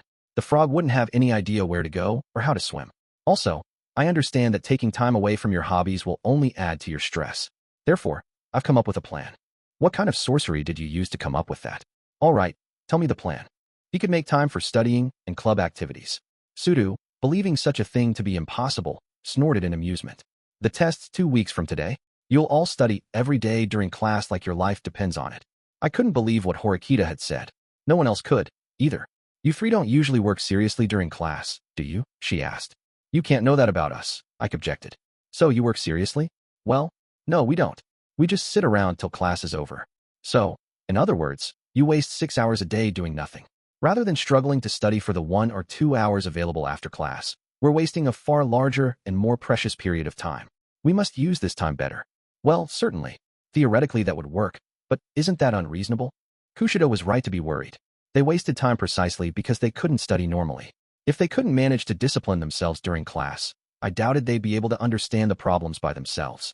I can't even keep up with class at all. I know. So we'll hold a short study session during our free time. With that, Horikita turned to the next page, spelling out the details of her plan. After first period, we'd all meet up and discuss what we hadn't understood in the lecture. During the 10-minute break, Horikita would explain the answers to those questions. We'd repeat the process over the next several periods. Of course, this wasn't as simple as it seemed. Since Sudu and the others couldn't keep up naturally, they might not be able to learn the material in such a short time. Wait a minute. I'm kind of confused here. Is this really going to work? I could tell this would be difficult. Yeah. I mean, won't it be impossible to understand that stuff in just 10 minutes of break time? Don't worry. I'll compile answers to every question and make them easy to understand. After that, Ayanokouji-kun, Kushida-san, and I will each teach you individually, one-on-one. If we use this system, we might just be able to make them understand in short blocks of time. It's just a matter of explaining the answers. You two can handle it, right? Horikita asked. But I still don't think we can do it in that little time. Studying's so hard. One class period covers surprisingly little content. Typically, there'll be 1 page of notes, 2 at the most. If you narrow it down to only the things that will be on the test, you can probably whittle it down to a half a page of information. If we somehow end up not having enough time, we can always use our lunch period. I'm not saying that you have to understand the material. I just want you to memorize it. During class, you must focus on the teacher's voice and what's written on the blackboard. Forget about taking notes for right now. So, you're telling us not to take notes? Trying to memorize things is surprisingly difficult when you're writing down notes. She was probably right about that. A focus on note-taking would simply waste precious time. At any rate, Horikita had laid out a plan that didn't use up any time after school. Just try. Give it a go before you say no. I don't want to. I'd rather spend my time differently than a bookworm like you. Besides, I don't even think I could learn to study with such a simple, cheap trick. Horikita had carefully come up with a plan tailored to the 3 of them, and yet Sudu still wouldn't agree. It seems you've misunderstood. There are no shortcuts or cheap tricks when it comes to studying. You just have to spend your time carefully. That applies not only to studying, but to everything else as well. Or are you telling me there are shortcuts and cheap tricks in something like basketball? Of course there aren't. You only improve by practicing all the time. Sudu inhaled sharply, surprised by his own words. For people who can't focus or work seriously, it's impossible. However, you put all of your effort into basketball. I want you to apply some of that effort to studying, even if it's just a fraction of what you have. Put in the effort so that you can continue to play basketball at this school. Don't throw away your own potential. Horikita's compromise was small, but real. Suda hesitated. However, his pride still got in the way. He seemed incapable of agreeing to the plan. Yeah, I'm still not doing it. I get what you're saying, but I'm not convinced. Suda made to turn around and leave, and Horikita couldn't stop him. If he left now, the study group was probably dead. Normally I'd stay out of it, but this called for drastic action. Hey, Kushida, do you have a boyfriend? I asked. Huh? What? I don't. Why would you suddenly ask me something like that? She cried. If I can get 50 points on the test, will you go out with me? I extended my hand to her. Huh? What are you saying, Ayanokouji? No, date me, Kushida. I'll get 51 points. I cried. No, me. Go on a date with me. I'll show you. I'll get 52 points. Yamauchi said.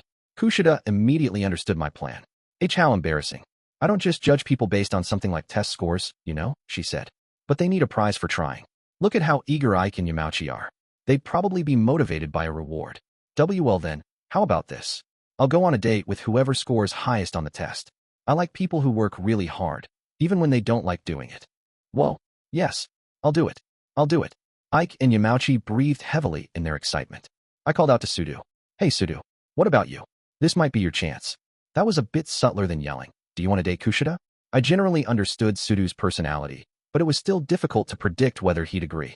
So I had to find some common ground. A date, huh? That doesn't sound too bad. Geez, guess I don't have a choice. All right, I'll join, Sudu said, his voice small.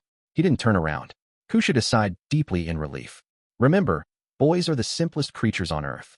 Horikita probably agreed with me. We welcomed Suda to our group. 9.1T he study group seemed to have gotten off to a good start.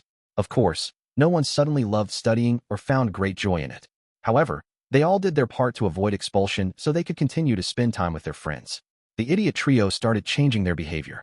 They frantically repeated everything written on the blackboard, racking their brains to understand the problems. Sudu occasionally came close to passing out during class. His head would bob up and down as he started to doze, but he managed to stay awake, likely because of his professional basketball dreams.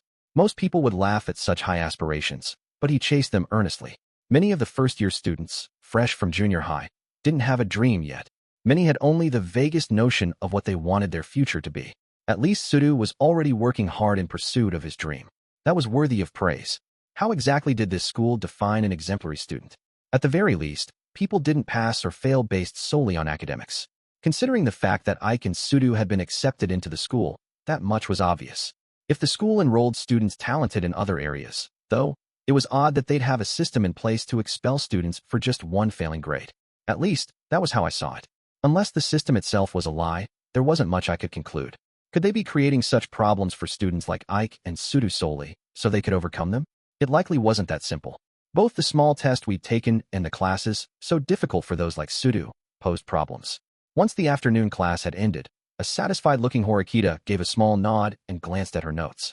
Apparently, she'd compiled everything together. Even though Horikita was teaching the idiot trio, she wanted the best possible results. That was her nature. Our class's evaluation would improve, as would the individual students' abilities. However, trying to get perfect scores was absurd. We didn't intend to reach that far. Helping Ike and the others avoid failing was the best we could do. When the lunch bell rang, everyone made a mad dash for the cafeteria. Our break was 45 minutes long. After lunch, everyone had agreed to meet in the library for a 20-minute study session. At first, we'd planned to study in the classroom. However, for better concentration, we decided to avoid noise and use the library. However, the main reason was that Horikita wanted to avoid Hirata.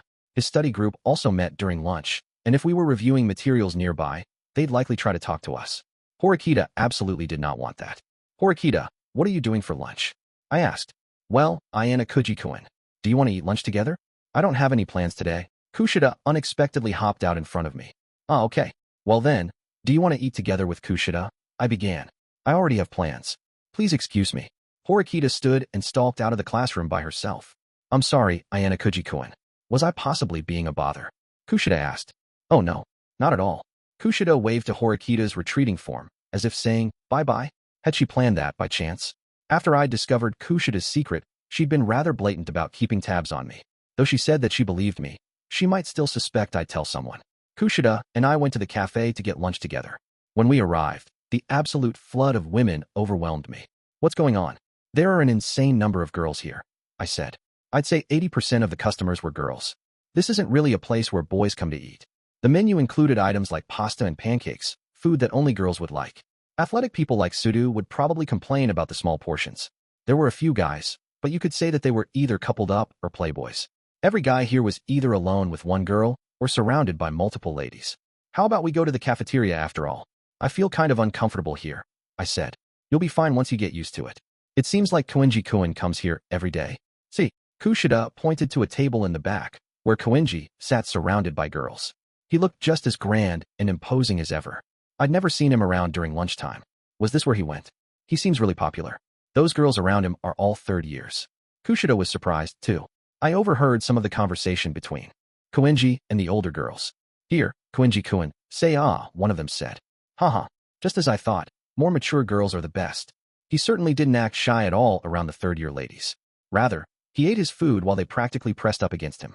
That guy is really something else, I muttered. His name seems to be going around lately. People are talking about him. I see. So, were those girls after his money? What a sad world. Those girls are just being realists. You can't afford to eat on dreams alone, she said. Are you a realist, Kushida? I'd say I'm a bit of a dreamer. Something like a knight in shining armor would be nice. A knight in shining armor, We sat as far away from Koenji as possible. What about you, Ayanokouji-kun? Do you like girls like Horikita-san? She asked. Why do you bring up Horikita? Well, you're always with her. Isn't she cute? Well, I certainly thought she was cute. On the outside, though? Know something, Ayanokouji-kun? You've caught the girl's eyes for a little while now. You're on a first-year student's ranking chart. Caught their eye? Me? Also, what the hell kind of ranking? Apparently, we men had been rated without even noticing. Was it like the ranking we'd made for the girls' breast sizes? Well, there are lots of different rankings, you know. The hot guy rankings, the rich guy rankings, the creeper rankings. And, okay, that's enough. I don't think I want to hear any more. Don't worry. You're ranked a respectable 5th place in the hot guy rankings. Congratulations. By the way, Satonaka-kun in Class A is in 1st place. Hirata-kun's in 2nd. The 3rd and 4th place boys are in Class A. I feel like Hirata-kun gets lots of points because of his looks and personality. I'd expect nothing less from the Class D star. Even girls in Class C and above noticed him. Is it okay for me to be happy about that? I asked. Of course. Oh, but you also ranked pretty high in gloominess. Let's see. I looked at Kushida's cell phone. There really were a lot of different ranking charts. I saw a rather disturbing ranking titled, Boys Who Should Die. Better not look at that one. Are you not really happy about it? You're ranked 5th.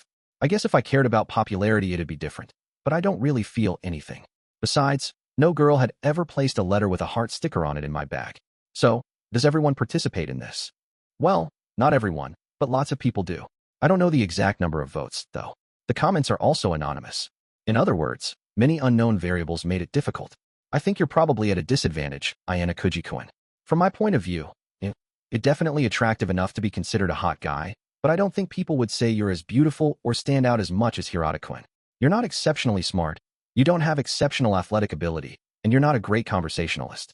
There's something missing, some element of attractiveness, you know? In other words, there was nothing appealing about me at all. Ouch. I feel like I just got stabbed in the heart. Sorry. I probably should have held back a bit. Kushida appeared sheepish. Hey, Ayanokouji-kun. Did you have a girlfriend in junior high school? Would it be bad if I didn't? So, you didn't have one? Haha, no. No, it's not bad. Rankings, huh? What would the girls think if the boys did something like that? They'd probably consider them the lowest of the low. Her smile didn't reach her eyes. Well, that was to be expected. If the boys ranked girls by cuteness, the girls would vehemently object. There was a definite double standard at play. At any rate, Kushida didn't seem to be treating me any differently than she had before. I thought things might have changed since. Discovering her secret side. Hey, you don't have to force yourself to talk to me if you don't want to, I said. No, it's not that I don't want to. Talking to you is fun, Ayanokouji-kun. Didn't you say that you hated me, though? Ha ha ha, yes I did. Sorry, but that's how I really feel. Well, that hurt. Even though she was smiling, she hated me. This was the worst. To tell you the truth, I invited you out to lunch today because I wanted to check with you. Hypothetically, if you had to choose either Horikita-san or me as your ally, whom would you choose, Ayanokouji-kun? Would you choose me? I'm no one's ally or enemy. I'm neutral. There are some situations where you can't avoid trouble by staying neutral. It's wonderful to oppose war, for example, but you may find yourself in the middle of turmoil at some point, you know? If Horikita and I happen to clash, I hope that you'll cooperate with me, Ayanokouji-kun. When you say that, anyway, try to remember that I'm expecting your help. Expecting, huh? If you were to ask for my help, Your first priority should probably be to explain the situation. Kushida, still smiling, emphatically shook her head. First, we need to build a relationship of mutual trust. I suppose. Neither Kushida nor I understood each other yet. Perhaps in the future, I'd come to have deeper knowledge of her. 9.2 gathered in the library 1 minute later than we'd agreed. Everyone had their notebooks open, ready and waiting. The library was a popular study spot, it seemed. First through third years fought to move up in the rankings. I understood it with a glance. You're late, Horikita said. Sorry, the crowds were tough. You two didn't eat lunch together, did you? Ike turned to us, his eyes suspicious. Kushida and I had actually eaten together, but perhaps it was better to keep that information private. Yes, we did. We ate lunch together, Kushida said. It would have been better if she'd said nothing. Sure enough, Ike and the others glared at me, their discontent plain to see. Ike looked at me like I was his ancestral enemy. Horikita spoke without glancing up. Hurry, she said. Okay. At Horikita's cold command, I sat down and took out my notebook. I thought I might need more help on this, but geography is actually pretty easy. Chemistry wasn't as hard as I thought it'd be, either. Ike and Yamauchi sounded pleased. Most of the problems boil down to memorization, right? You can't solve many problems in English or mathematics if you don't understand the foundation, though. Don't let your guard down. I think there might be current events questions on the test, too. Current events? Events of the recent past related to politics or the economy. That means that the questions may not be limited by what's written in the textbook. Ugh, isn't that against the rules? That means we have no idea what's going to be on the test, doesn't it? So that's why you should study everything. I suddenly hate geography. While the test might cover current events, I thought it'd be fine to ignore them for now. If you worried too much, you'd likely miss out on something important and suffer for it. Shouldn't we hurry it up? I asked. We were wasting precious time talking about this or that. Yes, we've been wasting time because someone was late. Are you still harping on me for that? Here's a question for everyone. Who came up with inductive reasoning? It was that guy we learned about in class before, right? That was, Ike racked his brain and spun his mechanical pencil. Oh, that's it. That one guy? His name made me super hungry. Francisco Xavier. Or something like that, right? Pseudo asked. Close, but no cigar. I remember. Francis Bacon. I cried. That's correct. Yes. I'm definitely going to get a perfect score. No, not really. If we all manage to keep up this pace for another week, everyone might just avoid failing. Please be mindful of your health, everyone. If you get sick, you'll have less time to study. Kushida understood that we had no wiggle room left. Don't worry. Not about those three, anyway. Horikita grumbled. Just as I'd expect from you. Horikita-chan. I feel like you're starting to have some faith in us. Actually, she probably meant something more like, idiots don't catch colds. Hey, quiet down. Your yammering is getting annoying. A nearby student turned to look at us. Sorry. Guess I got a little carried away. I'm just so happy I got something right. Did you know that Francis Bacon was the guy who came up with inductive reasoning? I won't lose points on that question, said Ike, laughing foolishly. Huh? Hey, could you guys be Class D students, by chance? A group of boys all looked over at us at once. Sudu, seemingly irritated by this, sounded mildly angry as he said, So what? What's the big deal if we're in Class D? Do you have a problem with that? No, there's no problem. I'm Yamawaki, from F Class C. Nice to meet you. Yamawaki chuckled. I have to say, I'm glad that they separate the classes in this school by ability. That way I don't have to study with losers like you. What did you say? Sudu's anger flared. Don't get mad. I've only spoken the truth. I wonder, if we happen to fight, how many points would you lose? Oh wait, you guys don't even have any points to lose, do you? In that case, you'd probably be expelled, right? Fine with me. Bring it. Sudu's shouting attracted attention and looks of disgust. If things got much worse, then the teacher would probably hear about it. He's exactly right. We're not sure what'll happen if you create a ruckus. You should remember that you might be expelled as a worst-case scenario. I don't particularly mind that you're bad-mouthing us, but you're in Class C, right? Honestly, you shouldn't really brag about that, Horikita said. Clearly there were errors of calculation in placing Class C and A, but you guys in D are on a completely different level. That's quite an inconsistent standard of measurement. The way I see it, everyone outside of Class A is lumped together. Yamawaki stopped laughing and now glared at Horikita. Wow. For a defective product that can't make a single point, you're pretty sassy, aren't you? Did you think you could say whatever you like just because you have a cute face? Thank you for your wholly incoherent and irrelevant statement. I was never very concerned about my appearance until now, but after being praised by you, I must say I feel rather uncomfortable. TCH. Yamawaki slammed the table and stood up. Hey, relax. If we're the ones who start fighting, then word will get around and we'll be in trouble. The other Class C students tugged at Yamawaki's sleeves, holding him back. You do know that you'll be expelled if you fail the next test, right? I'm looking forward to seeing how many of you get kicked out. Unfortunately for you, no one from Class D will be expelled. Before you worry about us, though, perhaps you should worry about your own class. Pride cometh before the fall. Ha ha ha. Us fail? Don't joke around. We're not studying just to avoid failing. We're studying so we can improve our test scores. Don't lump us together with you, Yamawaki said. Also, being happy because you know who Francis Bacon is? Are you nuts? Why are you studying things that aren't even on the test? Huh. Horikita looked stumped. Wait, do you guys not know what's on the test? No wonder you're called defective products. That's enough out of you. Sudu, on the verge of really losing his temper, grabbed Yamawaki by the collar. Hey, you're really going to get violent even though it'll lose you points? You're okay with that? We don't have any points to lose. Sudu pulled his arm back. Oh, was he really going to beat the crap out of this guy? I knew I should stop him. I got up then. Okay, stop. Stop. A female student shouted at us. Sudu stopped in response. What? This doesn't involve you. Stay out of it, he said. Doesn't involve me? I'm trying to use the library, so it does involve me. If you want to get violent, might I suggest that you do so outside? In response to the blonde beauty's disinterested yet logical argument, Sudu let go of Yamawaki. Besides, don't you think you're provoking him? If things continue like this, I'd have to report it to the school. Do you want that? Sorry. We don't want that, Ichinos, Yamawaki said.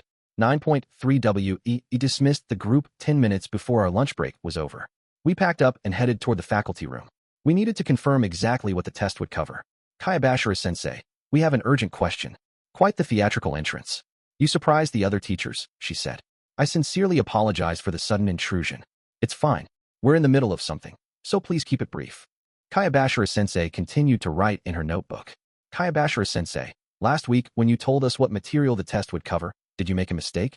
A little earlier today, some Class C students told us that the test's material would be different than what we were expecting. Kayabashira-sensei listened in complete silence and didn't even bat an eyelash as Horikita spoke. Then, she put down her pen. That's right. The test topics changed last Friday. Sorry, I must have forgotten to inform you. What? She scribbled something down on a page in her notebook, tore it out, and handed it to Horikita. She'd written down textbook page numbers that referred to material we'd already covered in class. Most of the new material was from before we'd started the group, stuff that Sudu and the others hadn't learned. Thanks to you, Horikita-san, I was able to correct my mistake. I'm grateful to all of you. That's all. Thank you. Wait a minute, Sai-chan-sensei. Isn't it way too late for this? I don't think so. You still have 1 week. If you use that study time wisely, it should be easy. Right. Kayabashira-sensei tried to shoo us out of the faculty room without the slightest hesitation. However, none of us moved. Even if you stay, nothing will change. You understand that, don't you? She asked. Let's go. But, Horikita-chan, we can't just accept this. As Kayabashira-sensei said, staying would be a waste of time. Instead, we should begin studying the revised test materials. But, Horikita turned on her heel and left the faculty room, Sudu and the others reluctantly following after her.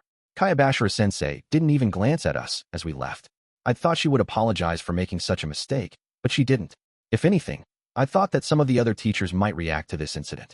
Despite the fact that this was a pretty serious mistake for a homeroom teacher to make, none of the other teachers seemed to care.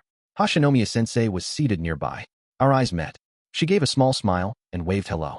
Well, that was something, at least.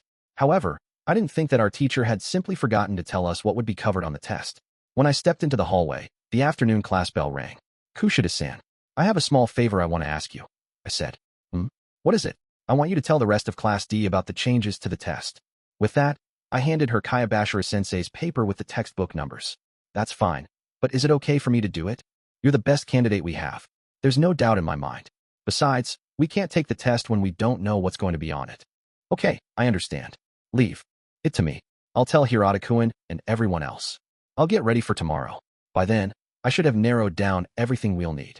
Horikita tried hard to appear calm, but I could sense her anxiety. That time we'd spent studying had been squandered, and we were back to square one. Plus, we now only had 1 week left. However, our greatest concern was keeping the idiot trio motivated. Horikita, I know I've been difficult, but I'm counting on you. Sudu bowed to Horikita as he spoke those words. Starting tomorrow, I'll take a break from club activities. Will that work? That, considering that we had only 1 week left and time was of the essence, it was a rational decision. However, the offer so surprised Horikita that she couldn't immediately accept. Will that really be okay with you? It'll be a lot of work. Studying is a lot of work, isn't it? Grinning, Sudu patted Horikita's shoulder. Sudu, are you serious? She asked.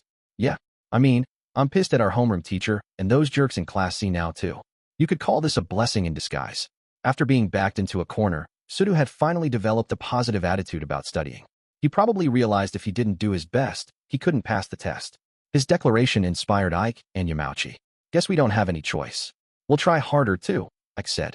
I understand. If you're prepared, then we can work together. However, Sudu-kun, Horikita coldly removed Sudu's hand from her shoulder. Please do not touch me. If you do so again, I won't show you any mercy. You're not cute at all, lady.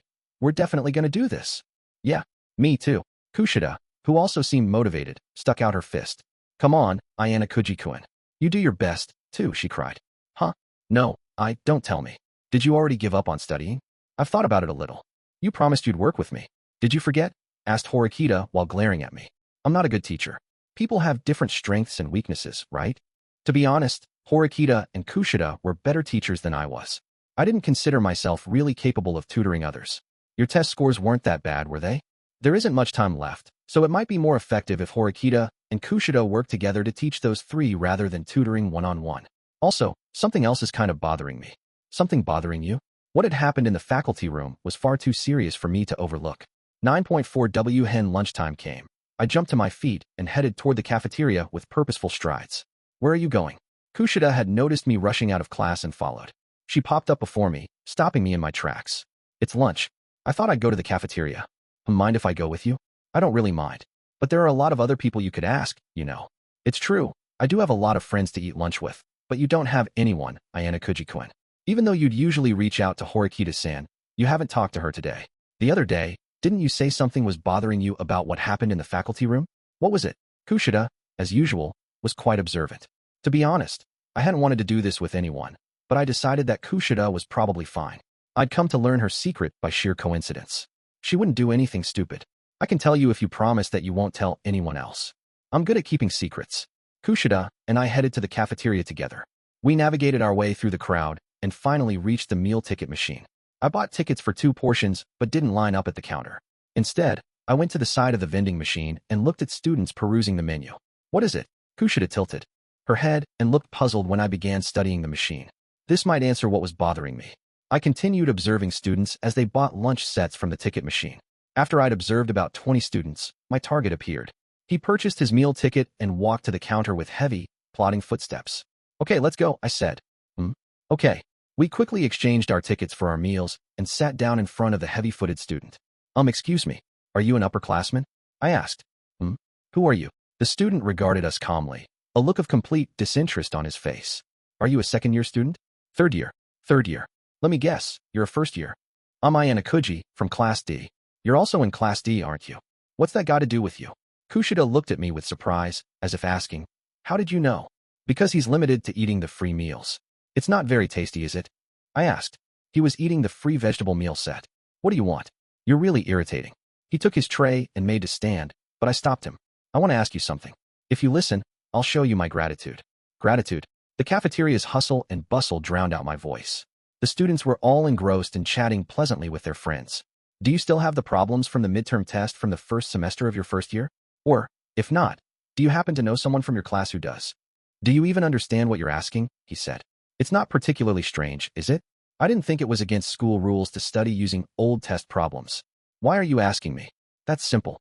I believed I'd have the highest chance of success if I worked with someone who doesn't have any points. Honestly, that free vegetable meal doesn't look good. Of course, things would be quite different if you actually liked eating the vegetable set. What do you think? How much are you going to pay? 10,000 points. That's as high as I'll go. I don't have the old test problems, but I know someone who does. If you want him to help you, though, you're going to need to offer at least 30,000 points. If you've got that, you're fine. I'm afraid that 30,000 is a no-go for me. I don't have that much. How much do you have? 20,000. Then 20,000. No, 15,000 should do. Nothing under that. 15,000, huh? If you'd go so far as to ask for old test problems from a stranger, then you must be pretty desperate, huh? Well, the school will mercilessly expel any student who gets a failing grade. None of my classmates are even here anymore. I see. I understand. I'll pay the 15,000 points. Then we have a deal. Of course, I'll have to ask you to transfer the points in advance. Fine, but if you do anything to stab us in the back, I won't forgive you. Even if you're an upperclassman, I'll do anything and everything I can to make sure you're expelled. You're a freak. Fine, I get it. Besides, when you transfer points, there's always a record of it. If rumor spreads that some first-year students ripped me off, it'd look bad. All right then. Since I'm paying you 15,000 points, can you toss in a little bonus? I want to see the answers to the surprise test that we took after being admitted.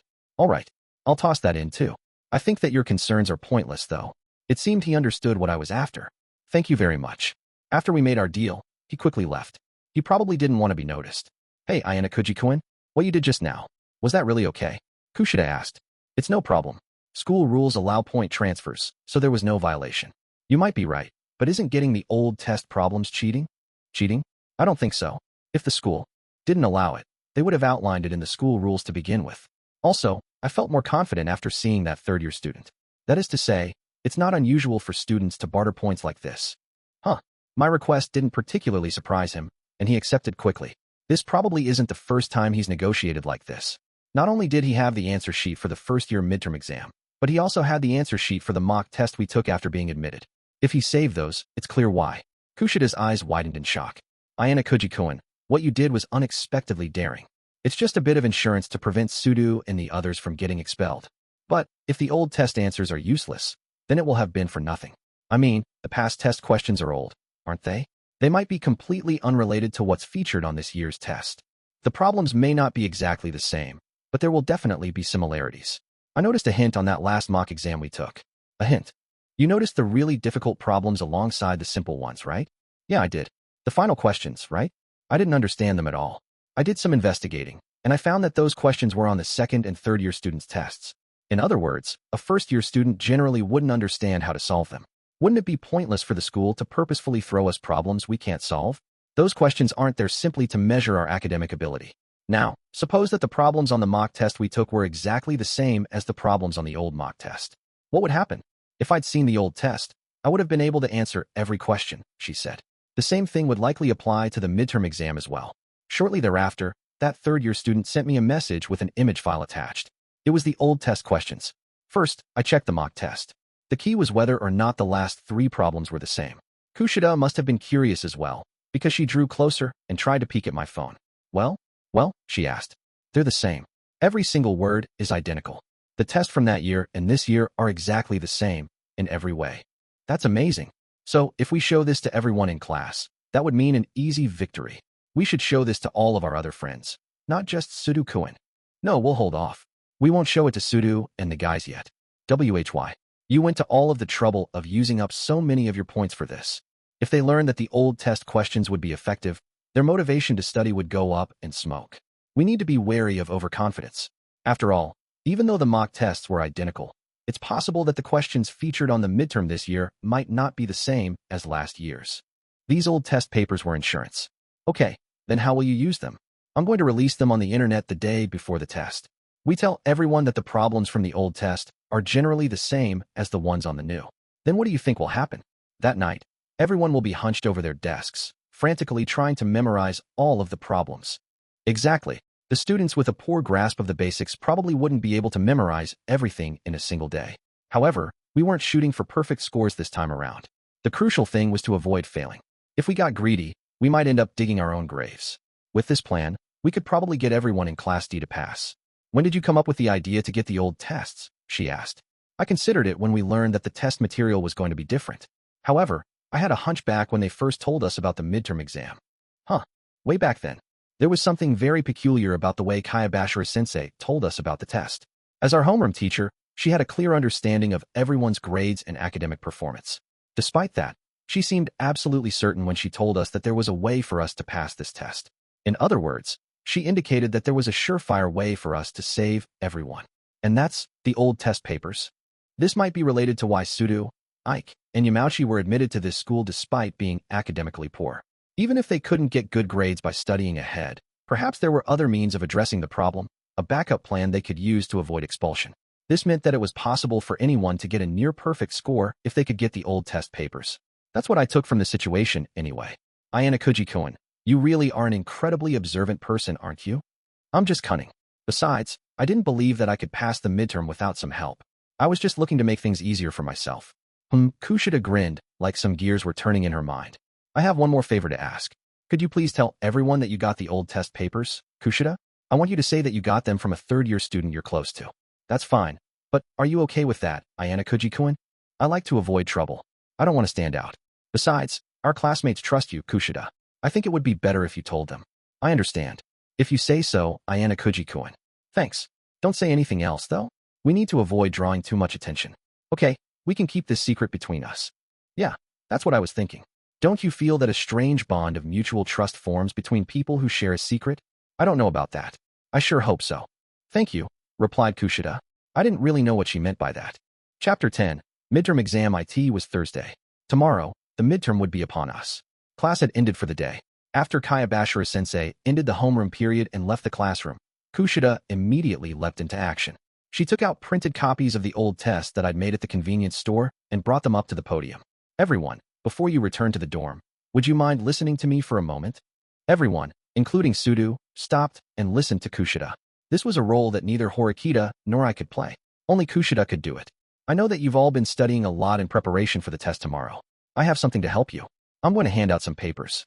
Kushida distributed the question and answer sheets to the students in the first row. Test questions? Did you make these, Kushida-san? Horikita was visibly surprised by this sudden turn of events. Actually, these are the old test problems. I got them from a third-year student last night. Old test problems? Huh.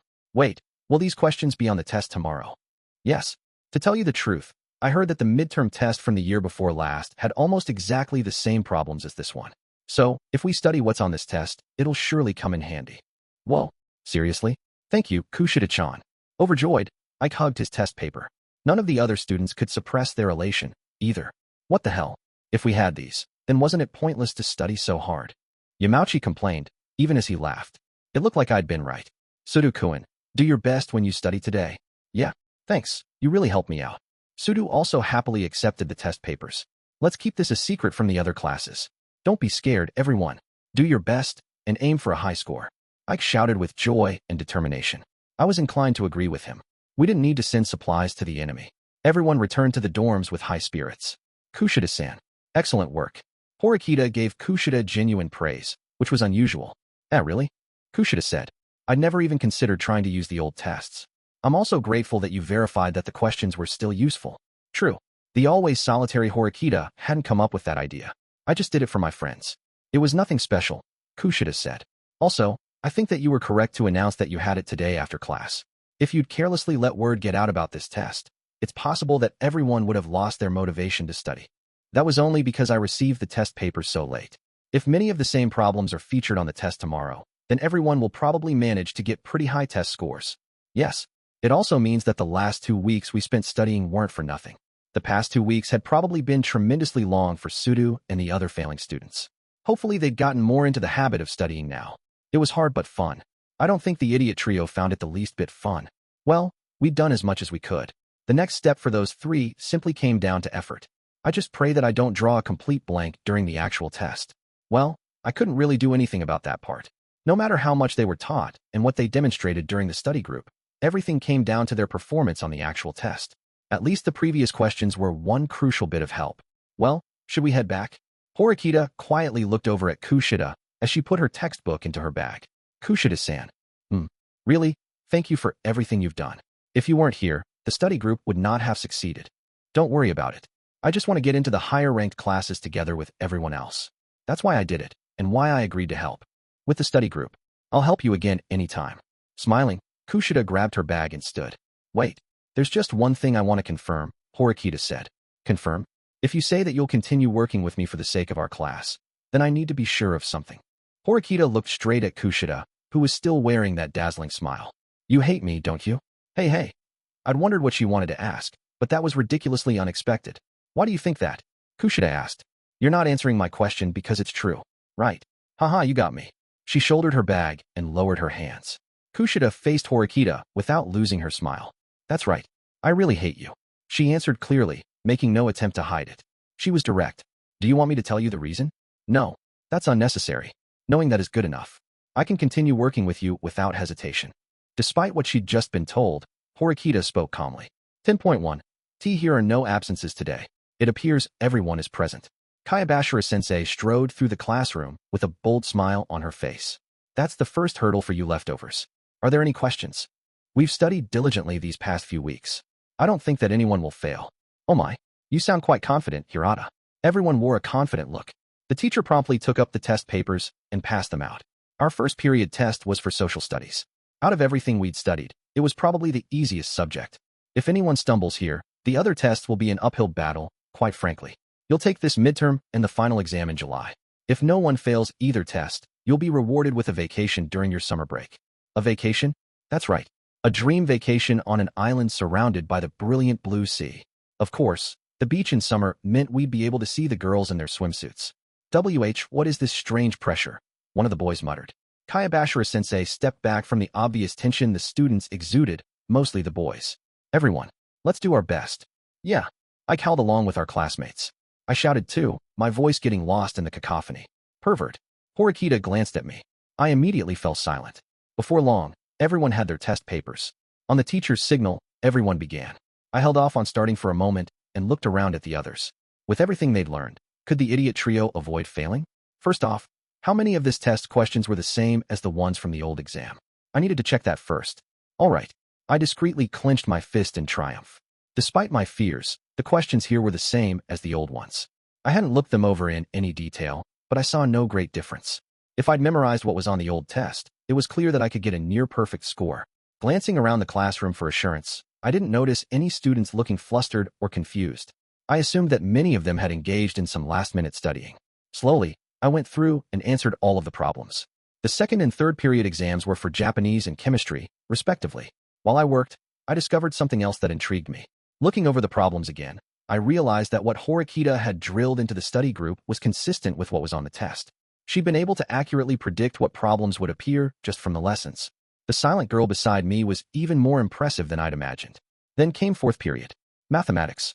All of the abnormally difficult questions that had been featured on the mock test also appeared here, but the content was the same as the old exams. Even if Sudo and the other guys couldn't understand the problems, they could still apply the answers if they'd memorized them. Then came the break. Some members of our study group, including Ike, Yamauchi, Kushida, Horikita, and myself, gathered together. An easy victory. We've got this test on lock. I feel like I might get 120 points. Ike sounded pretty sure of himself. Yamauchi must have felt the same, judging from the smile on his face. Confident, they looked over the old test papers for a final review.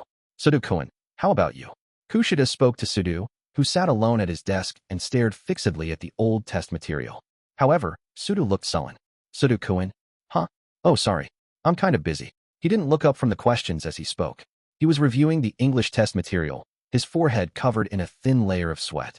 Sudo, did you not study the old test material, by chance? Everything but English. I fell asleep partway through. Sudo sounded irritated. In other words, this was his first time reviewing the material. That also meant that Sudo only had 10 minutes to review. Damn, I can't get any of these answers to stick in my head, he muttered. Unlike the other tests, the English problems weren't easy to memorize. Trying to cram all of the answers in just 10 minutes would be impossible. Sudo-kun, memorize the problems that are worth a lot of points and those with the shortest answers. Horikita leapt up from her seat and moved next to Sudo. Oh, okay. He stopped focusing on the low-point questions and instead zeroed in on what would net him the most points. Hey, are you going to be okay? While trying to avoid getting in the way, Kushida appeared anxious. Unlike Japanese, I don't know the basics of English. These letters look like some kind of magic spell or something. Memorizing it'll take time. Why yeah, I struggle with English, too. The break passed in the blink of an eye, and the heartless class bell rang. I did all I could.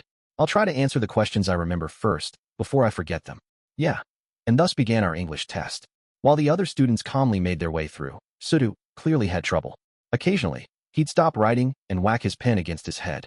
However, no one could help him now. Whether Sudo sank or swam was entirely up to him. 10.2 After the last test, we gathered around Sudo's desk again. Hey, did you do okay? Asked Ike, anxiously. Sudo was on the verge of losing his cool. I don't know.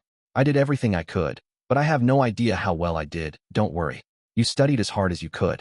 I'm sure you did well. Damn it. Why did I fall asleep? Sudo fidgeted, clearly frustrated with himself. Horikita then stepped in front of him. Sudo-kun, what is it? Are you going to lecture me again? He grumbled. It was certainly your fault for not reviewing the old test's final section. However, as you said, you did everything that you could with the time that you had. You didn't cut any corners or give up. Considering how much effort you put in, I think you should hold your head high and feel proud. What is this?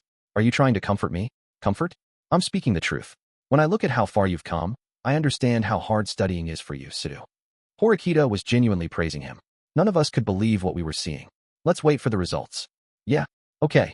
There's one more thing. Something I need to amend. Amend?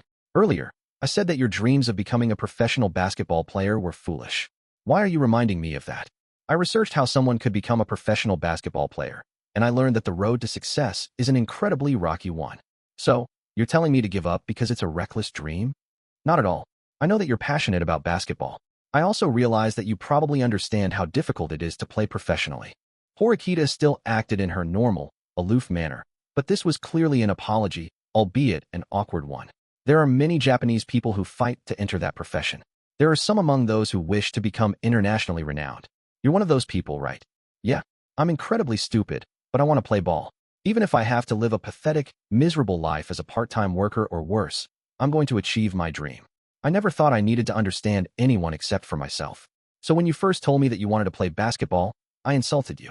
However, I now regret that. Someone who doesn't understand how difficult, how arduous basketball is has no right to dismiss that dream as foolish. Suzune, don't forget the hard work and effort that you poured into studying. Apply that diligence to basketball. If you do, you might be able to go pro. At least, that's how I feel. Horikita's expression was the same as always, but she bowed her head to Suzune. I'm sorry for what I said back then. Well, now that I've said my piece, I'll be going. Horikita left the room, her apology still hanging in the air. Hey, did you just see that? Horikita apologized. And so nicely. I can't believe it. Ike and Yamauchi were both completely stunned. I was pretty surprised, too. Kushida was as well. Horikita had acknowledged that Suzune had done his best. A dumbfounded Suzune, still seated at his desk, looked after Horikita as she walked through the classroom door. Soon after, Suzune put his right hand over his heart and looked at us. Oh no. I think I might be in love with Horikita, he said. Chapter 11. The beginning. Hayabashira-sensei strode into the classroom, looking around at the students in surprise. Everyone was clearly anxious, holding their breath in anticipation of the test results. Sensei, we were told that the results would be announced today, but when? There's no need for you to get so worked up, Hirata. You should have passed quite easily. So, when will the results be released? Well, if you'd like, now is as good a time as any. If we waited to do it after class, we wouldn't have enough time for other procedures. Some of the students visibly reacted to the words, other procedures. What do you mean by that? Don't get flustered. I'll tell you now. As usual, she revealed the details simultaneously and collectively. She stuck a large, white sheet of paper with everyone's names and test scores onto the blackboard. Honestly, I'm impressed. I didn't think that you'd score so well. Many students tied with perfect scores in mathematics, Japanese, and social studies. More than 10 of you, actually. Some of the students shouted in joy and delight when they saw the 100s lined up on the results sheet. However, some weren't smiling. The only grade that truly mattered was Sudu's score in English. Then, we saw Sudu's test scores. He had scored 60 points in 4 of the 5 main subjects, which was considerably high. He'd scored 39 points in English. Yes. Suzune leapt up and shouted with joy. Ike and Yamauchi stood and cheered, too. There was no red line to be found on the results sheet. Kushida and I shared a glance and sighed in relief. Horikita didn't smile or cheer, but she did appear relieved. We showed you, Sensei. When we really try our best, we can do anything. Ike wore a smug, confident look. Yes, I recognize that. You all did very well. However, Hayabashira-sensei held a red pen in her hand. Suzune unintentionally let out a huh. She drew a red line right above Sudu's name. What is that? What does that mean? You failed, Suzune. Huh? You're lying, right? Don't give me that crap. Why did I fail? He cried. Of course, Suzune was the first one to protest this. In response to Sudu's failing grade, the entire classroom did a complete 180. We stopped our delighted cheering and erupted in confusion. Suzune, you failed the English exam. That's all. Don't screw with me. I got 32 points. I passed. When did anyone say that 32 points was a passing grade? No. You said so, Sensei. Right, everyone, shouted Ike. Say whatever you want, it won't matter. This is the undeniable truth. You had to score at least a 40 to pass the midterm exam. In other words, you were just 1 point short. You were so close. F40. You never told us about this. I won't accept it. Should I tell you how we determine the passing grade? Hayabashira-sensei wrote a simple formula on the blackboard. 79.6 divided by 2 equals 39.8. We set a passing grade for each individual class, just as we did for the last test. We calculated that number by dividing the average score by 2. That's how we arrived at our answer. In other words, anything at 39.8 or lower was considered failing. I provided proof that you failed. That is all. No way. So, does that mean I'm going to be expelled? Although your time here was short, you struggled valiantly. You'll be asked to fill out a withdrawal form after class, but you will need to have a legal guardian present when you do so. I'll contact them for you. As we witnessed the scene unfold, the teacher rattling off the information as if she were casually giving a report, we finally realized that this was actually happening. As for the rest of you, good work. You all passed without any issues. Work hard so that you can pass your final exam as well. Well then, next, S-sensei. Is Sudo-kun really being expelled? Is there no way to save him? Hirata was the first to show concern, even though Sudo hated him and had lashed out at him verbally. He's being expelled. He got a failing grade. Could we possibly see Sudo-kun's answer sheet?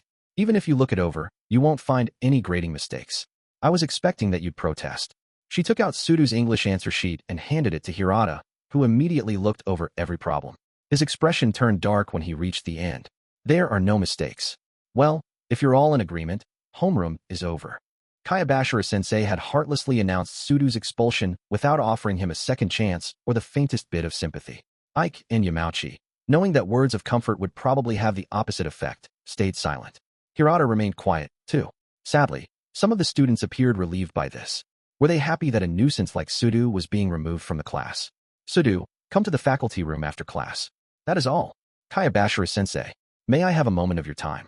Though she'd stayed silent until that moment, Horikita raised her slender arm in the air and spoke. Thus far, Horikita had never voluntarily made any remarks. Kayabashira-sensei and the rest of the class appeared shocked by this abnormality. Well, this is unusual, Horikita. What? Earlier, you said that the previous test had a passing grade of 32 points. You arrived at that number by the same formula you showed us today. Were there no mistakes in calculating the passing grade for the last test? There were no mistakes. Then, that raises one more question. I'd calculated the average score for the previous test to be 64.4 points.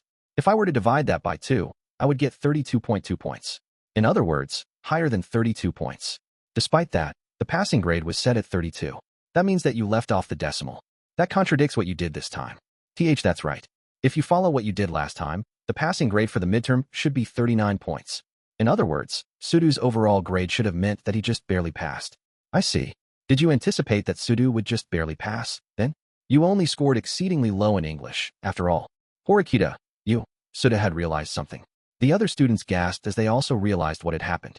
Horikita had gotten perfect scores in 4 of the 5 main subjects, but she'd gotten an exceedingly low score of 51 points in English. Her English stuck out from her other scores. Sudo noticed what she'd done. In order to lower the average score for the English test, Horikita had purposefully botched her own grade as far as she could. If you believe that my thinking is incorrect, could you please tell why the calculation differs between this test and the last test? She asked. The last ray of light. Our final hope. I see. In that case, I'll explain in more detail. Unfortunately, your calculation is off. We didn't simply omit the decimal when we calculated the passing grade. We rounded the numbers up or down. On the last test, we rounded down to 32 points, and on this, we rounded up to 40. There's your answer. TCH. You should have noticed that we rounded the numbers, but to hold on to that possibility. Well, too bad. At any rate, first period will be starting soon. I'll be going. Horikita had nothing left to counter with, so she remained quiet. She couldn't contradict anything Kayabashira-sensei had said. Horikita's last resort had been eradicated. The classroom door slammed shut, and silence enveloped the room. Sudo, still struggling to wrap his head around this new reality, looked over at Horikita. She had purposefully lowered her grades as far as she could, all to stop Sudo's expulsion. I'm sorry. I should have tried to lower my score just a little more, she muttered. Horikita slowly sat back down. However, Horikita's 51-point score on her English test was already considerably low. If she'd scored in the 40-point range, she could have run the risk of expulsion herself. Why? You said that you hated me, Sudo said. Don't misunderstand. I did this for my own sake. It was all for nothing, though. I slowly got up from my seat. Where are you going, Ayanokouji? Bathroom. With that, I exited and quickly made my way toward the faculty room. I wondered if Kayabashira-sensei had already arrived. As I thought that, I caught her staring out the window into the first-floor hallway, almost as if she were waiting for someone. Ayanokouji, Class will begin any minute. You know, she said. Sensei, would it be all right if I asked you one question? One question? Is that why you went to the trouble of chasing after me? I'm curious about something. First it was Horikita, now you. What in the world is it? Do you think that today's Japanese society is fair? What an incredible change in topic. So sudden, too. Is there some special meaning behind this question? It's very important. I would like your opinion. If you're asking for my personal opinion, then no, of course not. The world isn't fair, not even the slightest bit. I see. I feel the same way. I think that equality is a fiction.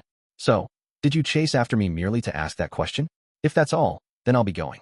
1 week ago, when you told us that the test's material had changed, you also said something like, I forgot to inform you. Because of that forgetfulness, we were notified of the change 1 week after the other classes had already been informed. Yes, I said as much back in the faculty room. What of it?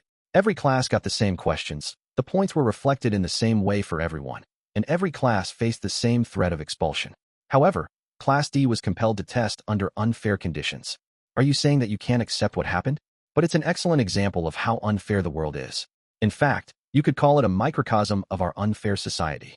Certainly, society is not equal, no matter how idealistic you try to be. However, we are human beings, living things that can think. What are you trying to say? I'm saying that we should strive for equality. At least a little. I see.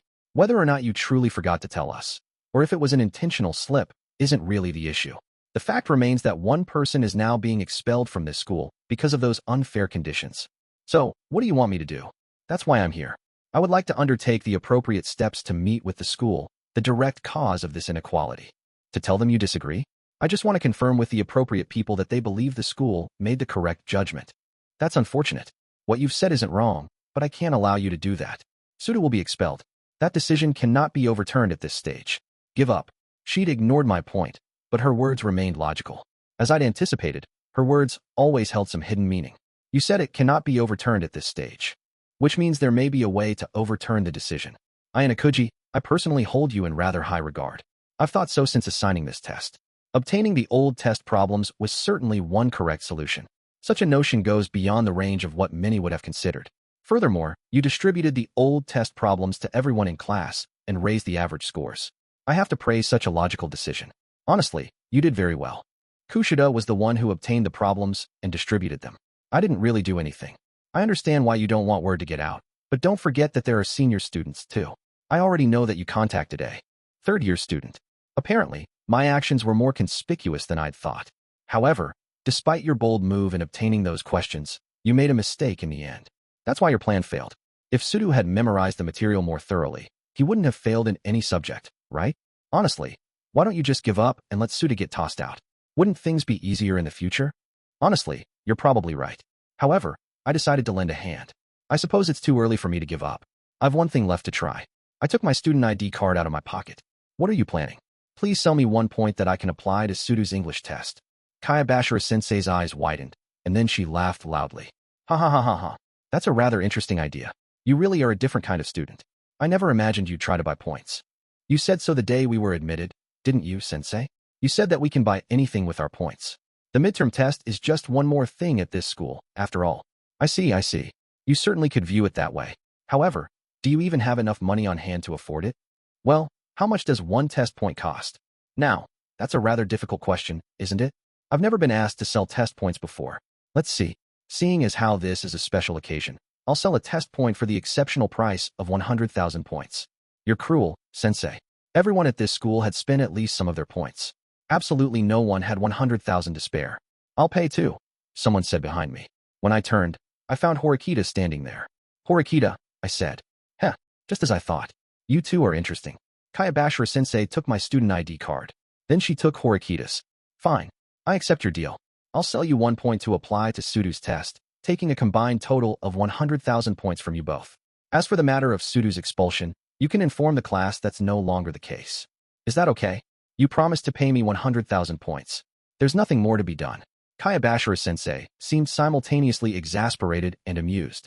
Horikita, do you understand how talented Ayanokouji is? At least somewhat. I wonder. When I look at him, all I see is a disagreeable student. What do you mean, disagreeable? I asked. You get low scores on purpose when you could easily score higher. You were the one who came up with the idea of getting the old test problems, but you gave Kushida-san the credit. You were even crazy enough to buy test points. I don't think that you're special or just deviate from the norm. I think you're disagreeable. So, she'd heard how I got the old test questions, too. Perhaps the pair of you really can reach the higher level classes, Kayabashira-sensei said. I don't know about him, but I most definitely will. No one from Class D has ever been promoted before. The school has already labeled you defective and will coldly toss you aside. How will you accomplish your goal? If I may, sensei. Horikita unwaveringly returned Kayabashira-sensei's gaze. Honestly, maybe the students in Class D are defective. However, that doesn't mean they're trash. What's the difference between a defective product and trash? The difference is paper thin. However, with repairs, a defective product may become a superior article. I see. When you say it like that, Horikita, I admit it sounds oddly persuasive. I shared that opinion, and found Horikita's words to be quite meaningful. Horikita, who had previously looked down upon others and thought of them as baggage, was changing. Of course, nothing was that simple. Though you could just barely glimpse the change from the outside, it was actually a major transformation. A faint smile appeared on Kayabashira-sensei's lips, as if she also had noticed it. Well, I look forward to seeing what you do next. As your homeroom teacher, I'll be sure to watch over you with great attention and care. With that, Kayabashira-sensei headed toward the faculty room, leaving the two of us in the hall. Well, let's head back. Class will be starting soon, I said. Ayanokouji-kun. Oof. Horikita chopped me in the side. What was that for? For whatever. She left me as I clutched my sides in agony. Geez, what a bothersome person. With that thought, I decided to chase after her. Chapter 12. Victory Celebration. See here's. I shouted joyfully and toasted with a can of juice. That evening, the former Association of Failures had convened once again. Liberated from our studies, we were all overjoyed that no one had been expelled. Everyone smiled. Well, except for Horikita. We'd shared our burdens, and together, we'd overcome the challenge. Perhaps that was the point of being young. I guess if you ignored the one dark spot, this wasn't terrible. What's with the long face, Ayanokouji? Sudo wasn't expelled. Everything's fine now, right? I don't particularly mind that you're holding a celebration party, but why are you holding it in my room? Mine's a mess. So are Sudo's and Yamauchi's. And we can't go to a girl's room, right? I mean, yeah, I would have loved going to Kushida-chan's room. But your spectacularly plain and empty room is the best option. It's only been 2 months since school started. I think it'd be weird to have a lot of stuff. Aside from daily necessities, I didn't really need anything. What do you think, Kushida-chan? I think it's fine here. It's simple, but it feels nice and clean. Right? Man, it must be nice to have Kushida-chan praise you. Ha ha ha ha. Ike grudgingly pushed me. All things considered, though, that midterm was dangerous. If we hadn't put the study group together, I would have been fine, but Ike and Sudo would have definitely gotten kicked out. Huh? You were close to getting expelled, too, you know. No. I could have gotten a perfect score if I were serious about it. Really, everything was thanks to Horikita-san's efforts. She tutored Ike, Yamauchi, and Sudo. Horikita sat outside the circle, quietly reading a novel. When we said her name, she bookmarked her page and looked up. I did it for my own sake. If someone had been expelled, Class D's evaluation would have worsened. Just say that you didn't want us to get expelled, even if it's a lie. We'd like you better. It'd be fine with me if you didn't. Well, her attitude remained unchanged, but simply participating in this gathering was a sign of her progress. The old Horikita most definitely would not have come. Well, I guess, but you're a surprisingly good person, Horikita, replied Sudo. Since Horikita had apologized to Sudo, he'd completely stopped antagonizing her. Before, he'd said she was a bad person. But people could change. Anyway, why did Kayabashira-sensei change her mind about expelling Sudo-kun? I wondered about that too. What kind of sorcery did you use, Horikita-chan? I don't really remember. Whoa, it's a secret. Ike tumbled over in an exaggerated fashion. Even though we managed to make it through the midterm, we shouldn't lose our heads. Our next challenge is the final exam. We should expect those questions to be even more difficult than the ones today. In addition, we still need to find a way to increase our points. Do we really need to start this hellish cramming all over again? This sucks. Still on the floor, Ike buried his head in his hands.